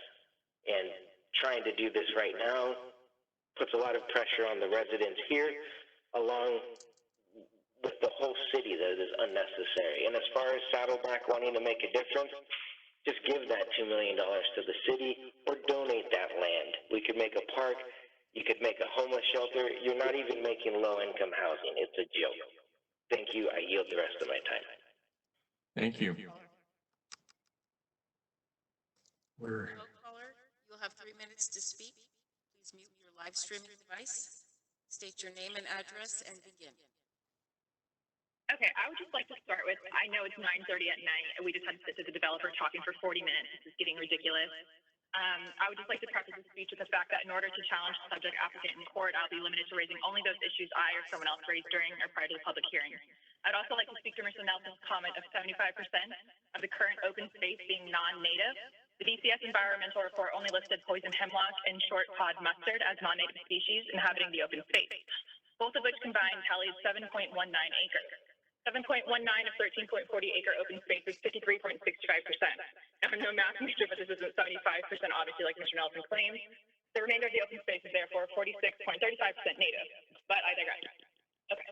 Given the questioning of environmental group VCS Environmental's credibility and accurately reporting and mitigating disruption of flora and fauna native to tract 14602, where Trumark intends to create residential properties, it is being suggested that the City of Mission Viejo postponed its decisions in regards to the aforementioned open space until the Center for Biological Diversity can survey the ground.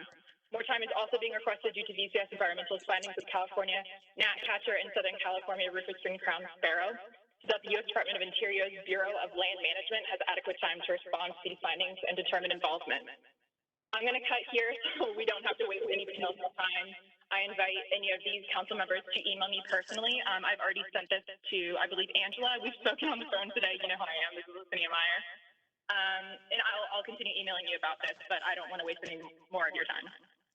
Thank you. Thank you. Hello, caller. You have 3 minutes to speak. Please mute your live stream device. State your name and address and begin. My name is Diane Parks. I live at 197 Valley View Terrace, and I want to address 4 important points. The first one is the non-use of open space that is claimed by the builder and by the church. That space is not used because it's not been made accessible to be used, which is the issue with the open space. I agree with the previous caller. If the church would like to be a good neighbor, they should make that space accessible or donate the land. The second point would be parking. There is no parking issue because there's no residents there.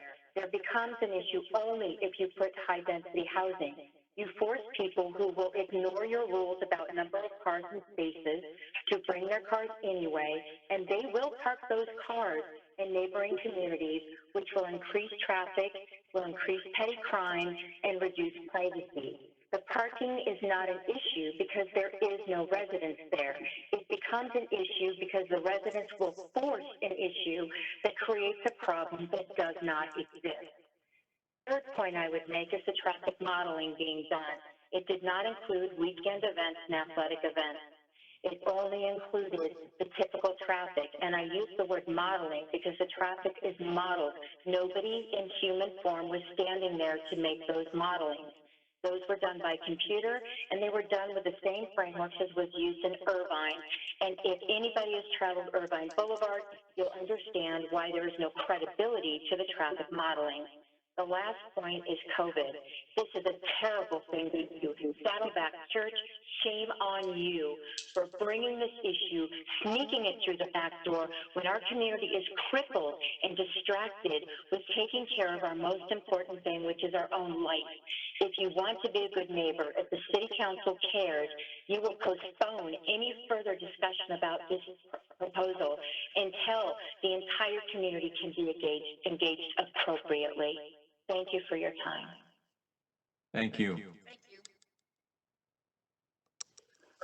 Hello, caller. You will have 3 minutes to speak. Please mute your live streaming device, state your name and address, and begin. Hi, my name is Maggie Peters. I live at 233 California Court. I've been a builder, design build for 35 years, and this whole process is highly unusual. I did talk to a realtor, and the property values would decrease, especially in a down market. So this has a very negative impact on my financial pocket. The project so far has never disclosed the conflict or images with California Court. The photo studies keep flashing through the photo-enhanced images without stopping to discuss them. The open space, is it going to be irrevocable?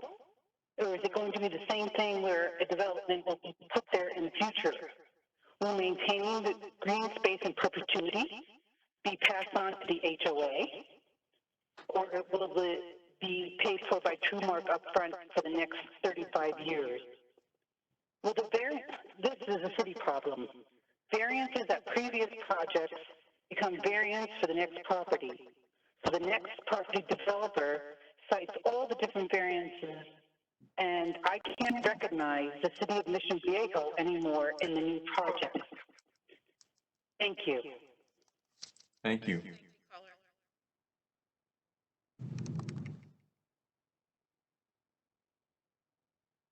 And there are no additional callers. Thank you very much. We have heard 7 in opposition and none in support. Mr. Nelson, could you confine your rebuttal to those issues that you have not yet addressed or the ones that were just raised? Go ahead. Yes, thank you, Mr. Chairman. I will address the issues raised in the calls. First off, as it relates to the question relative to the 75%, page 125 of the initial study, which is section 4.11-1, the last paragraph includes the analysis that I quoted earlier on tonight. The question relative to the preservation would include an endowment. It is our requirement to ensure that the project is forever monitored. In addition, it would have a preservation easement that we would not be able to extinguish. The air pollution or air quality analysis that was prepared as part of the initial study was included in the study, and I certainly can't address it specifically, but what I can tell you is that the study was prepared and it concluded that there were no adverse impacts. They used the air quality management district as well as the traffic generation for modeling. And again, I'm not an expert on air quality. My SQL consultant is online if there is a specific question relative to that, but it was analyzed completely as part of this process. With that, I'm going to end my response to comments because I think the rest of the items that were raised were addressed in the previous presentation. Thank you very much. At this point, let me ask once again, Mr. Longnecker or Angela, do we have any other speakers on the line wishing to speak? No speakers. And do we have any emails that have been received in the interim?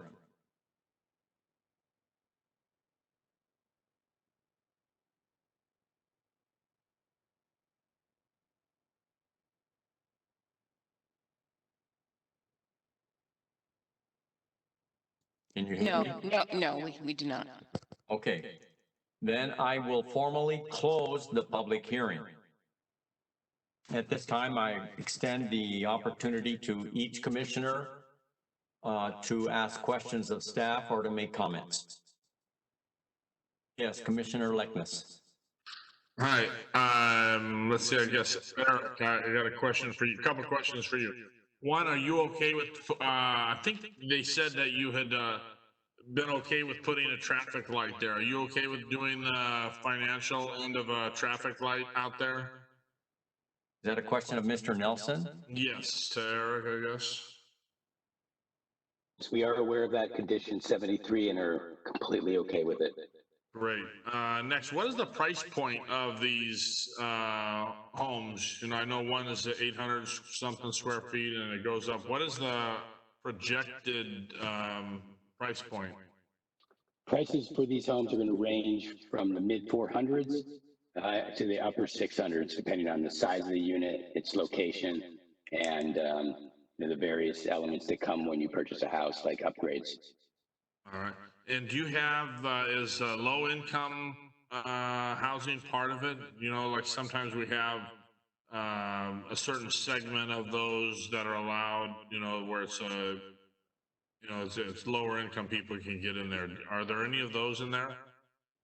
None of these homes are proposed for what would be determined below market rate housing, but they are priced at the bottom end, the mid 400s, which would be more classified as attainable housing, but they do not include a below market rate housing as part of the proposal. Okay, maybe I'll come back to ask Elaine on that one. Last question for Eric is the parking. You know, the biggest issue we have in Mission Viejo is parking. You know, like, and I would think somebody that buys their own place here, and whether it's an 800 square foot or 2,000 square foot, you know, you want to be able to have some parking to invite a friend over on Saturday night or whatever. That's the key of having a home.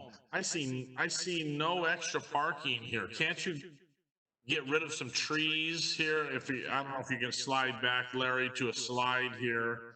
I mean, who decides all these trees here? Is this something you've come up with or the city's come up with? I mean, I think there needs to be more parking for visitors. So let me go back to I guess the question is relative to the that's design a great plan. picture. I love that Okay, picture. perfect. I mean, get rid of all those trees. I mean, put some more parking in there. Who needs all those trees? Well, part of the landscape plan is certainly developed with city staff and to ensure that we provide adequate amount of shade and space for those trees is well thought out. We did have additional parking that we provided, but have removed that. And what I can tell you is that we feel confident that these homes will have adequate parking, as the immediate group that's responsible for managing the HOA. The last thing we would do is plan a project that doesn't provide sufficient parking. We meet and exceed the city parking requirements. And as I said earlier, we did have parking, additional parking that we removed. We could probably put it back in along A Drive, but we'd have to work with staff relative to exactly how that would be accomplished, since we have removed it from the current plan. All right. I think it needs more parking. That concludes my questions, Bob. Okay, thank you. Actually, with Mr. Curley's concurrence, I'm going to reopen the public hearing, because if we're going to ask questions of the applicant, technically that is part of the hearing. So I am reopening the public hearing unless I hear objections. Okay, do any other commissioners have questions of the applicant or of staff? Yes, Commissioner Blum. Yes. Thank you, Chairman Breton. Mr. Nelson, you heard from a lot of the residents concerns about noise and how the construction would affect their homes. I do a lot of this type of work. Would TrueMark be willing to entertain a condition, or maybe it's in the CEQA doc, for vibration monitoring during construction? Because once scrapers get in there and bulldozers get close to those residents, that vibration can have an effect. I just know that's been successful in other projects. Would you consider vibration monitoring for the adjacent homes? Number two, as far as noise, there's two sources of noise. One, El Toro Road, with all the motorcycles heading to Cook's Corner and other traffic. That's one item, but there's noise during construction. There's the ability to put a noise curtain up in strategic spots on Cal Court that's close to the construction that could minimize the noise being generated during construction. So I just wanted to throw that out with the commissioners. And then dust is monitored by AQMD, and that's usually a standard requirement for any construction project.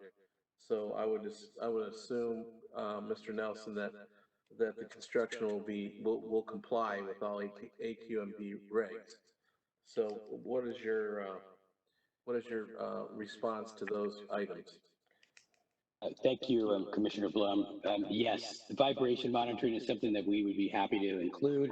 It would ensure two things. One, that the report that was generated was accurate, and then two, that if there is vibration, it would be picked up by our monitoring, and we could address that at that time. We do have dust mitigation requirements, not only standard requirements, but requirements in the mitigation measures, and we will follow those closely. As you probably know, people that violate the mitigation relative to fugitive dust are put in jail in California, and that's not something that we'd be interested in.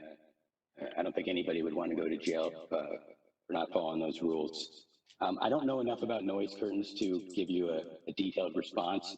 I don't know what we would do, given that we do have the majority of the grading operation will occur well below grade, with the exception of the final 10 feet. And in addition to that, we do have a hillside that is noted in the noise study at reducing construction noise by an additional 10 decibels. But we'd be happy to work closely with staff to ensure that any noise that can be mitigated, that would be above and beyond what's required, we would be happy to work with staff to accomplish that. Yeah, that just goes with the good neighbor policy. I appreciate it if you guys could look into that. So, absolutely. Thank you. Thank you. Chairman Breton, that's it from me. Thank you. Vice Chair Reish. Eric, in the paperwork you submitted, you mentioned that you had reached out to the Native American tribes. Has there been any additional input from them in concern to any archaeological issues on this site? Yes, AB 52 consulting was conducted by the CEQA consultants. And I believe Dan Bott is on the line, and I would actually ask that he chime in because he is the gentleman who is responsible for working with the Native American tribes as well as city staff to come up with the appropriate response relative to their concerns. So, are you on, Dan, and can you unmute and answer the question from Commissioner Roush? We can't hear you, Dan. Yes. No, Dan, you're muted, Dan. Hello? There you go. Okay, good. Okay, fantastic. Okay, yes, we did conduct AB 52 and the SB 18 Native American Tribal Consultation. The SB 18 was, of course, in response to the General Plan Amendment. That process involved us reaching out to 18 different tribes that we received recommendations from. Part of that consultation, including us running a record search, through Cal State Fullerton Informational Center, as well as identifying a sacred lands burial search from the California Native Heritage Commission.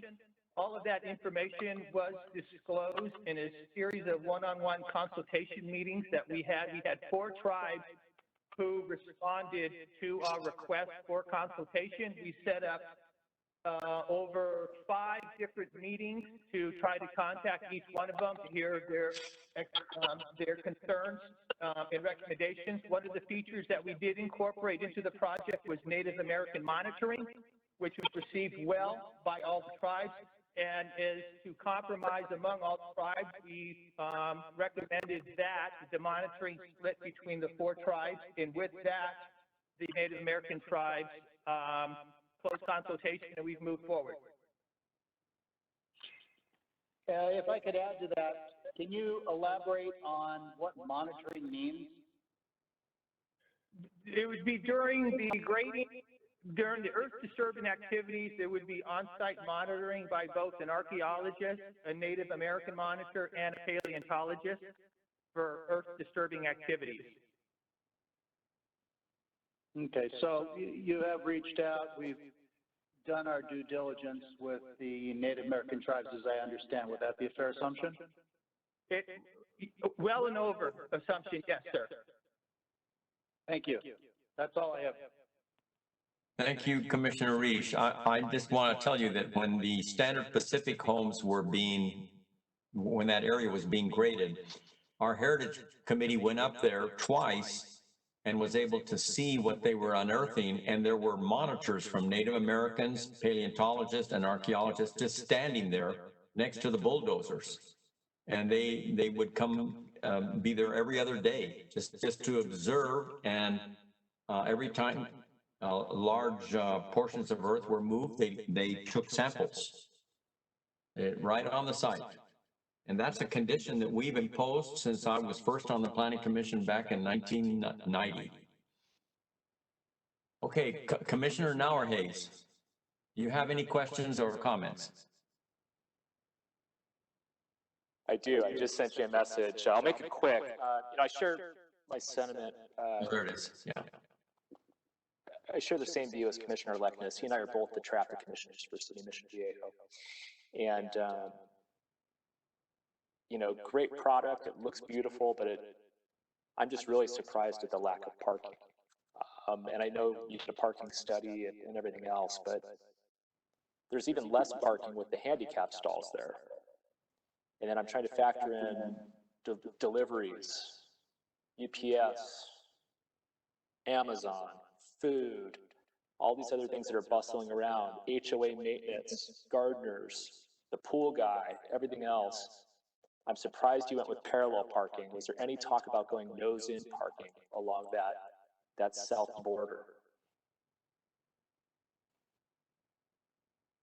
And if you want to go back to the map, we can go back to that map.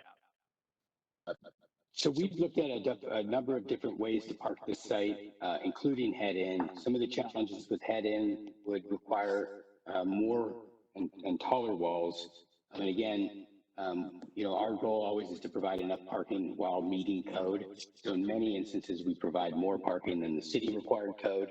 In this instance, we have 1 extra space, but we did have in our original plan parking along A Drive, and there was a concern that those vehicles parked along A Drive would be visually unappealing. And given that we felt we had enough parking and met the code, we removed those.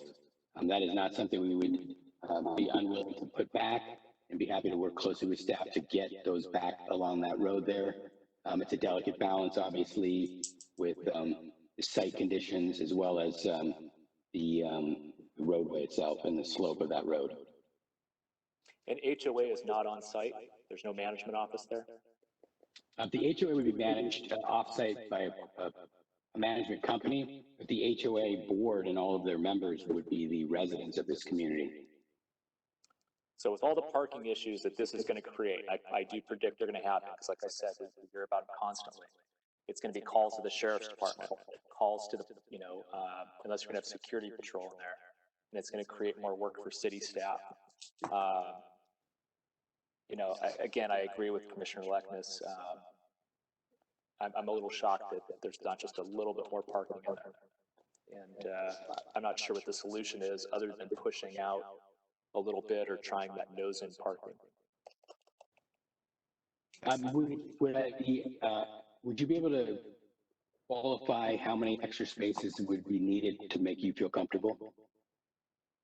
I wouldn't, to be honest with you. I think it's something that's a little bit more cerebral where we'd have to sit down and really look at it and look at some more variables. I think you went with the bare minimum to make this project fly without talking about some of the other variables that we deal with on a day-to-day basis right now in our community.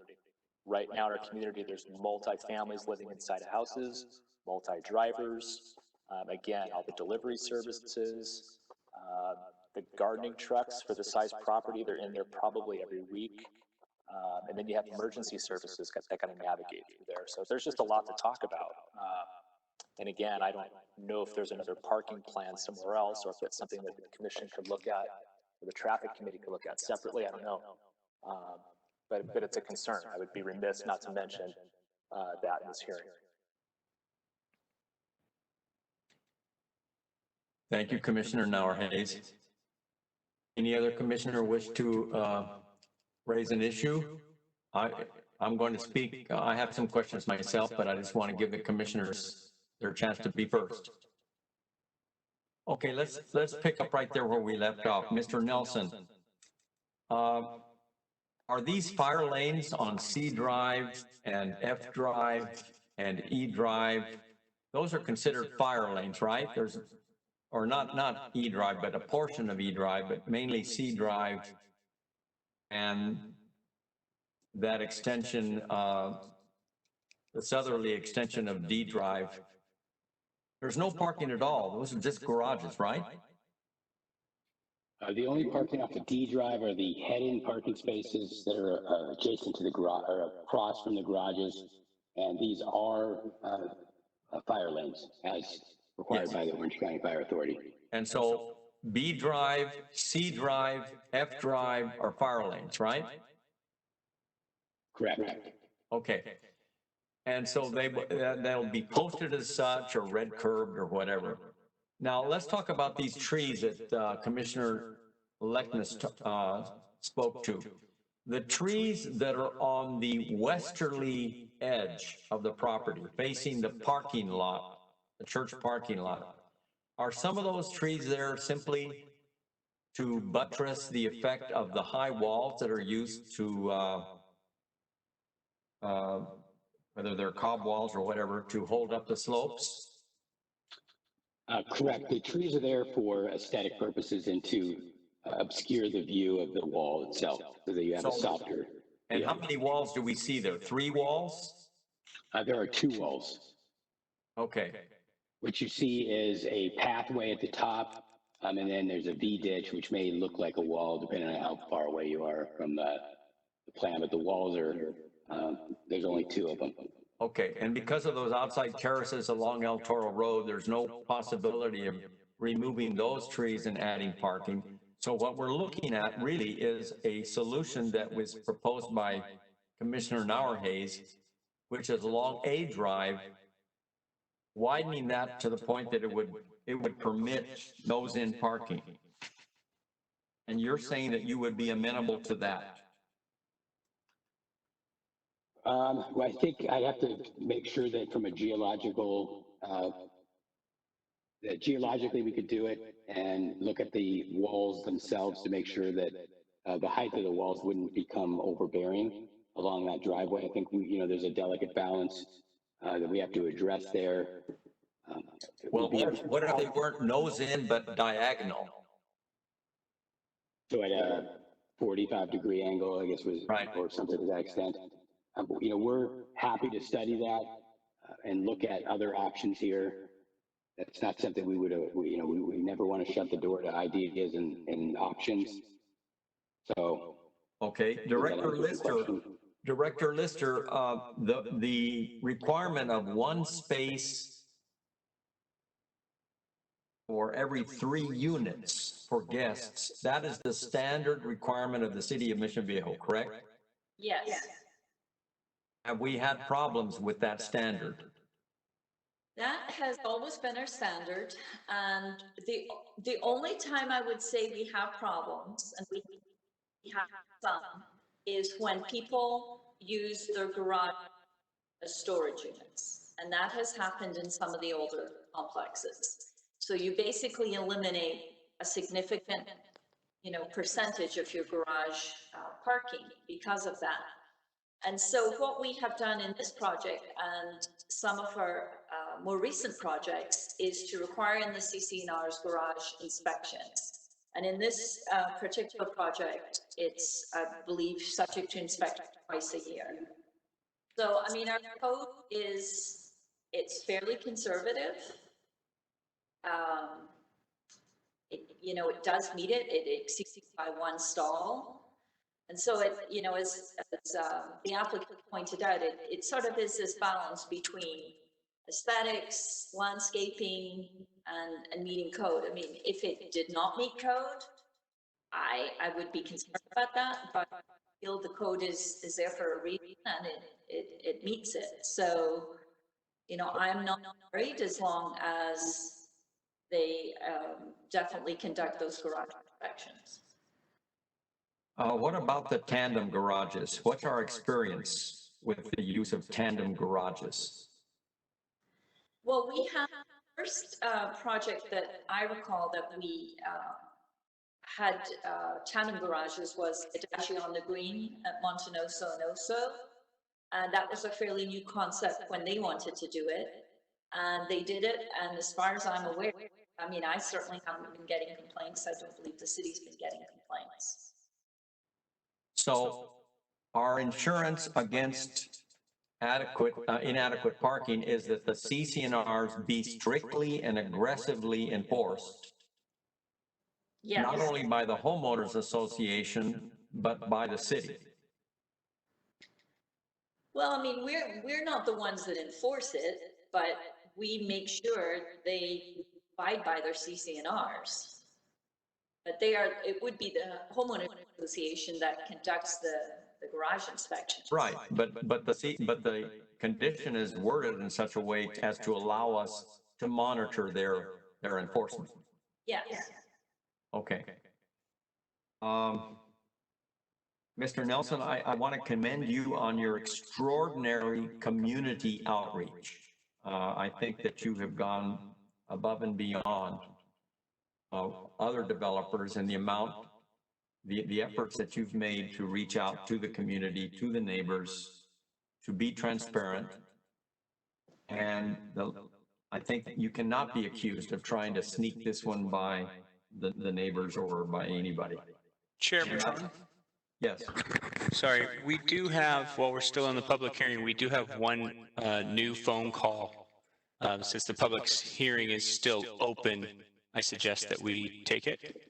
Okay, but we'll take it after I conclude my questions, okay? Certainly. Then we'll go a second round.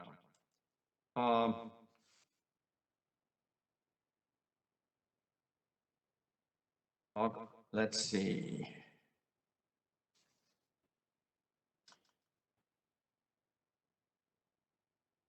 So I guess I need to ask Mr. Bratnick, Mr. Dennis Bratnick, the CEQA consultant, are you there? I'm the geotechnical consultant. Okay. Well, it's written in the initial study that during construction, you propose that there be temporary staging area of parking by the construction workers over in the self-storage parking lot. Is that true?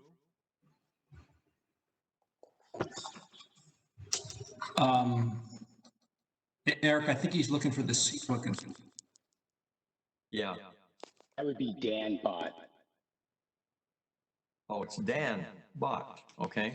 Is he there? Yes, I am. I believe that they listed a menu of potential staging areas for as part of the construction activities for the project. And one of the things that's included with the project is a construction management plan, which would provide in more detail where the staging construction areas would be and equipment. So I think at this point, there was a tentative locations, I think when we were talking with the civil, where it was to locate, but essentially there's going to be a construction management plan that will be prepared, coordinated with the city and approved prior to completion. Okay, well, I can understand that you would want to put some of the equipment in the church parking lot, but I would hate to see the construction workers in the self-storage parking lot and then having to walk across El Toro Road. 6 lanes of 60-mile-an-hour traffic to get to the site.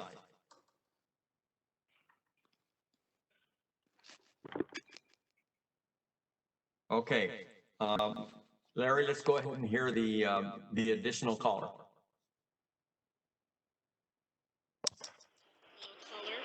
You will have 3 minutes to speak.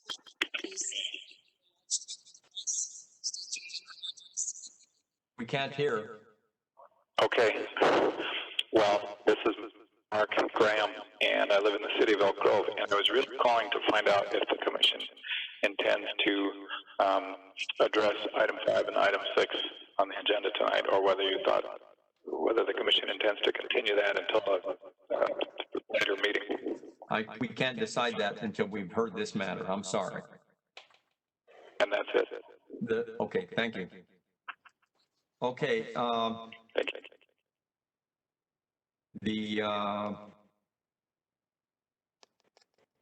guess the only other thing would be, Mr. Curley, are you there?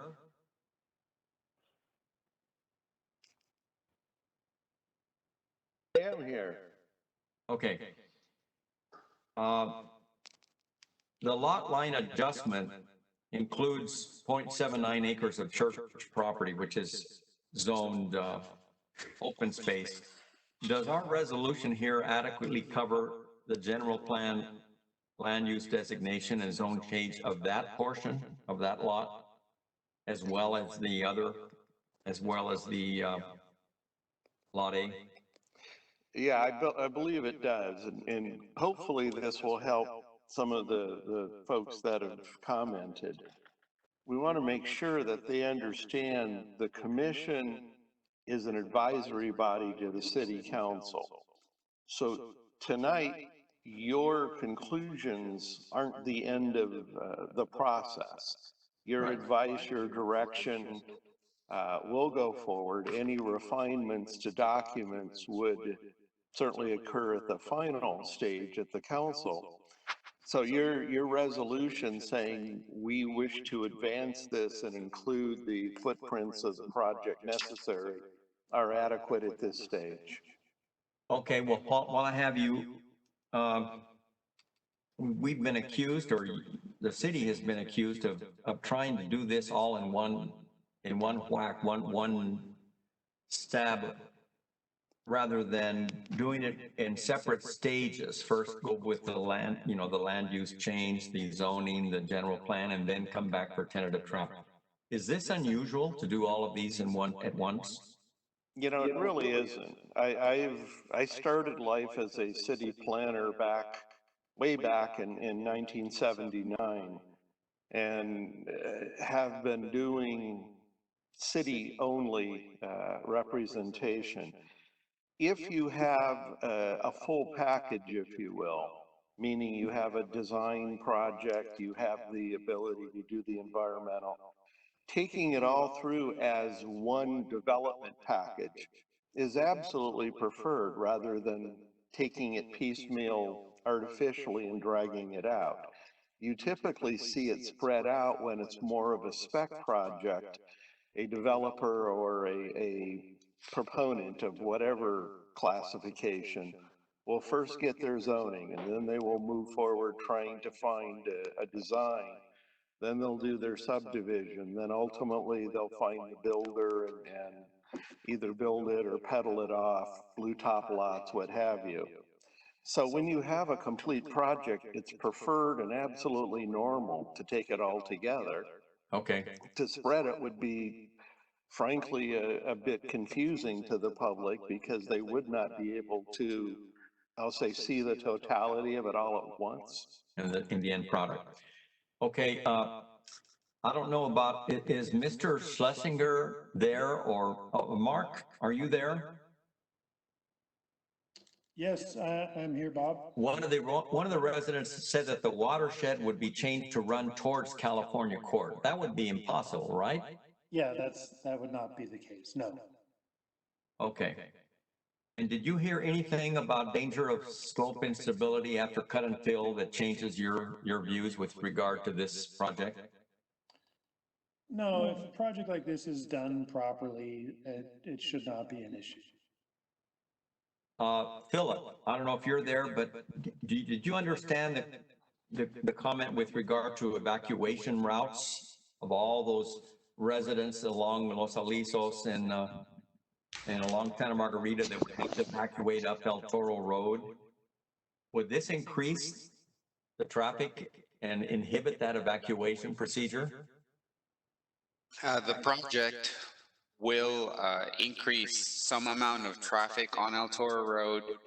However, El Toro Road is a major roadway and it can handle a lot more traffic. From a capacity standpoint, the amount of traffic being generated by this project is small compared to the capacity of the El Toro roadway. Right. So the volume to capacity ratio, when you add the project traffic and even considering all of the other developments in the nearby vicinity, does not create a level of service that's unacceptable to the city. It's still within the acceptable range. Okay. Now, I heard some people talk about school overcrowding, and they were mentioning Deportola School, but the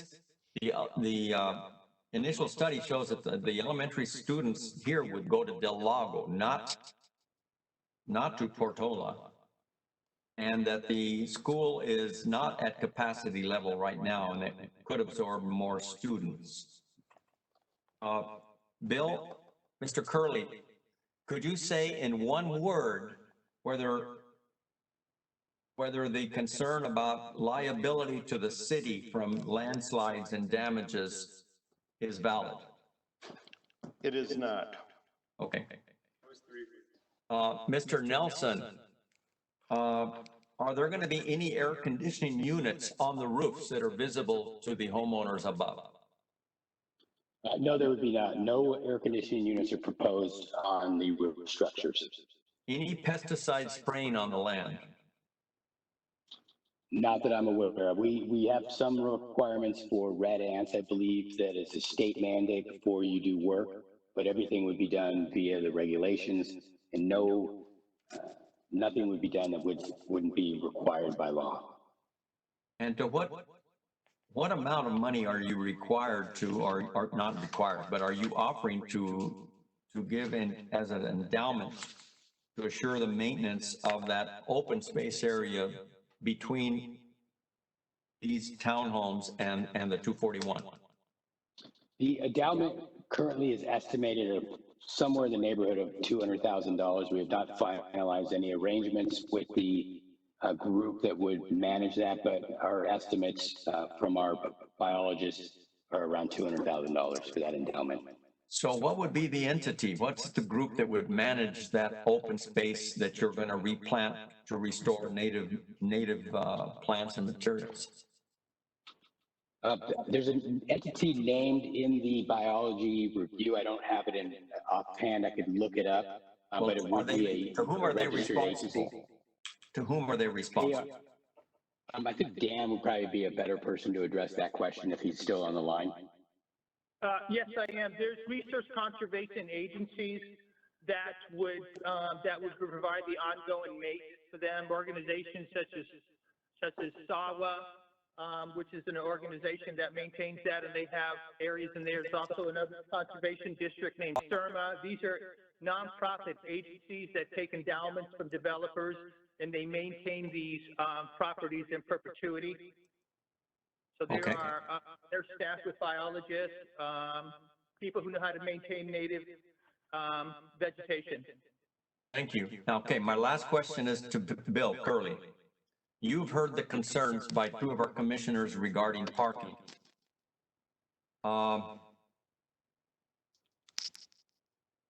What do you recommend that we do to, other than just moving forward with hearing a motion if someone's ready to make a motion? What do you recommend would be the smoothest, most responsible procedure to allow us to work with the developer on reconfiguring the parking? Well, there's many variables. Probably the most efficient, and certainly there's other options, but the most efficient, again, you're recommending to the city council. You are not taking the final action. You've all expressed, or those that have expressed on-site parking concerns. It does meet code, but meeting code may not meet the community needs in your estimation.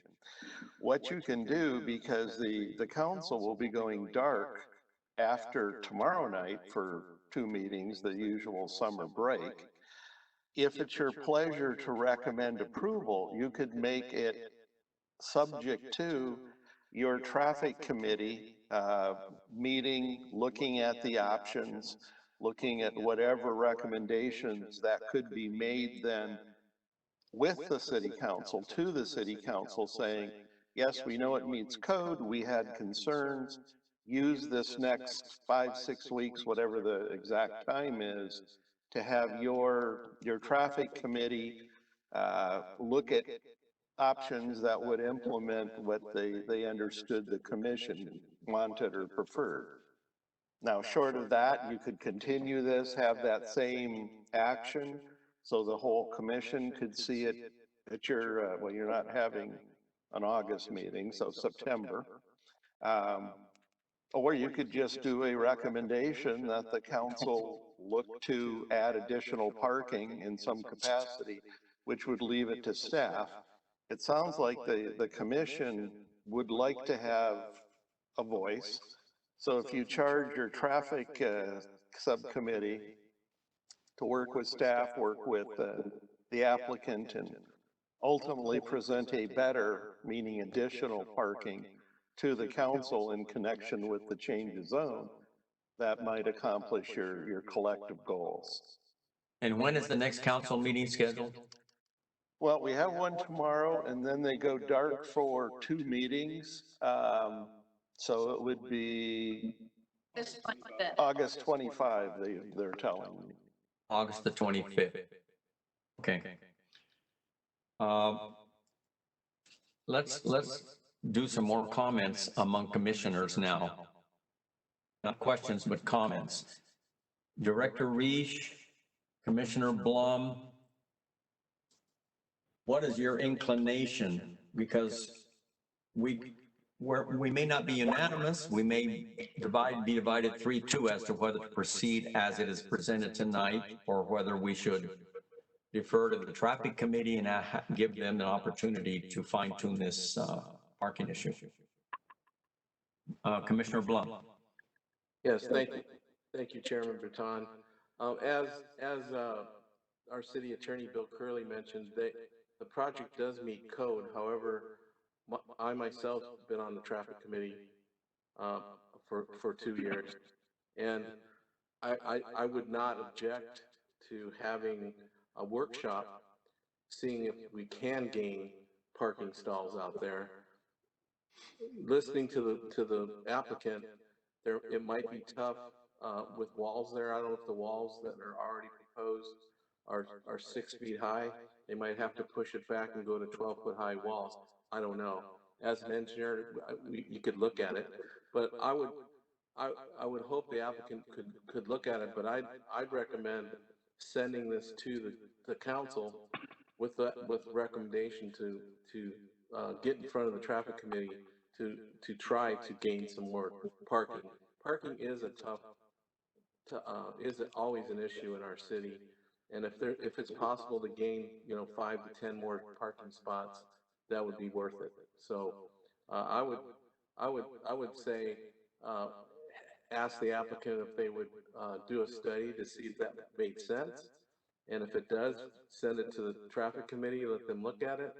And if it doesn't make sense from a project standpoint, we made the attempt and it can go to council with a clear conscience. That's my suggestion. Director, I'm sorry, it's getting late. Vice Chair Reach, any comment? Yeah, actually, a few. First, I do commend the citizens who have taken the time to show their passion, both for and against this. It's pretty evenly divided, and I recognize that. My concerns have been addressed as well.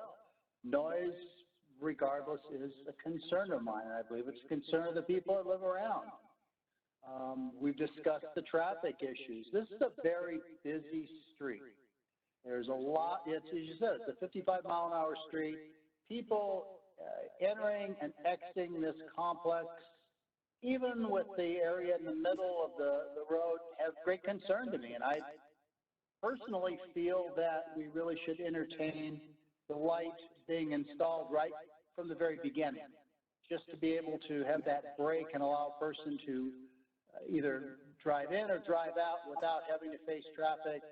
Not everybody has good feelings for what speed and distance are, and that's a great recipe for a serious accident or death. Parking. Parking is definitely an issue. I'm glad we're addressing it, because if there isn't a place to park, where are they going to go as well? And they're going to have to walk. It's a problem. I do recognize the residents' issue about the views. I think it's been addressed, but there is an issue there. Open space as well. We are reducing open space. Now, that said, we're only taking half of that away. And I think this is a valuable project. Property values go up, property values go down. That is not a factor, I think, that fits into this. I did spend some time on this project, actually went and looked at it. I've walked it. Hiking, recreational use doesn't exist unless you're a rep. It just doesn't. I will tell you, though, within that is an area that looks like there was a homeless encampment, and that concerns me as well. If nothing happened, it allows that possibility to come in again. We discussed it as being a fire hazard. Right now, yeah, I think it is a fire hazard. You've got waist-high brush that goes right up to the California Colonies buildings, and I'd be concerned about that if I lived there. This property, if it fits in there, will mitigate some of that, and I think that's an important feature. And lastly, Orange County is going to continue to grow. People are going to come regardless. That's not going to change. The Mission View lifestyle, all we can do is try and make it work as well as possible, knowing that we're going to gain people. That's progress. With that said, we have a project here that's at a reasonable price point. I absolutely believe youth is the future of Mission View. If you can keep your children, your loved ones staying in the community, chances are they're going to grow roots here. It gives them the opportunity to move to a larger home as they go on. If they don't have that opportunity, they're going to move somewhere else. We're going to lose them. We're going to become a senior community of a bunch of very old people with beautiful parks that no one goes to, and that concerns me. So with that said, I yield my time.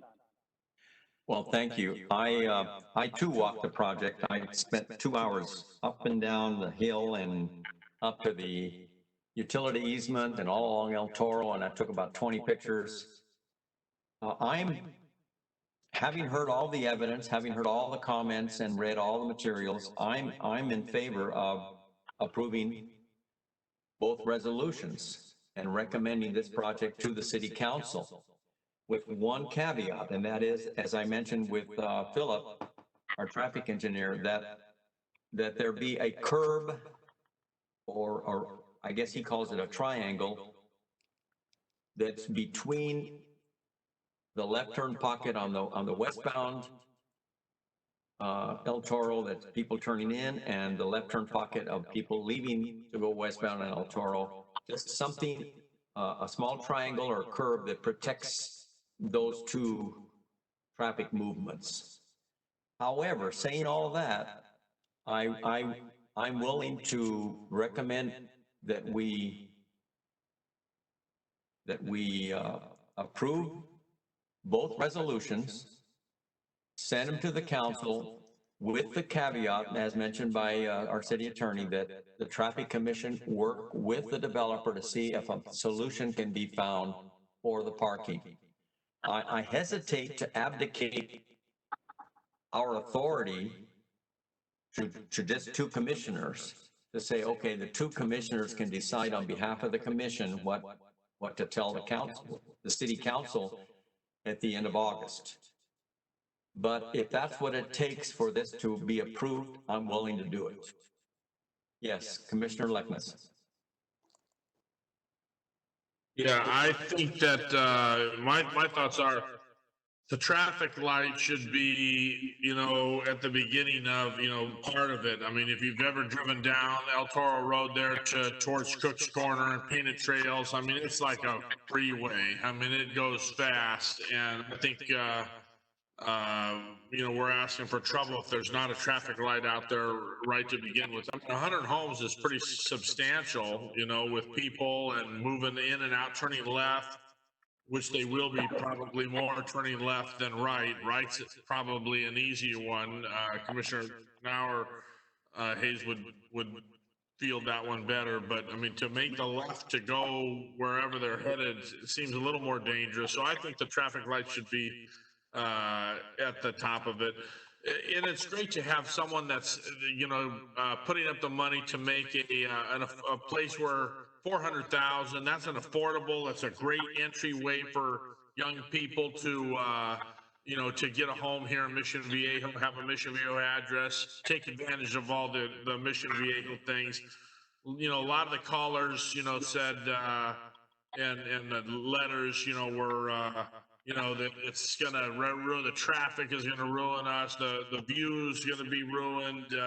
It's, the open spaces, but it all falls under every one of us here could say that our development where we lived, if they were to shut it down, back 20, 30, however, wherever you live, we wouldn't be living there. It's called progress. And I know it well here. When I first moved to my house, I thought, I got all this great view, and then they started to build, and and I remember a guy comes to me and he goes, hey, take this thing around to your neighbors, and if you sign this, Ladera Ranch, they won't build it. If you sign this, they won't be able to build Ladera Ranch. And I go, yeah, all right, give me it. So I go to the next door neighbor, who was a big part of building the city. He goes, I'm not going to sign that. He goes, Dave, it's called progress. He goes, if those people, it's just the way it is. So I understand what everybody is, thinks that it's going to be a bad thing, but it's going to be a beautiful spot. But the most important thing is, like the great city attorney, Bill Curley, just said, the way he phrased it was, it might be to code, but it doesn't meet this community needs. And that's a great way to look at this. Yes, it squeaks by code by just like a fraction, but because of the different things, where it's located, there's nowhere else to park. You can't park on El Toro Road. You're not going to park over at the church. They're not going to like that. This is a weird spot that needs us as the commission to send it to the council saying it's a great plan, but they've got to go back to their engineer. I don't think it's the traffic committees. I don't think we have that where it's like an engineer situation, or architect, where they have to kind of come up with something. But I think it'd be a great message for us to unanimously say it's a beautiful thing, but it needs more parking because they got tandem, which is funky. It's totally funky tandem. Who's going to use that, right? I mean, when you come home and I don't know, that sounds odd. It's just the location where it's at. So it'd be great if we all think the same way, to send that to the message to the council that it's a great thing, but we probably should build a little extra parking because we want it to be great. We want these people, this is going to be their first home probably. We want them to love it. We want them to bring their families, their brothers and their friends and their parents over to look at it. And you can't do it with the kind of parking they got there now. That's all. Thank you. Thank you, Commissioner Leckness. Chairman Baton, Yes. just one more comment on the traffic signal. Keep in mind, for those of us that are on the traffic committee and we're on it and have been on it, we need to have signal warrants to require a traffic signal out there. If you talk to Philip right now, there isn't a warrant to tell this developer you need to build that traffic signal now. The solutions that are in the traffic analysis is from a professional engineer, and that's been reviewed by our staff, and that's the recommendation. They do have a backup if it's needed later on for some reason. They're willing to put up that cash bond, but my recommendation would to approve the project with the option 1 shown in the Sequodocs, in the traffic committee, in the traffic analysis, and move forward there with the recommendation that Chairman Baton talked about to put the divider up there so it guides the cars in and out. So I think that's a good suggestion. So that's what I would like to include in the motion, and if the other commissioners would agree. The condition as it stands now requires the developer to post $175,000 now as a bond for the construction, installation of a T intersection traffic signal. They have to put up that money, and as soon as our traffic department engineer determines that the warrants are sufficient to require it, then it gets installed with that money. That's correct. That's correct. So I think we can tell the residents and tell the citizens of Mission Viejo that a traffic light will go there if it's needed, if it's warranted, and if that determination is made by our engineer. And the money is already there. Yep. They don't even get to start construction until they post that bond. Correct. But as far, Commissioner Leckness, I have just a little problem with the wording. You say we need some more. And unless you and Commissioner Nauerhase meet with the developer and meet with our traffic people and come up with something that gives them a handle, then they can't go to the council and say, we have satisfied the requirements of the commission. If it goes to council with just, we need some more, the council is going to say, well, the planning commission hasn't helped us a bit. They haven't solved the problem. We need to solve the problem before it goes to the council. Director Lister. Breton. I would suggest that the commission make their, Wait, you're breaking up. Say it again. I would suggest the commission take action. Should that action be to forward it on to city council? In the interim, we could take it to the design review committee, to the traffic committee. They may or may not, as I say, there's different things to weigh, to factor in.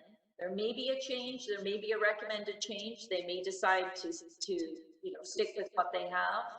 And ultimately that can go to the council and their decision would be final on it. So it may change, it may not change. That would be my recommendation. Okay. But have it go to the traffic committee. And they can. And their recommendation would be memorialized by way of a memo or minutes of their meeting and would be sent to the city council with the packet. It would either be a memo or it would be a change to the plan, which would be forwarded on to the council. Okay.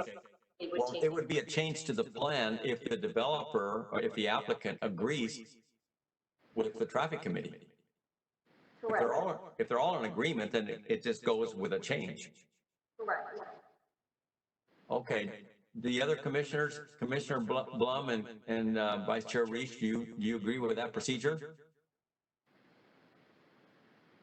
Yeah, Commissioner Rescher, I will acquiesce to, in the interest of moving this forward, to, we'll call it, withdraw my concern about installing the traffic light immediately. I recognize the issues with that.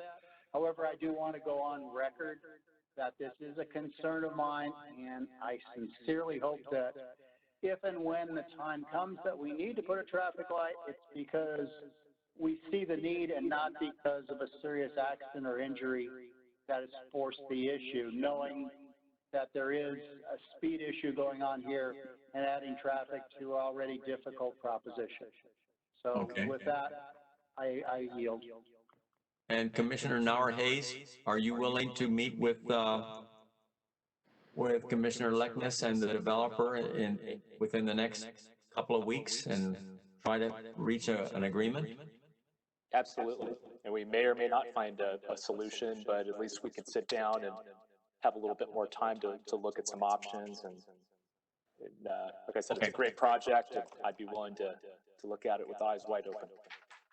All right, then, hearing all of that, do I hear a motion recommending, or a motion to approve the recommended action and to adopt Resolution 2020 next in order, recommending that the City Council approve the general plan amendment and approve the zone change? I'll move. Go ahead. Go ahead, Commissioner Reed. I move that we approve this. Okay, is there a second? I'll second it. All right. Any discussion? But do we want to add in there what we just talked about doing? This is just on the zone change and the general plan amendment. Okay. So any further discussion? Okay, all in favor of this motion, please signify by saying aye. Aye. Aye. Aye. Any opposed? Thank you. It passes unanimously. Now, is there a motion to approve the recommended action and adopt Resolution 2020 next in order, recommending that the City Council approve the planned development permit, the variances, and the tentative track map with the condition that a raised protective curb be installed as approved by the traffic engineer between the interning left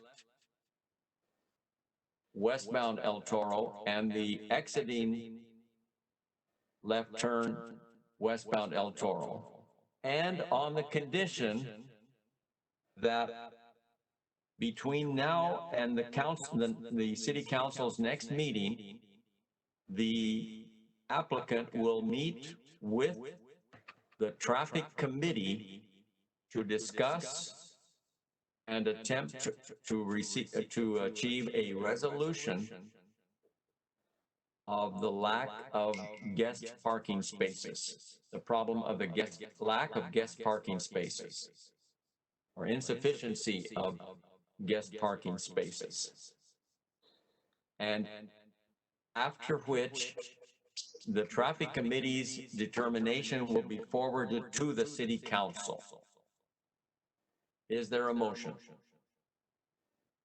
I'll make that motion just the way you said it. Okay, motion's been made. Is there a second? I'll second that. All right. Is there any further discussion? Any clarification of that motion? Everybody understands? All right. Then all those in favor of the motion, please signify by saying aye. Aye.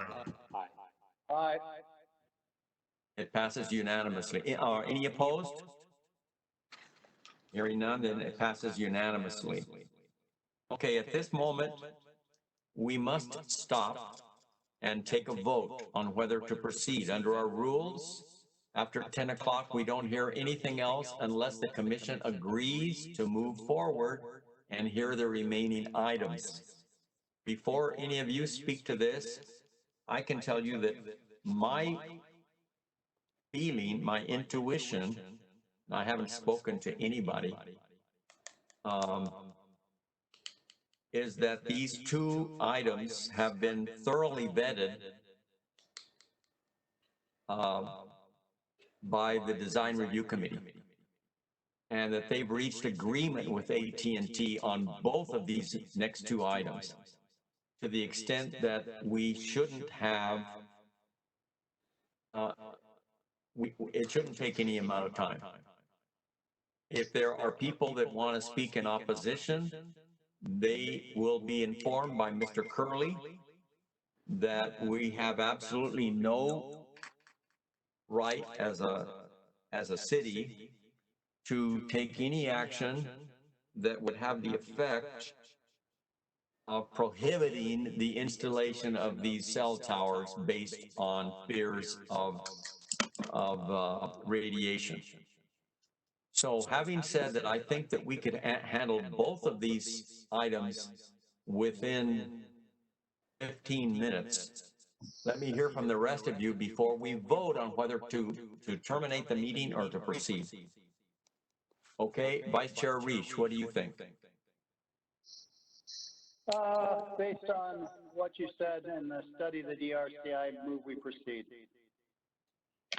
Okay, Commissioner Nauerhase? Carry on, sir. Yes, Commissioner Blum? I recommend we continue. Commissioner Leknes? Proceed, and I do like the idea of 15 minutes or less. I think that's very critical. Okay. Thank you. All right, then let's move to item number 5, staff report. Is Tim Martin around? Yes, good evening, Mr. Chairman and fellow members of the Transportation Commission. I will keep my comments brief, but as you know, there are two items here. One is plan development permit 2019-312. And then there's a newer application, plan development permit 2020-314. And I'll give a brief summary. So AT&T would like to construct, this is the first one. This is PDP 2019-312, just to remind you. AT&T would like to construct a new small cell wireless monopole facility located within the public right-of-way along Marguerite Parkway, north of Avery Parkway, adjacent to the Burlington store at 28452 Marguerite Parkway. The equipment installed will be on a 33-foot, 5-inch tall concrete pole and include 4 remote radio units and an antenna and a cap disconnect, all connected to the top of the pole. As you know, this item was continued from back in February. So the other site is related in the sense that it's another small cell site, and that cell site, again, is PDP 2020-314. And at the previous meeting back in February, the commission decided to continue both items for the applicant to work on design issues on the first site, and then also on the second site, but also maybe look for a new location for the second site. So the applicant went ahead and discussed it with staff and went ahead and found a new location. And so they withdrew PDP 219-311 because they found another site on the other side of the post office. So I'd like to give a little slideshow and show you both sites to remind you of the first one, and then also share a little information on, well, a lot of information on the second one. So just hold on a second here.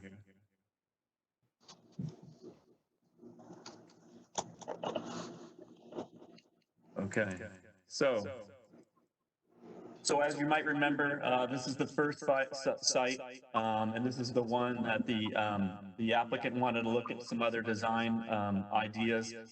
They decided to stick with this pole. The only thing that's changed on the base, they got rid of the retaining wall, and it's just like a curb wall, a little curb wall. So this site has not changed as far as the location or the design. And this is where the site is. It's, again, adjacent to the big Burlington coat factory. And then there's a florist right here at the rectangle right next to the dot where it is. And here's the site. Again, this is where it was originally. It hasn't changed. And here it is close up. And here's the florist building, which is the bottom part of the rectangle. And that's where the site is. This is what it looks like now. And this is what it's going to look like if you approve it. And here's another a photo sim of it. And you can see a little curb wall at the very bottom. And this is what the antenna would look like, just to remind you. And this is the coverage without and the coverage with the site. And then this is the applicant is proposing 15 sites, so that's why we're talking about the other one with it, is ultimately they would like to do 15 sites, and this is where they're located in the city, where they would be located.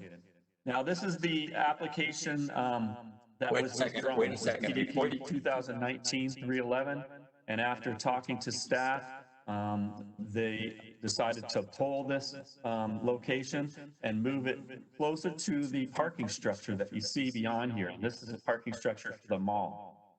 They also looked at new design concepts, and I'll go over those with you. So what the applicant has decided to do is, as you know, we have the mission bells with the scrolls along the city and streets. And this is a side street. It's actually called Shops Boulevard. And it's on the other side of the post office. This is on the north side. And they're proposing it's approximately 35 feet tall. It has basically the same node as the other one that you saw, a Pico node. And they would go ahead and put the mission bell and the scroll on this pole slightly lower than where it was. This pole, this mission bell, there's about 3 other ones down the street. So this one would be slightly smaller, slightly lower place. And then this is the exact site here. So the post office is to the bottom left. And then the mall parking structure is at the top.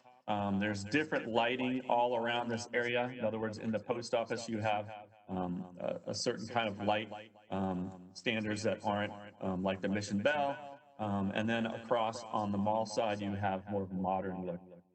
But anyway, this is a location. It's about 100 feet off of Marguerite. So Marguerite is on the bottom right of the screen.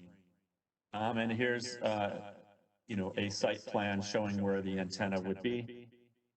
And here's another one where it would be. And then here's the coverage maps. And you can see Shops Boulevard. It's kind of a west to east kind of street where Marguerite is north-south. So this is the location. And they're trying to pick up in this area. And here is where they're trying to pick up as you drive down Marguerite. And this is what the pole would look like. Again, the mission bell would be set slightly lower than the other ones that are existing down the street. And this project was reviewed with our design review committee, and I'm sure they'll want to speak about it tonight. And here is the existing condition off to the left and what is proposed on the right. And here's another view of that, a photo sim on the right, and on the left is the existing pole. So you'll see it'll be slightly lower set. And here's another visual of it. Yet another. And the applicant worked with staff to come up with other ideas.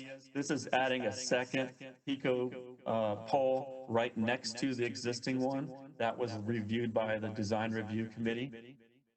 And then there was an idea of maybe taking out the mission bell light, but Public Works believes that there needs to be a light here for the street. So this one was discounted. And then there was another design that was looked at by design review that showed a Cobra light with a node on top. But at this time, design review is recommending the mission bell with the scroll. Anyway, that concludes my report. I'm available for any questions you might have on these 2 items. Okay, before I turn it over to Design Review Committee, are there any questions of Mr. Martin? Okay, let's hear from the members of the Design Review Committee, the process and whether you recommend this, the staff, whether you concur with the staff recommendation. Joe, what do you feel? Okay, Commissioner Blum, are you there? Yes, Chairman Raton. Thank you, Vice Chair Reish. I just want to commend the whole process, staff, AT&T, and Commissioner or Vice Chair Reish. We went through an extensive review of items of a situation that it's actually tough when you live in a planned community that when you drive along your streetscapes, you're so used to seeing a gentle streetscape. However, due to progress, and I'll quote some of my commissioners tonight, it looks like, you know, the 4G and 5G is coming. There's also been extensive analysis from AT&T's engineers.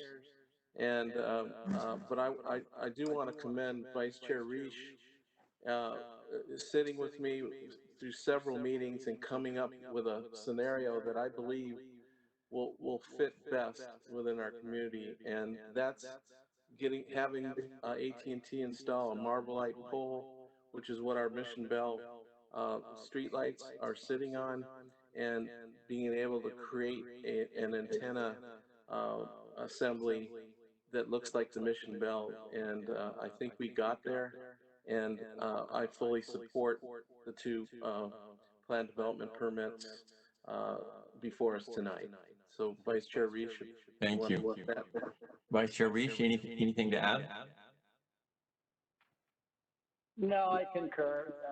Yes, there was a number of meetings. Yes, they worked very diligently with us, knowing that we're setting a precedent. There will be other telecommunication companies coming. So the best we can do now is take with what we have, make it aesthetically as pleasing as possible, and set a standard that all of us on planning can look forward when the next communication company comes. And that's something that's the least obtrusive. So that's it. Okay. Thank you. Then I'll open the hearing. Let's hear from the applicant, a representative from AT&T. Is that Mr. Autry? Bill, you on, or Corey? Chair Berton? Yes. Just to be consistent with the first public hearing item, we do have some written comments that we need to read into the record. Would you like to do that before we hear from the applicant? Yes, let's do that. And I note that we have Mr. Hammett, the expert consultant, waiting, and he can listen to these comments and maybe respond. Go ahead with the written comments. Yeah, Mr. Chairman and members of the Transportation, Planning and Transportation Commission, this is Tim, and we have received 10 emails, so a lot less than the last application, or sorry, last item, but some might go over 3 minutes, so I'll start wait a second. Wait a second, Mr. Martin. Wait. Mr. Curley, are you there? Yes, I am. Okay. Inasmuch as this commission cannot regulate the placement or construction or installation of wireless facilities on the basis of the environmental effects of radio frequency emissions, to the extent that these facilities comply with the commission, with the regulations, the Federal Communications Commission's regulations, do I have the prerogative as chairman to determine that any or all of the comments pertaining to radio frequency emissions are out of order and should not be read at this time? Because we're looking at 35 minutes of reading. you do have that authority. Again, your jurisdiction as a body, as you noted correctly, if the application, the proposal is within FCC RF standards, that's outside of your jurisdiction. You have aesthetics and you have the Mission Viejo Municipal Code, section 930.025 et al. Anything within those you can hear, but other things, given the hour and the time, become excess, if you will, or superfluous. That would then require Mr. Martin to parse what he's going to be reviewing and avoid those that deal with health or radio frequency components. Because again, But I'm willing to ask Mr. Martin to do that if it's obvious from the email that that's the only thing that they're addressing is radio frequency emissions and health hazards. We already heard this at our last hearing on both of these matters, and we have read the packet, which includes copious emails and letters received from people concerned about the hazards of radio frequency emissions report, and we read the Assistant City Attorney's response to the attorney, Mr. Pollock, regarding this. So I'm going to, as chairman, I'm going to ask Mr. Martin, as you read the email, if it appears unmistakably that this only is addressing the radio frequency emissions impact on the health and well-being of the citizens of Mission Viejo, then you are directed to make that conclusion, to state it on the record, and we'll move on to the next one. Go ahead. And Chairman Baton, this is Commissioner Bum. That should also include the pollution liability insurance too. Oh, absolutely. Absolutely. Okay, thank you. All right, Mr. Chairman, I understand what you're speaking about. The first one is from Bill Stake, and I believe it is all about RF. Go ahead, then. Move on, correct? Yes. Yeah. The next one is from Tracy Ramirez, and that one in the same is about RF. There's another one from Luke Lindai, and that is about 5G RF. The next one is from Zen Honeycutt, but she talks about different issues in here. So I'll read this one. My name is Zen Honeycutt, and I'm a nonprofit director of Moms Across America and an 8-year resident of Mission Viejo. First, thank you for your time, dedication, and careful consideration of the information which we are providing you today in support of making the best decision for economic growth, safety, health, and reputation of our city. We have consultants with several lawyers, engineering experts, and health professionals to provide you with accurate, independent information backed by science. You have already received many studies from us, which are in the agenda packet. We request that Mission Viejo deny the small cell application and, like Easton, Connecticut, pass a cease and desist resolution until 5G wireless technology is proven safe by third-party studies and require pollution insurance from the applicant to protect the city from lawsuits. In the meantime, please update our city ordinance with the following changes. And she goes into pollution, so maybe I should move on. And then she talks about general liability policies for insurance. She talks about that. Again, she keeps going into the pollution insurance, and then she ends. But she does talk about aesthetics somewhat. Then she included a resolution. And in the resolution, it talks about, says, whereas the telecommunication industry is engaged in a massive deployment of microwave and millimeter wave small cell antennas across the country to facilitate the next generation of wireless communication known as 5G, Whereas this new technology uses existing wireless infrastructure and new types of radio frequency radiation to emit large amounts of data, it requires close proximity to users, resulting in dense deployment of antennas near residents, schools, and hospitals.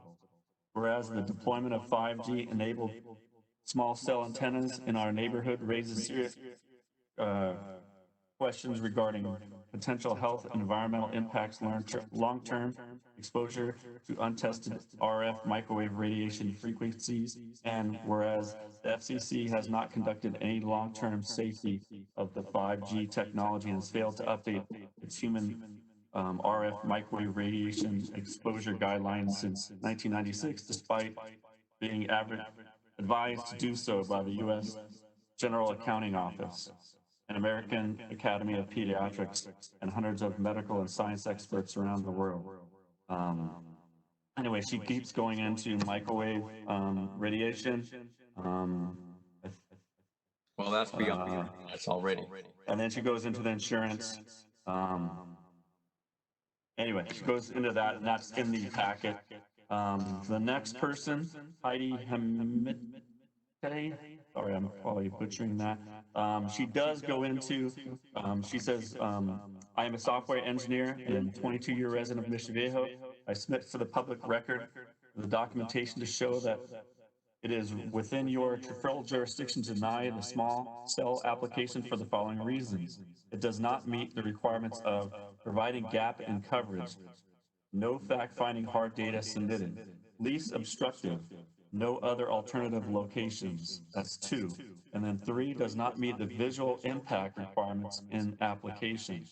And then she goes into the gap. She talks about 5G a lot. But anyway, she does bring up those issues related to visual impact and the obtrusiveness of it. And then she provides a graph. The next email is from Todd Honeycutt, and it talks about, at first, it's talking about denying the application because of requests to place, construct, and modify personal wireless facilities shall be in writing, supported by substantial evidence contained in the written record. He goes on and says, number 1, the commission should reject the application for lack of compliance with section 9.30.025, regulation of wireless telecommunication facilities development standards. 2, the setting of new support structures is subject to the following additional requirement. No new support structure will be permitted unless the reviewing authority makes additional findings that, based upon evidence submitted by the applicant, no existing building or support structure can reasonably accommodate the proposed wireless telecommunication antenna facility. This is a new support structure, and there is no such finding in the resolution. And then he goes ahead and shows a link to our code. Then he gets into insurance, continues to go on insurance, goes into insurance, and goes into RF. But he does bring up that support structure. Then he goes into number 4, among all documents the applicant has filed with the city, the applicant has not included everything that they are supposed to in accordance with section 9.30.25, regulation of wireless telecommunications facilities. B, for example, B1, all of it, or B2. And B says application for plan development permit. In addition, the requirements set forth in Chapter 9.73, Plan Development Permits, the application for the Plan Development Permit must include a site plan drawn to scale showing the proposed location of the wireless telecommunications facility, the height of existing or proposed new structure. It goes into the equipment, etc. Location map. I need to summarize because I'm running out of time reading this, but basically goes into environmental review, visual impacts, things like that. And then it should be denied because they didn't apply for a concrete pole. And again, he goes into more RF. The next person talks about lawsuits. The next person, sorry, is Sandra Fontal. I am a 20-year plus resident of Mission Viejo City. Regarding small installations on Marguerite, if you do not choose to deny this wireless small cell application, we understand that you may be hesitant to delay any approvals for fear that the telecommunication company suing, as it may be perceived that the city, as a city, we are preventing service. As was stated by other commentators, the threat of lawsuits is simply a paper tiger threat and not a valid reason to avoid denying or delaying any approvals. We ask you to, if you choose not to deny, to delay consideration or approvals for small cell wireless facilities or antennas and pass a cease and desist resolution for the following reason. Lawsuits in District 9 and other cities are expected to meet resolution in 5-6 months. The result of these cases could alter legal opinion for all cities. Pertinent city planning requires the consideration of such changes and the impact on our city. Approvals made and the construction allowed for these lawsuits are ruled upon could result inobsolete, non-necessary, harmful, and property devaluating facilities in our city. There are currently 3 lawsuits filed against FCC regarding wireless, one of which is in District 9, will be concluded in a few months. The other 2 are against FCC by Children's Health Defense and Robert F. Kennedy Jr., and others by the Environmental Health Trust. Okay, I think you need to end that one. That's been more than 3 minutes. Yeah, sorry, it's going, okay. It goes into more RF.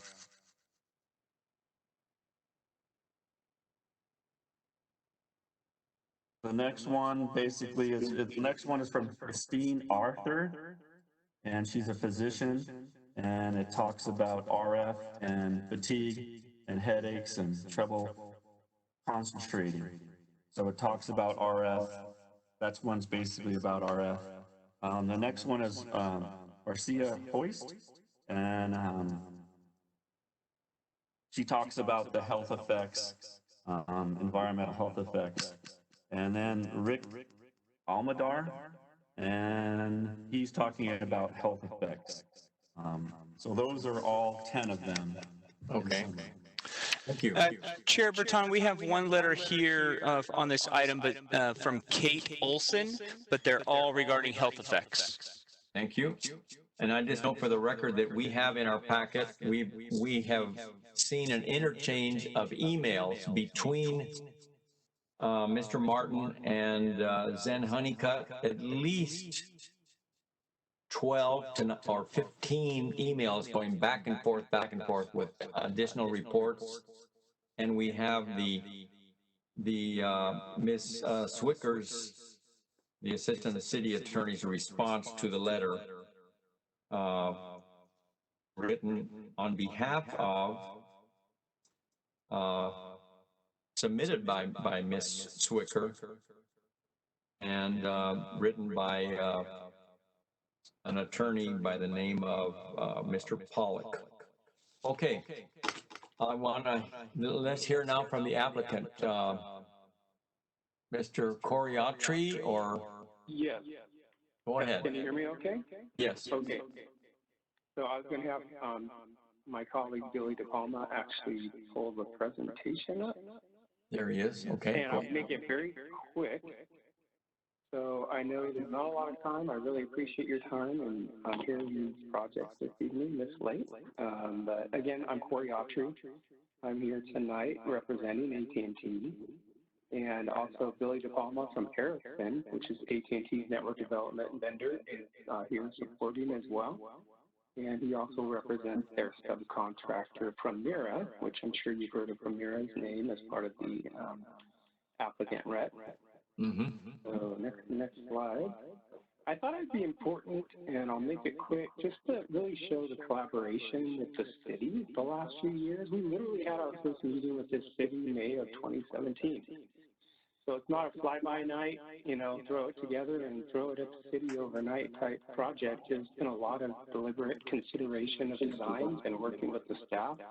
So I thought it'd be important for you to understand that. I'm not sure if that was discussed last time, but with 2 years and multiple design meetings, and then pre-app meetings with staff last September and October before we actually submitted these 2 official applications, November 27th. We wanted to make sure we were complying with everything that was part of the code and expectation of staff. So we went through that pre-app process. And in January of this year, we actually went to our first design review. And I'm sure you recall, February, we went to the Planning Commission, and that's where you had requested us to take a closer look at some design options. So we went back to the drawing board, and what we presented to you tonight, we actually did meet with design review a couple of times, and got concurrence that that was the best alternative out of all the different options that we had chosen. And the next slide really was just a, you know, small cells being deployed in the public right is the ideal solution for small cell. And so we were just providing a quick of some of the laws that actually allow AT&T access to public rights of way. So I don't think we need to spend a ton of time going into these unless you end up having questions down the road. And then these slides, I want to thank Tim for doing such a great job with his presentation. I don't think we necessarily need to rehash what he presented to you, and really that's what the next few slides are doing. So I just want to thank you for your time. We definitely are requesting approval this evening. AT&T is looking forward to bringing this improved coverage and capacity to Mission Viejo. And but we do have Bill Hammett, an RF safety expert that's attending the meeting, and I thought it'd be good for him maybe just spend a few quick minutes talking about RF safety, and then we're happy to answer any questions that you may have. Thank you, Mr. Hammett. Oh, are you in Washington or San Francisco, or where are you? I'm in San Francisco Bay Area. Okay. Did you hear anything? Did you hear any comment tonight from any of the people whose letters were read? Anything concerning violations of the Federal Commission's regulations that gives you pause or concern? No, I didn't hear anything in that vein. One thing to keep in mind that these are very low power, less than 100 watts. You know, you think of a 100-watt light bulb, there's just very little power coming out of these. And I can give you a personal guarantee that these facilities, as built, will comply with the FCC limits. Okay. So in respect for the late hour and your familiarity with this topic, I mean, I'll stop there. I've got a slide deck and a little show, but I don't think that's really needed. I don't think so, unless one of the commissioners insists. So you've heard nothing, you've read nothing in the staff report or in the presentations at the last meeting or at this that we just heard now being read by Mr. Martin that gives you concern or pause that we're short-circuiting the process, that we're bypassing critical steps that are required by the law, etc. Correct? Not at all. You have before you the key element, which is, does it comply with the federal standard? He's on the phone. And on that basis, I then think, well, he tuned you're in. preempted Somebody from tuned applying in. anything tighter. Oh, yeah, he's the doctor. Okay. Good. That's Still a jerk. thank you for your input, for your expertise. And you know, we have over the years as a commission, we've tried to do two things with regard to cell towers. Reduce the number of cell site locations by using co-location and mitigate the visual impact of cell towers. And to that extent, I think we're within our rights to do that type of review. And I think our design committee is to be congratulated for going to extraordinary efforts to achieve, I think, a very palatable resolution of this problem. Is there any commissioner that wants to ask questions of Mr. Hammett, Dr. Hammett, or of the applicant? Of Corey Autry or Billy De Palma? Yes, Director Reich. Vice Chair Reich. Yes, one question, and this may also go towards Director Lister as well. As we set precedent, we know this is going to happen, and that's an agreeable understanding. Per the conversations that came up in DRC as well, there probably will be other telecommunication companies coming forth with similar projects. As it was stated, each communication company will probably have to have its own, we'll call it tower or post. With that said, what do we have in place, or do we, when 8G or 10G or whatever technology that comes out that warrants these poles to be obsolete, what do we have in place to make sure that they are removed or disassembled so that the obstructions that we are putting up now aren't there forever?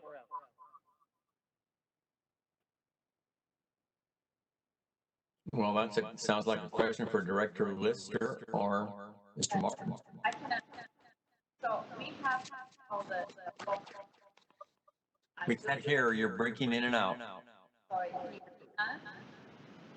that better?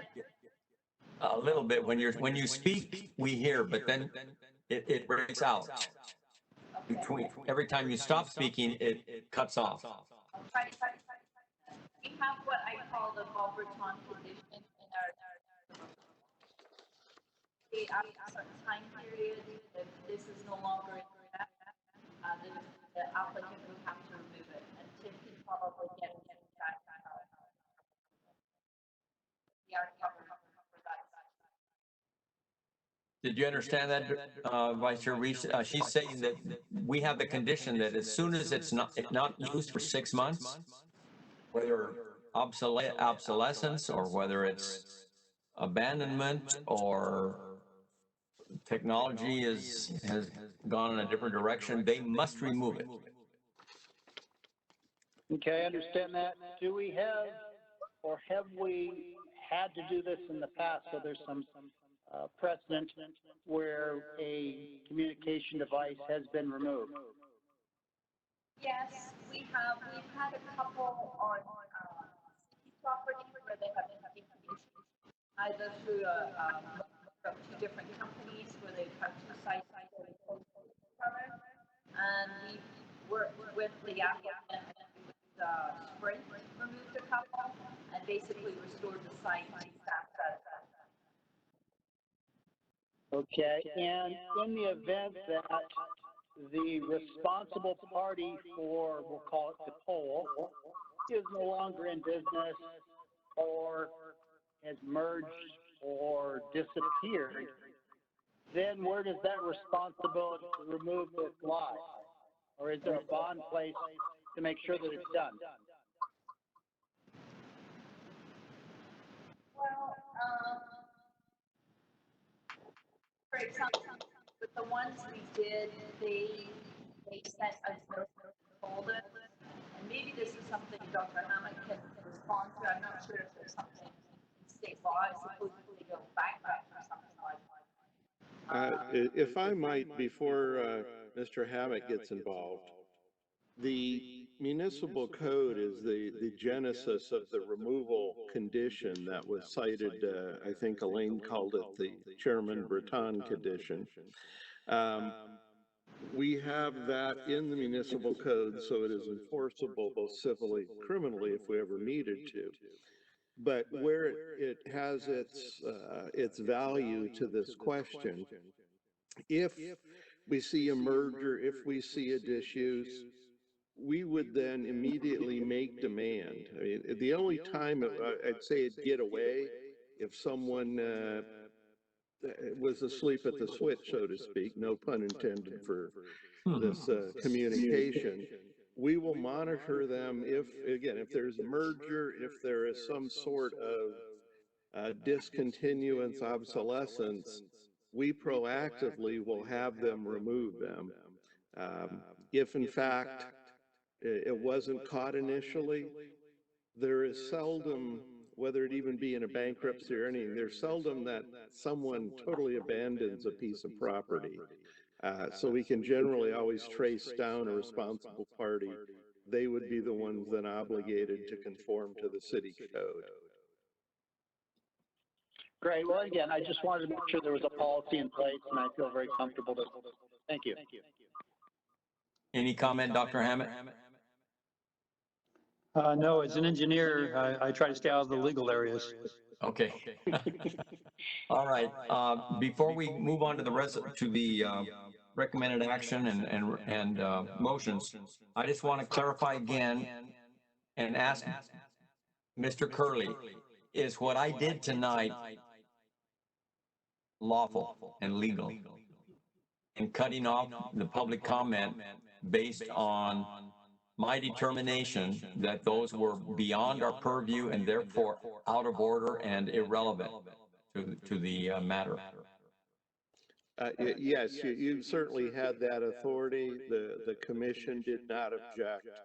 And I'd say more significantly along those lines, you've heard all of this previously.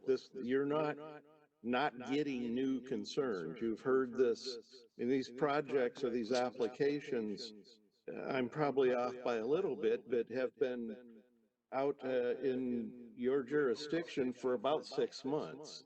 And all of these issues, you've noted you've gotten separate concerns from concerned residents. You've had these issues before, so there is nothing in the scope of this hearing that would be new information that may cause you to think differently from whatever your pleasure will be. You know it, you've heard it, you've got it. You don't have to hear it 10 times. I mean, you're all bright folks. You've heard it once, you understand it. Okay. Okay. Chairman, I do have one caller. Okay. Is that must be the individual that was asking if we were going to hear these items after 10. Minutes to speak, please mute your live streaming device, state your name and address, and begin. Okay, thank you. Let me just get there to mute it. I'll be right there. Hello, my name's Lori Rudolph. I'm a homemaker and 23-year resident of Mission Viejo. I chose the city to raise my family because of the community's focus and the great place it is for children. I am shocked. I've been in this meeting since 6:30 tonight, patiently listening to very good discussion about building and what to do and what not to do, and looking at it from many different directions, including parking spaces and noise and everything else. And then I feel like, okay, you don't want any input from any of us. Maybe you've heard it before, but I would like to go to one point that was not, maybe that you will listen to. Government Code Section 659641.1 gave a special exemption from mandatory approval of wireless fitting applications for wireless telecommunications facilities on fire department locations. This was passed out of the International Firefighter Association's concern regarding firefighters' exposure to harmful radiation. They do not want and do not allow small cell facilities on their premises despite the telecom claims that the increased emergency response, that they need for emergency response. If they don't want them, why should we? Why should the state of California give them an exclusion to protect firefighters, but why aren't we protecting the residents of Mission Viejo? I heard somebody talk earlier about, well, these towers are very low emission and it's so harmless. Well, didn't we say that way back when cigarettes were introduced? Or maybe asbestos? Or maybe even a Roundup that's all in the news today? Those are all lawsuits. And I know that I have not seen one report from the FCC that says this is healthy. Yes, it's talked about heat, and the heat conditions are fine, but in terms of health, especially in the brains of young children, I've not heard that. And I would ask for you to cease and desist and look at all of the information and all the reports pertaining to health. Even though you say you don't want to listen to health, I'd have you look at it, because I do think there are lawsuits coming, especially, there's another one I'd like to talk about, Education Code Section 51101 grants the right for parents to ensure that the school environment for the child is safe, exposing children to radiation. Okay, thank you. Exposing children to this radiation from a small cell pole can even impact them. They say, I've heard reports that, I'm jumping around here, I apologize. I thank you for your time. I just respectfully ask you consider this carefully. It's not just about, I love technology. I support the internet wholeheartedly, and we can do it with Ethernet, and Ethernet is actually faster, safer, more secure, and more reliable. And there are cities doing it, and they're making a mark for themselves because they're doing more effective technology. Thank you, Ms. Rudolph. I just want to reiterate that, well, let me ask. Dr. Hammett, or Mr. Hammett, I guess it is Dr. Hammett. Do these small cell towers comply with the Commission's regulations concerning emissions? I can't hear you. I can't hear you. Turn on your microphone. Excuse me. Absolutely, yes, they do comply with the federal limits by orders of magnitude. And could you address what she mentioned about the fire department adding a new provision for a new regulation? Perhaps Mr. Curley can back that up, but I believe that she's referring to an item in a bill that was not passed out of legislature or was vetoed by the governor. It never made it into law. That's my understanding. The fire stations are an ideal location. Firefighters work around radios all the time. They depend on getting fast information about what's going on, and they're ideal settings. Many fire stations have facilities like this, or even larger, higher power facilities on them. And what did she made reference to a new technology, ether. Ethernet is the cable that you plug your computer into in your office. It's a wired condition. It's not a wireless condition. It doesn't handle mobile devices. So it's a completely different, it's apples and oranges. Yes. Okay. Chairman, I have another call. Well, we're going to have to cut this off. I mean, this is going to be prolonging it. I hope this call isn't speaking about health and safety and RF, radio frequency emissions. Okay. Does the commission concur that we can take one more call? Hearing no objection, let's take one more call. Go ahead.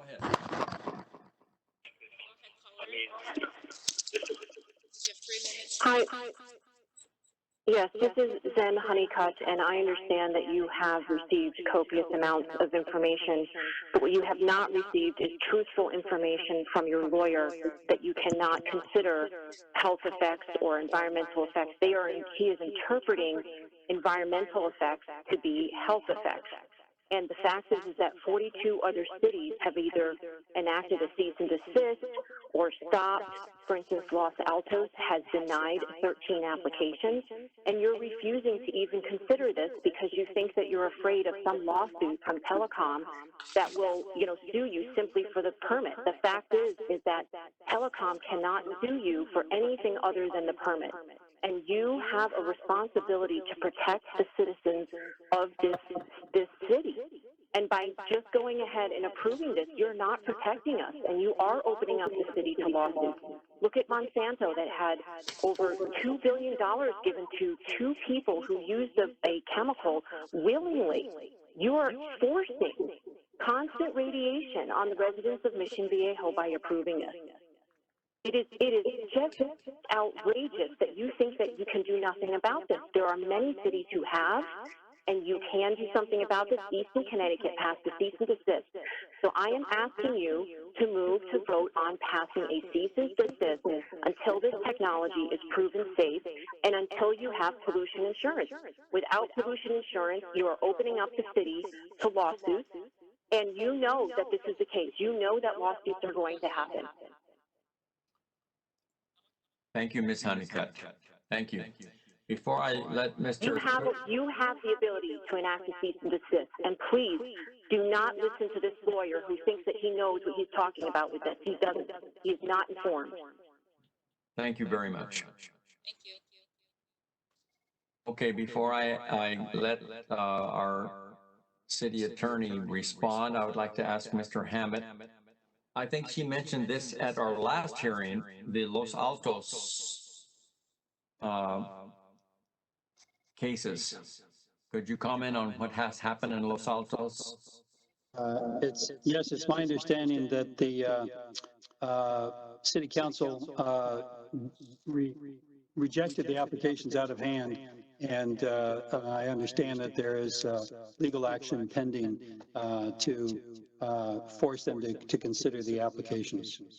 In other words, the carrier is suing the city to force them to proceed with the applications. Again, I'm not an attorney, and know it only peripherally because my firm did the analysis for the proposals about compliance with limits. Okay. My unit died on me, so I'm poaching Larry's here. Okay, could you speak to her legal argument? Well, again, chair lawyers are always well-intentioned and usually dramatically wrong. Most of the cities that have attempted to do anything have done it by ordinance, not by whim, not by resolution. It is clear we can regulate aesthetics. Now, you look at all of the Mill Valleys and those jurisdictions, they have only looked at residential zoning, and their ordinances have been untested. Now, okay, there's not going to be a lot of damages, but the telecoms, should they want to sue, and I want to make very clear, that has very little, almost nothing to do with staff's recommendation. We are looking at the Mission Viejo ordinance that's on the books. Staff has analyzed the application pursuant to those ordinances and determined that these projects, these applications conform to them. We don't run from litigation if it is the proper thing. Having noted, though, if there is going to be litigation, this would be in federal court, and it's extremely expensive. So you could turn down 2 applications on the incorrect basis. If the telecoms wanted to pursue, they would bring an action. We would have to deal with it in federal court. Are we effectively denying the services, the telecom services? And you would pay a lot and almost guaranteed lose, because you're not coming at it from aesthetic. You're coming at it from a legal basis that is not your theory. Take great offense at this woman saying you're getting bad legal advice. I've been doing this 40 years, so I reject wholeheartedly someone who has not even a legal degree to argue this. Now, having said that, your code expressly allows these to be proceeding. It is well within your jurisdiction to do it. The talk of, well, the city could be sued like Monsanto. Again, a full ignorance of California law. Cities are immune from permit approval. You can permit something. The public treasury, the public trust is not at risk for your approval. If there is anybody to be held to task, it would be the actual carrier. You have zero exposure for permitting these. And anybody to say differently or to compare it to Roundup or anything else, it's so far off base that it's not even laughable, it's nutty. So to that end, you're conforming to your code, you are following it strictly, your staff has analyzed it, your staff has found that it conforms to the code, and, you know, if you want to change the code, fine. I've been hearing talk of cease and desist. That is a moratorium that can only be issued by the city council, not by the planning commission. That's outside your jurisdiction. So I've heard nothing in a legal basis that gives me any pause whatsoever. Okay, so we are immune from liability if we approve this recommended action tonight.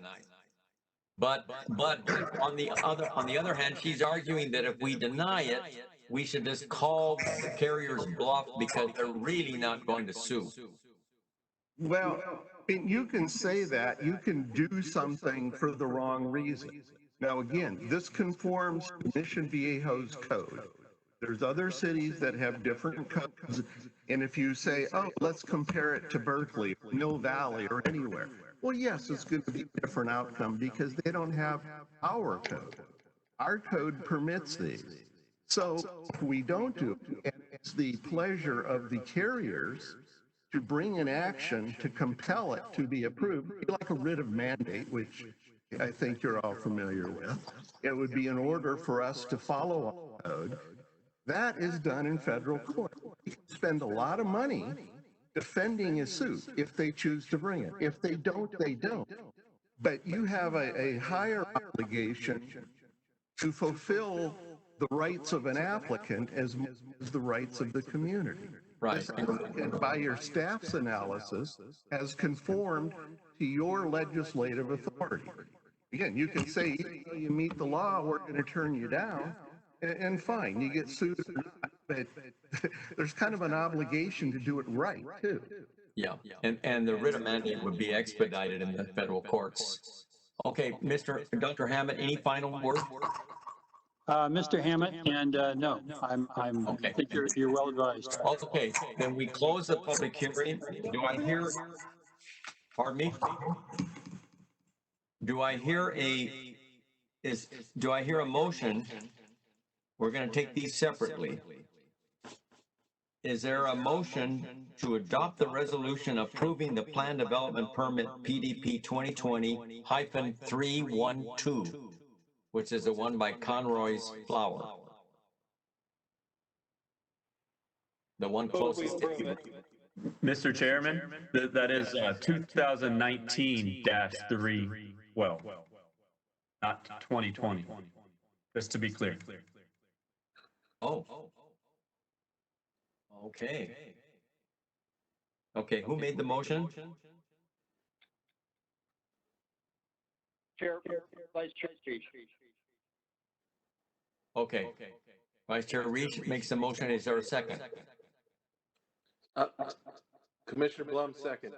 Okay. All right. Is there any further discussion?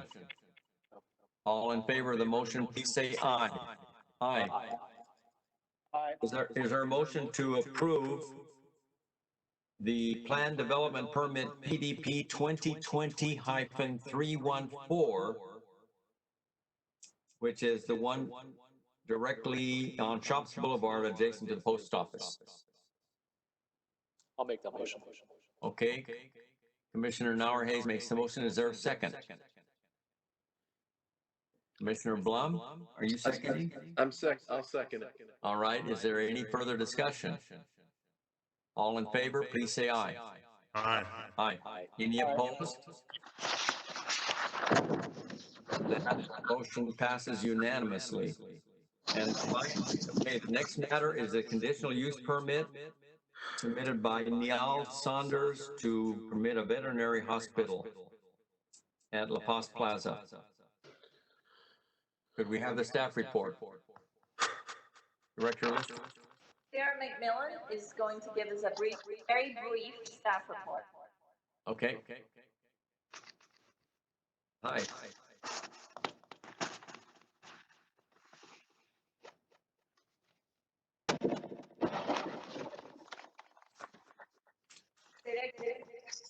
possible, please.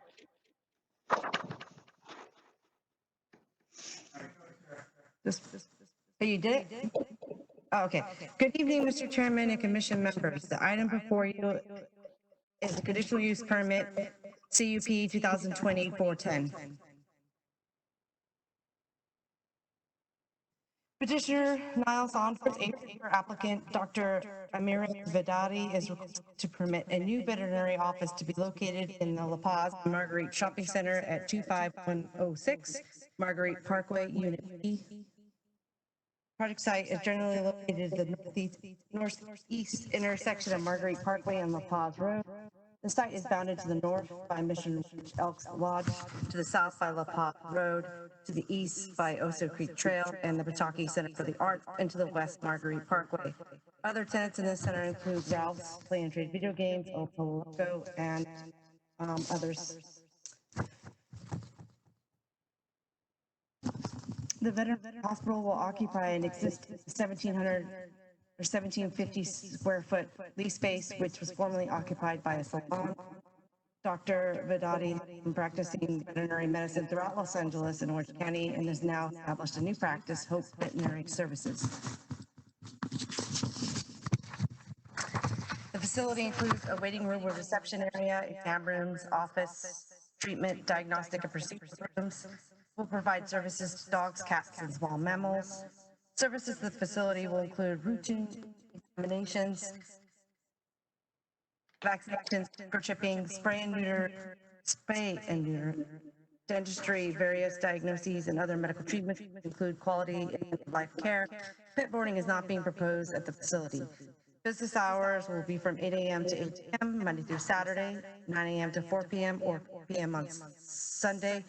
Client visits are anticipated to be no more than 3 patients per hour, with around a total of 20 to 24 patients per day. Parking has been reviewed. The city's traffic engineer has been determined that the available on-site parking is adequate for use in the La Paz and Marguerite Shopping Center. Based on the information presented, recommends the commission to adopt a resolution approving CUP 2020-410, subject to findings and conditions of approval in the resolution. Thank you very much. Any questions? And I'm available to answer questions, yeah. Any questions of staff? Hearing none, let's hear from the applicant. Is the applicant? I'm here. Can you hear me? Yes.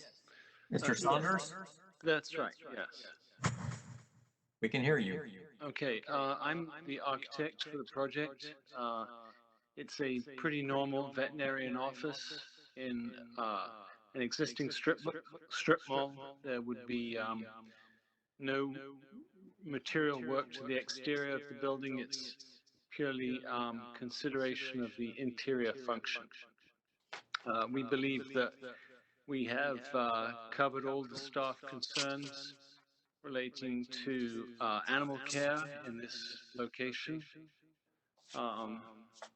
If you have any questions, I'd be happy to answer. Commissioners, do you have any questions of Mr. Saunders? Seeing none, I guess we don't have any questions because, you know, we've handled these before. We had a veterinary hospital just a year ago, and we're looking at all the same issues, the sanitation and the other issues. I believe I was the architect for that other project too. Oh, you were? It was the relocation of that went to Portola Plaza. Yes. Okay. All right. Is the applicant here? Does the applicant want to speak? Is he online? Or the doctor? Hello, I am Dr. Vedadi. Yeah, I mean, Nile explained everything, but if there is any question, I would be happy to answer that. But basically, will be a very basic general practice. No boarding, no daycare, just an appointment visit with very limited number of cases per day. Okay. All right. Thank you. Thank you very much. Do we have any requests to speak? Mr. Longnecker, do you know any request to speak? Or Angela? There's no phone calls. And no written correspondence. Okay, so then let's go back to commissioner discussion. Is there a motion to approve this, to adopt this resolution approving the CUP, the conditional use permit 2020-410? Okay, I see Dave moving his mouth. I'll make a motion to approve staff's recommendation. Okay. Moving my mouth. Is there a second? I'll second it. Commissioner Nauer Hayes seconds. Is there any further discussion? Okay, the only other thing I want to mention is, Ms. Hannes, if you could change the spelling of Mr. Saunders' name on the signature block. It's spelled Nail, N-A-I-L, and it should be N-I-A-L-L. Okay, got it. On the signature block. Okay, all in favor of the motion, please signify by saying aye. Aye. Any opposed? It passes unanimously. Congratulations and good luck. Thank you. Thank you, sir. Now, Mr. Shagnon, are you still there? I am still here. Oh my gosh. Commissioners, do you think we could postpone this to September? Or do you want to hear, how long is your PowerPoint? Bob, I'll make it really short, I promise. Okay, let's do it. All right, so Larry's gonna load it up for me. And feel free to cut me off at any time. No, do what you have prepared. All right, so I'll give you a very quick update on the La Paz Road Widening Project. This has been around a long time, so for those of you not familiar with it, basically what we're doing is widening La Paz in that short segment between Crescenta and Maryland's. Larry, if you can go to the next slide. So a project overview. Can you go to the next one, Larry? Okay, there you go. So basically what the project consists of is rehabilitating 2 existing bridges over the railroad. These are old bridges built around 1960, so they're in much need of an upgrade to current standards, seismically, structurally, guardrails, sidewalk and bike lane widths, and so forth. And the other thing we're doing is we're widening the road in general from 4 to 6 lanes to eliminate a traffic choke point. As we do with most projects, we take advantage of the opportunity and we do enhanced landscaping and aesthetic features. And this project will be no different. If you can go to the next slide, Larry. So from a practical standpoint, the project is really widening the road. So the lane configuration is very simple, going from 2 lanes in each direction to 3 lanes in each direction.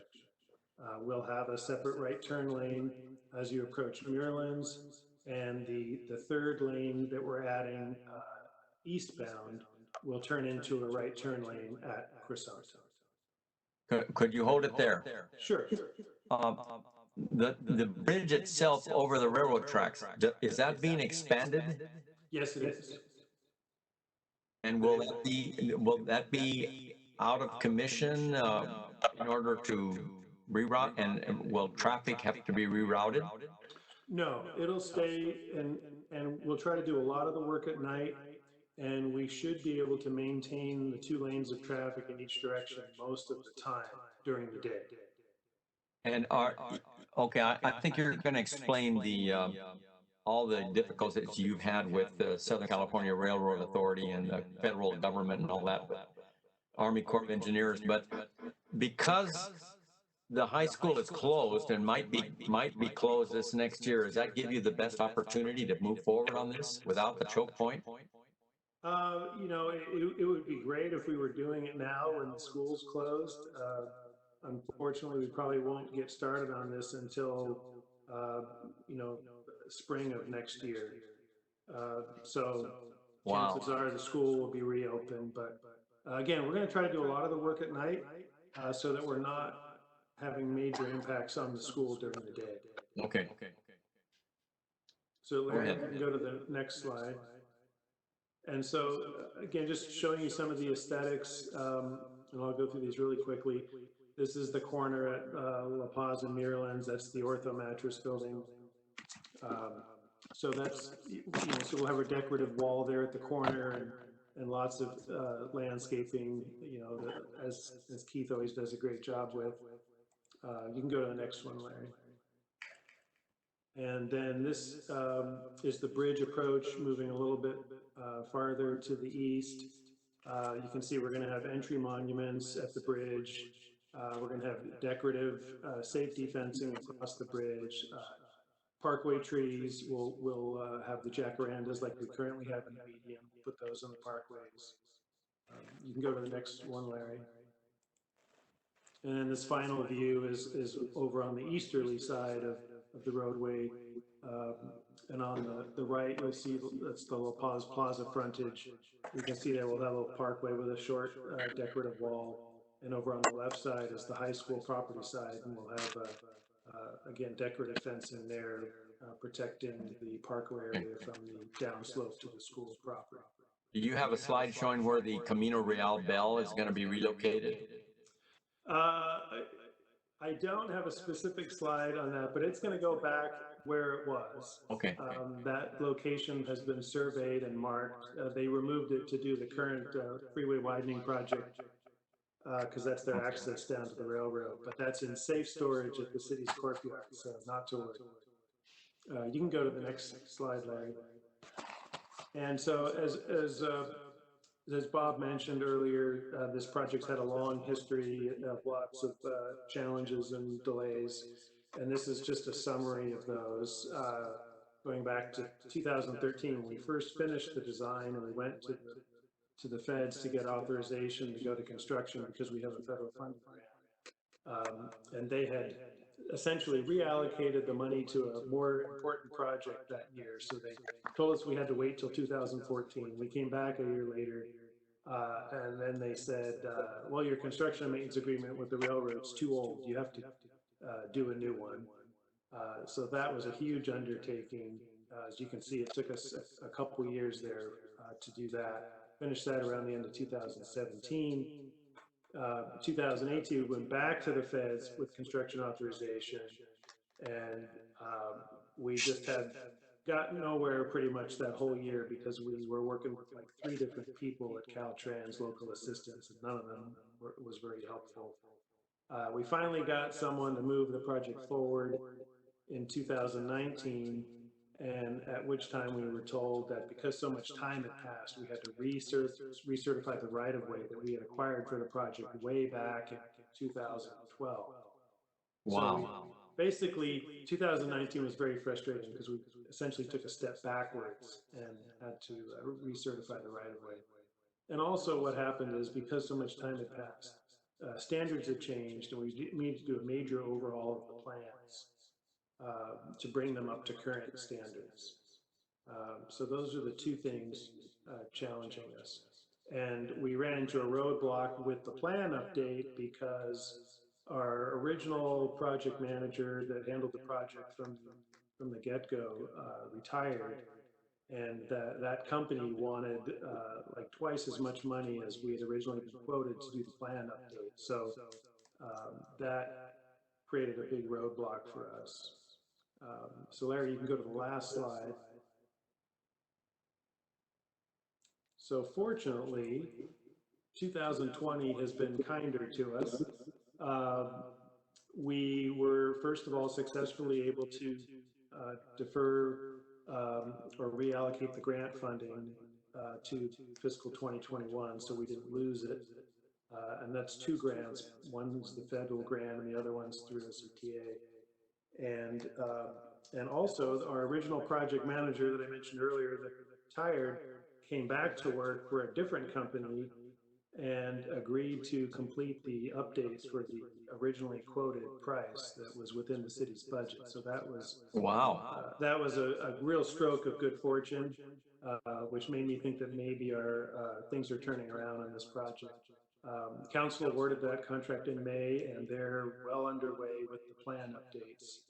And then as far as recertifying the right-of-way, what we're being asked to do by the feds is to go back to the 7 property owners who are affected by the widening and get acknowledgements from them that they are aware that property has been dedicated and that this project is coming.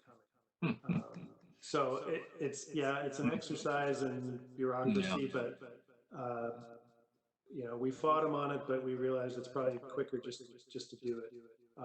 We've got, I noted in the slide, we had 5 of the 7. Just before I closed the business today, I got the 6th one. Yay. And yeah, so that was great. And then the 7th one from Taco Bell is the last one. Supposedly we're going to get it by the end of the week, but I'll believe it when I see it. Wow. So we're things, as I said, things have turned around. And I'm feeling a lot more optimistic about getting this thing finally out the door into construction, hopefully early next year. Well, what about the La Paz freeway overpass rebuild? When will that take place? So that project is underway, but it will be going on until sometime in 2024. Right. So even though they're already started, if we start our project, say next spring, our project will take about a year. So we'll still be done ahead of them. Okay. So they're not going to conflict, but unfortunately they're not going to coordinate either. Okay. We're coordinating very closely with them to make sure that both projects agree, and we're trying to make sure that they don't do stuff that we're just going to turn around and tear out and redo, and vice versa. So we're working very closely with them to eliminate any of that. Well, that's very important, because this is the bridge that began Mission Viejo. Yes, absolutely. This is the original entry into the city. La Paz and Crisanto was the first traffic signal. So a lot of history there. And they couldn't sell any homes or build their model homes until they built that bridge. Any questions for Mr. Chagnon, Director Chagnon? I had one question about the bridge wall. Any safety concerns? People that want to commit suicide? Are they just standard? No, that safety fencing is of sufficient height that it is designed to protect the railroad down below from people jumping off or people throwing objects onto the tracks. So it would take some real effort to climb up there. It's going to be a lot safer than it is right now, because as you know, we have a very low guardrail there. Right. Very old school that really doesn't provide a whole lot of safety for pedestrians walking across what is a fairly narrow sidewalk. So it'll be nice to get that upgraded to a wider sidewalk and with the safety fencing. Any change in the monument sign at the entry? No, the monument sign will stay the same in there. Yeah, that will stay the same. Okay. Any questions of Mr. Director Chagnon? Thank you for your patience and for the excellent presentation. Absolutely. Happy to do it, and hope everyone has a good evening. Thank you. Thanks, Larry. Okay, that concludes our meeting. Director Lister, are you still awake? I am still awake. Do you have a report, a staff report of any note? We're not going to meet until September. No, have a great rest of the summer, as well as we can have during COVID, and we'll be in touch. And you'll be in touch with the traffic committee. Yes, we'll set that up as soon as possible. Okay, let's go around the horn. Any comment from Commissioner Blum? Thank you, Chairman Breton. Thank you, everyone, for hanging in here tonight. And it was a tough agenda, lots of information. I'd like to commend all the commissioners and Chairman Breton for moving it along as fast as we can.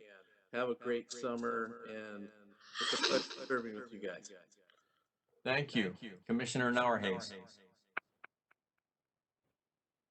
Oh, we can't hear you. Wait.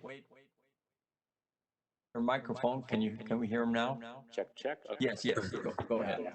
I'm down to 5% on my iPad, so stay safe and stay healthy. Have a good night. Okay, thank you. Commissioner Leckness. Great meeting. See you guys in the fall. Okay, in September. See you in September. Vice Chair Reach. Happy to end this before it becomes tomorrow. Chair Breton, before you make your closing comment, can I make one comment? Yes. I just want to say thank you to our IT specialist today, Jose Servin. He's been the behind-the-scenes guy making all this happen. And not only that, but it's his birthday today. So for three more minutes, it's his birthday. So I just wanted to get that in before the clock turned. Thank you. And sorry you had to endure this, but you did a great job. You know, this was really tough. This was really tough. Handling and kudos especially to Angela. We really love you, Angela. We appreciate you. We notice and realize all of the behind the scenes work that you've been doing. It's just amazing handling all those phone calls, handling the minutes and the emails and everything that you've done and the reports and having to send out notices again to all of the residents that no, this was not going to be a live meeting, it would be a virtual meeting. Wow. We really thank you. Okay, we'll see you in September. The meeting is adjourned. Good night. Good night, everybody. Good night.